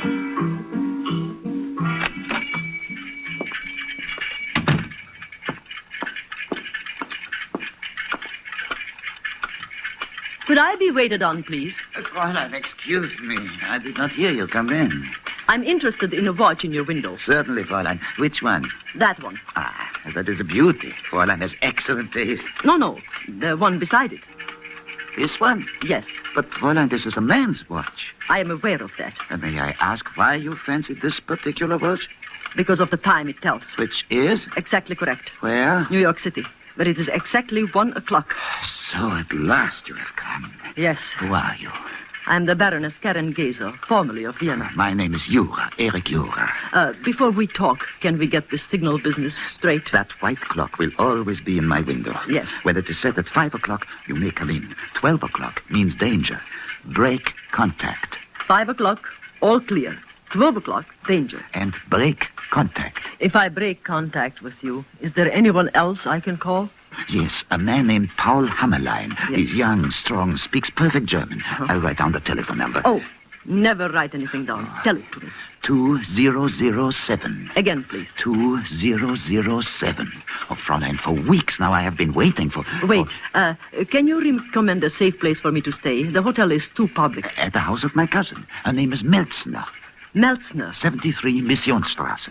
Can she be trusted? Yes, all she cares about is pig's knuckles and waltzes. Does she know about you? She knows nothing about anything except cooking. And she has a room to rent? You may go there from here. I will say that you are a customer on a vacation and that you inquired about a room. Good. Now about Operation Dust. Gottes Willen, not so loud, Fräulein, please. Aren't we alone? We are alone, but the very walls have ears. Herr Jura, a spy without courage is useless. Fräulein, I am no longer young. I have arthritis, my hearing is bad. Spying is for men who are strong. After all, your country is at war with Germany. What you do for patriotism. I am tired, I am sick. When one is sitting on a secret like Operation Das, it is like living with a time bomb that will blow up any minute. Well, what is Operation Das? You mean you don't know? Oh, look, I was told to look for a clock shop in Basel that had in the window a man's watch set at New York time. I was told I would be given Operation Das, and that I was to transmit it by code to London at once. In the German language, Das is the neuter pronoun. Meaning? Neuter or neutral. I do not understand. Operation Das is the deliberate plan of Germany to brutally and without conscience... There's someone at the door. Fräulein, I guarantee this watch will keep perfect time. Perfect. I'm sure it will. Let me set it for you. 3 minutes after 6. There. I'm sure it will be satisfactory. Thank you. Yes, sir? Herr Jura? Yes. My identification, State Security Police. You will come with me, please. Oh, why? I have done nothing. It is only a routine examination concerning your foreign exchange license. But I am alone here. There is no one to watch the shop. You will come now, Herr Jura. Now.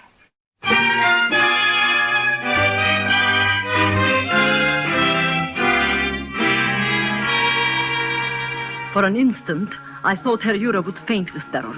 His hands, swollen with arthritis, shook uncontrollably. He looked at me, a long, pleading look, as though he was trying to tell me something. Then he turned and followed the policeman out of the shop. When I finally looked at the watch he had given me, I saw it was set at 12. 12 o'clock. Danger.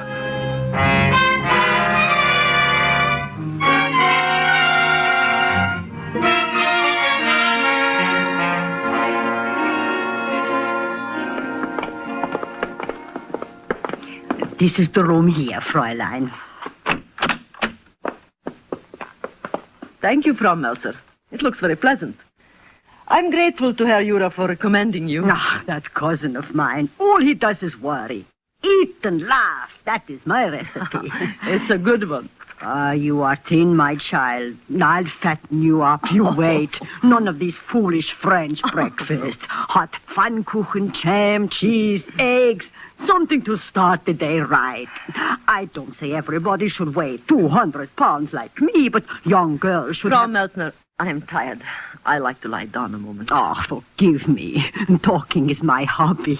And, Fräulein, if you do use the telephone, make a note, please. A note? For the bill. Oh, I know you young girls, always calling up men. Now, when I was a girl, well... The men called you. They besieged me, and there was always enough of me to go round. Fräulein, you see, I have no daughters. If there is anything I can do for you, just ask. Thank you. Thank you very much. Have your nap. I will see you later. All right.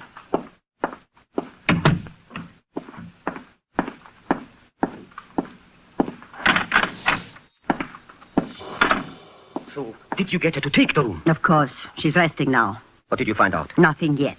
Who is she? Her name is Geza, Baroness Karen Geza. She is traveling on a stateless person permit. Why? Give me time, will you? Don't I always get what you want? We picked up Jura. Good. Where did you take him? Across the border. He's in Germany now. Does he know about Operation Das? I'll beat it out of him if he does. He has arthritis. The least touch and he screams. What's that? Telephone. She's phoning. Pick up the receiver, quickly. Hold it so we can both hear. Shh. Keep your hand over the mouthpiece.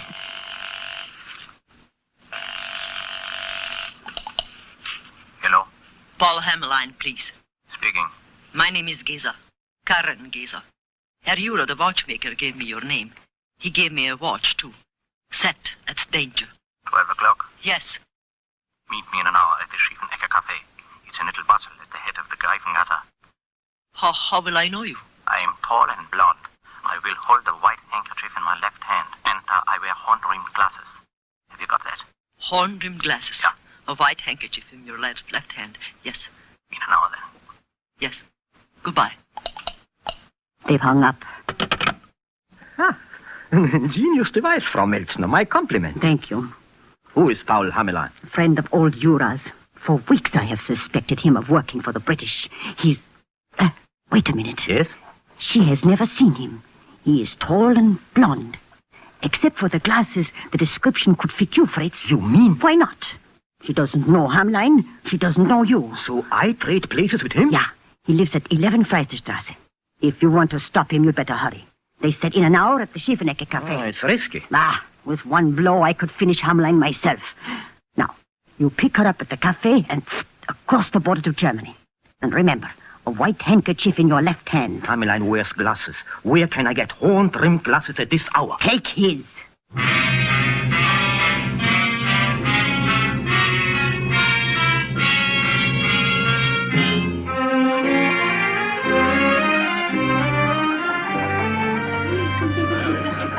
That is all I know, Herr Hammerlein. The state security police came into the clock shop and took you away. Oh, they will probably let him go in the morning. What do you know about Operation Das? Fräulein, please. Even to say the words is dangerous. We can talk in my car. Let me drive you home. You have a car? Parked right outside.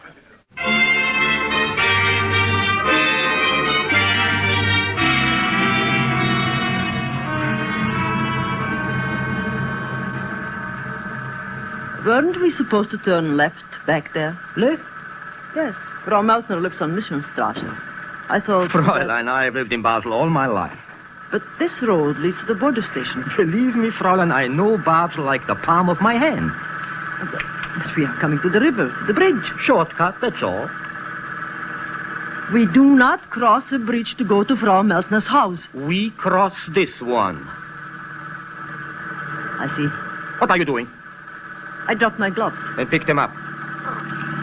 What up? Give me the key. Get away from the door. Fräulein, come back. Come back or I shoot. Herrgott, she jumped.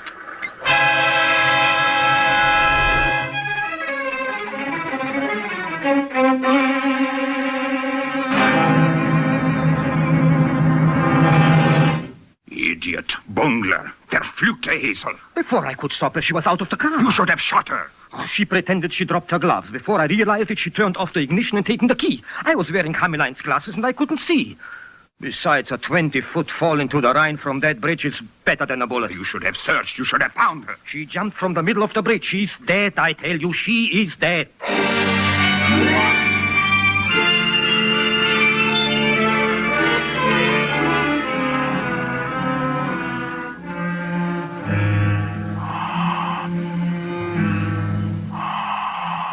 How long has she been in the respirator, Charlie? Almost 2 hours, Doc. Who found her? The police. They saw her jump from the bridge, sir. Suicide? Could be. I wonder why. Dames. Well, she's coming round now. Turn off the respirator. Yeah, sure thing, Doc.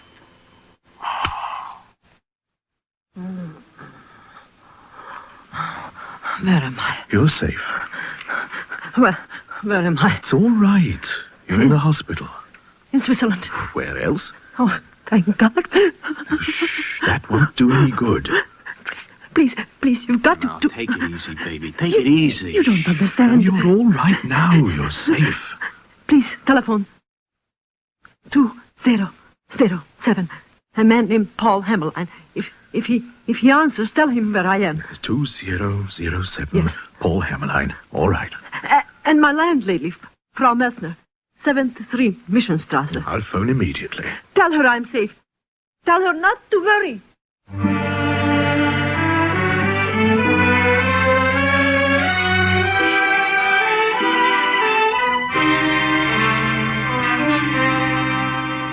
I don't believe it.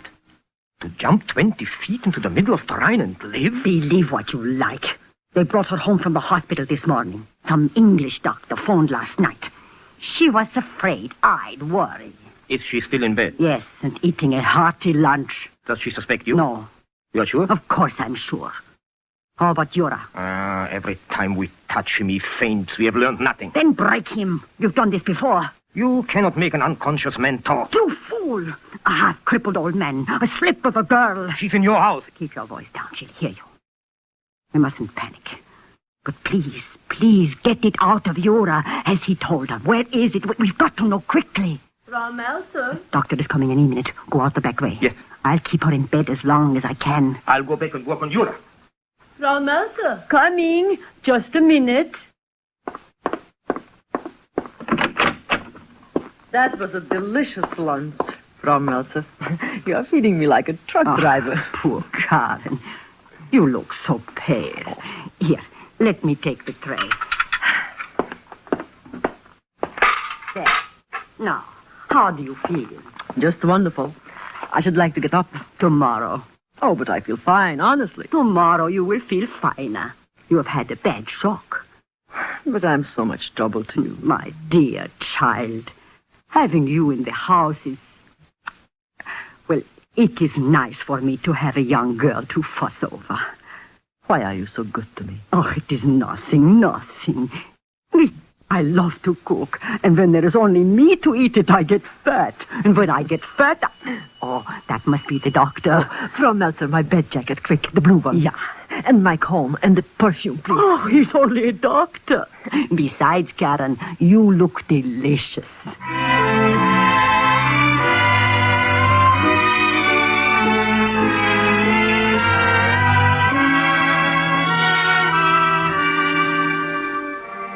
So that's my story. Battalion Surgeon, 5th Lancashire Regiment. Charlie and I escaped out of Germany. The Swiss police interned us for the duration. You are a prisoner? On parole. The Swiss are very jealous of their neutrality. I'm free to move around. Glad to work at the hospital. It's better than sitting in a cell somewhere. It should be easy to get out of Basel. In return for being allowed to move around and work, I promised I wouldn't try. I see. May I ask you a personal question? What kind of a question? Did you, well, why would a woman like you jump off a bridge? Dr. St. George, I have known sadness, yes. My husband was murdered by the Nazis. Our palace in Vienna was sacked. But I still believe in the future. Believe me, I did not try to commit suicide. And that is all I will tell you. I'm very glad. Now I have a prescription. Oh, no. Not more medicine, please. No, dinner with me tonight at the casino. Doctor's orders? Correct. Then I shall be obedient. I'll call for you at 7. Sure you feel strong enough? I feel wonderful, and I'll be ready. Till 7, then. Goodbye, Doctor.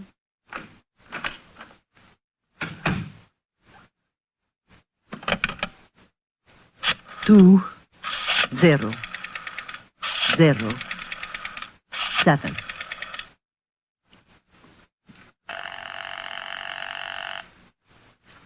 Please, God, let him answer. Let him be in this time. Please.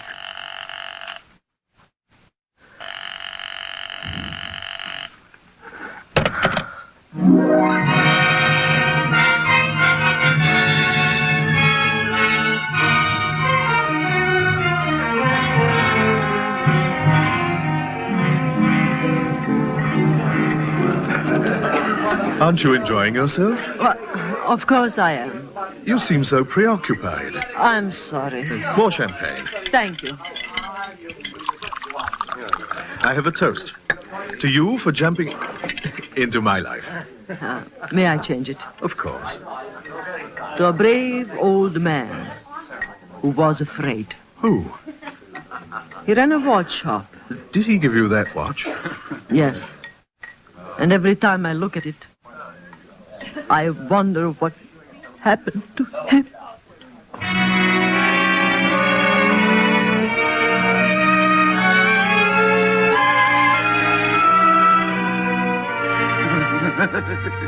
Herr Jura, this is so foolish.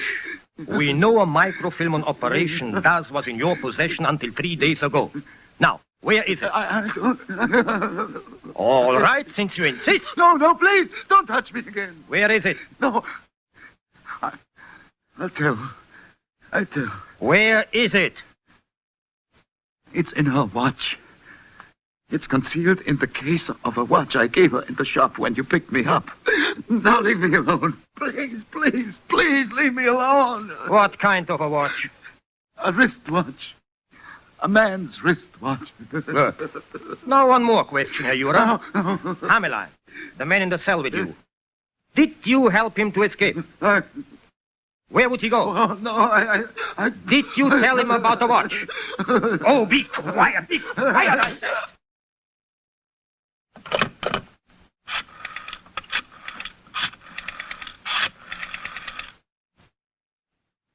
Frau Melzner? Jura talked. Yes. A microfilm on Operation DAS is concealed in the wristwatch the girl is wearing. A man's wristwatch, get it? She's out. Where?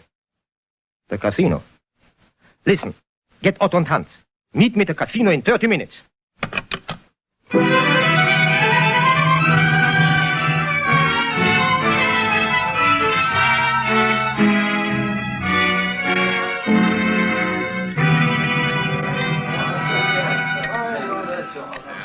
Doctor, it's getting late. Would you like to leave? I'm afraid I am not in the mood for dancing and champagne. I wish you'd tell me what's bothering you. I wish I could. Believe me, I wish I could. What is it? That man. The tall, fair one. He's the one who tried to kidnap me. Kidnap you? Yes. The Gestapo. Karen. And the one with him is the man who arrested Herr Jura in the watchmaker's shop. Are they after you? Yes. Can I help? If only we had a car. If only we could make a dash for it. Waitress, will you bring me the telephone, please? What are you going to do? Oh, trust me, will you? You don't understand. These men are insane. They are desperate. They kill and they murder. They stop at nothing. Steady. Here is your telephone, sir. Just a moment, sir, till I plug it in. Go ahead, sir. Not the police. No. Then who? You want a car, don't you?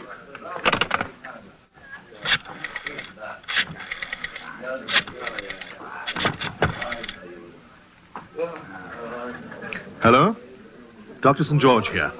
I'm at the casino. Yes. I want an ambulance in a hurry. Send Charlie with it.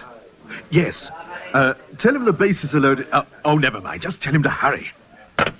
How long will it take? About 10 minutes. I say, Karen, is that Frau Melzner? Oh, don't be ridiculous. Frau Melzner isn't the casino type. What do we do when the ambulance arrives? First, we have some more champagne. Nobody can hurt you in a crowded nightclub. When the ambulance arrives, believe me, with Charlie on the siren, we'll know when it arrives. We get up and very casually walk to the door. Then what? Wherever you want to go. Home. Is that best? Frau Melzner is completely trustworthy.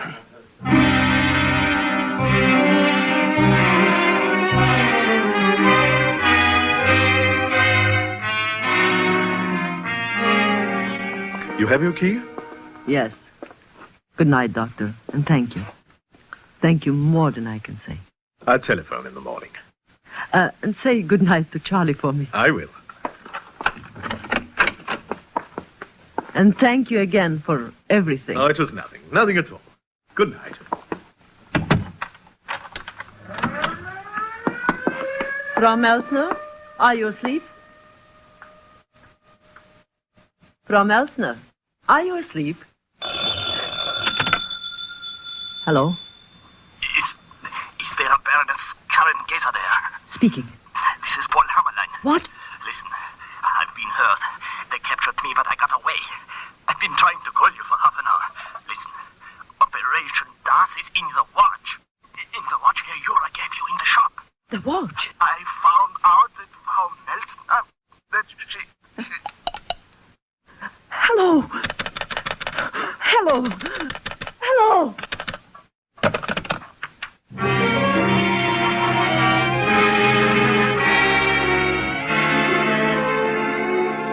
I hurried to my room. With trembling fingers, I opened the watch. It was all there, on microfilm. All of Operation Dust. I had won. I had found it. In the morning, I would send it to London. I hid the watch under my mattress and tried to sleep. My mind was in turmoil. Herr Euro was dead. Paul Hameline was... where? I didn't know. Finally, I fell asleep. Tortured, restless sleep. It was 3 a.m. when I awoke with a start.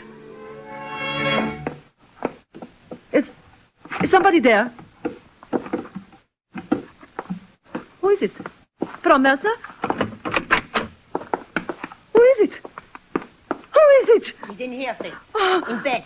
Frau Melzner, are you deliberately trying to frighten me? Keep quiet. What, Fritz?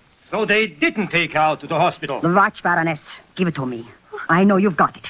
Now, where is it? This man is... But this time without Paul Hameline's glasses, and I shoot very straight, Baroness. Please keep still. No, Fritz, let me. Curling irons. They get hot very quickly. Now listen, you little fool. We're in a hurry. Where is it? I should have known when you said that the Nordic blood overwhelmed... Shut your mouth! I have wanted to do that for 5 days. Keep her covered, Fritz. These curling irons get hot, Baroness. Very hot. They will bring welts on that lovely skin like ruts in a dirt road. Hold her, Fritz. Yes, now, Miss. Keep your hands off me. Let go. Where is it, Baroness? No? The curling irons are very hot. It's in the drawer. In the bottom drawer under my clothes. Get it, Fritz. Don't worry, she won't move. Yes. She's lying. Under the clothes. No. I believe the Baroness wishes to play games. Hold her. I'm not fooling, Baroness. I want that watch. I want it now, this second. My purse. Under the bed. I swear it's in my purse. If you are lying this time, Baroness. No. I swear it's in my purse. Look under the bed, Fritz. Yes. Let's everybody stand nice and still. You or Fritzy make a move, Frau Melzner. Charlie, thank God. Don't Americana. The curling irons, Frau Melzner, put them down. You want it in the stomach or the head? Now, get up, Karen, and get a coat. I got the ambulance outside. Yes. We picked up a guy named Hameline tonight, Fritzy. I found him in a phone booth, just about dead. He told me some of the things you'd done to him. Come here. Well, after all, we are at war. Your country and mine. Yeah, that's right. Now stand right in front of me. Hurry, Karen. Yes. Remember this, will you, Fritzy?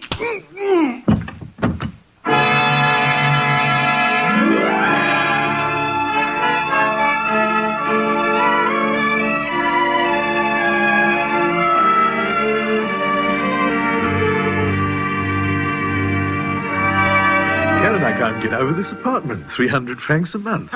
Ask Charlie. He got it for me. Well, this girl said she's, what's the matter? You don't like it? Oh, it's wonderful. And so are you, both of you. Karen, what about Operation Das?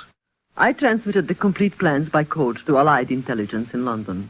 Then I presented the microfilm to the Swiss government. I don't get it. Well, what's das mean?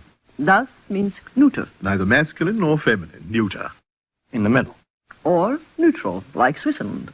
Operation Das was the complete and detailed plans for a German attack on Switzerland. Invasion, everything. But everybody knows that Switzerland is neutral. Charlie, you are a very naive man. You know, I wonder when folks are going to figure Americans right. Oh, what do you mean, Charlie? Americans hate war, Doc. They hate killing people. But whoever pulls Uncle Sam's beard once too often gets the hell beat out of him.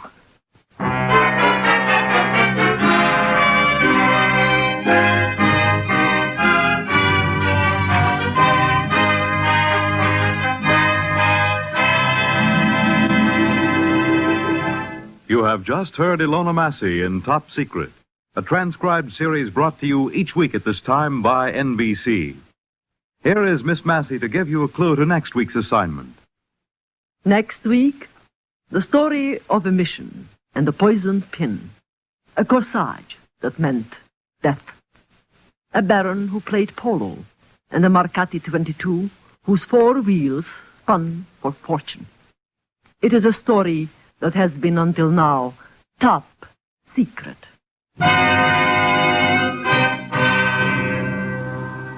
Top Secret is directed and produced by Harry W. Junkin. Tonight's script was by Alan Sloan. Featured with Miss Massey were Ronald Long as the doctor and Ruth York as Frau Meltzner. Other players were Theo Gertz, Peter Capel, Earl Hammond, and Andrew Dugan. The music was composed and conducted by Dr. Roy Shields. This is Fred Collins speaking.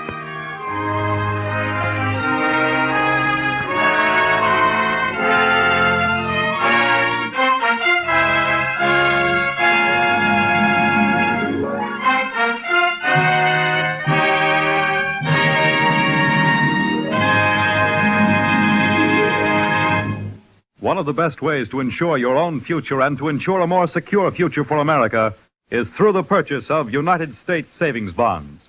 Take It or Leave It provides gay entertainment for you next on NBC.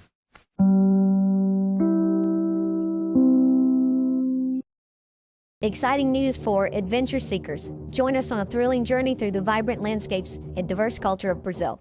Lost in Brazil brings you to captivating videos showcasing heart-pounding adventures, mouth-watering cuisine, and hidden gems of this incredible country. From bustling cities to tranquil beaches, our videos capture the essence of Brazil's beauty. Experience the warmth of its people, the rhythm of its music, and the thrill of exploration. Click on the link in the description to find out more. I would like to extend my sincere gratitude to Old Time Radio Research Group for their remarkable efforts in preserving and archiving the captivating world of old-time radio programs. Their invaluable contribution allows us to step back in time and experience the magic of radio history firsthand. Their link is in the description below.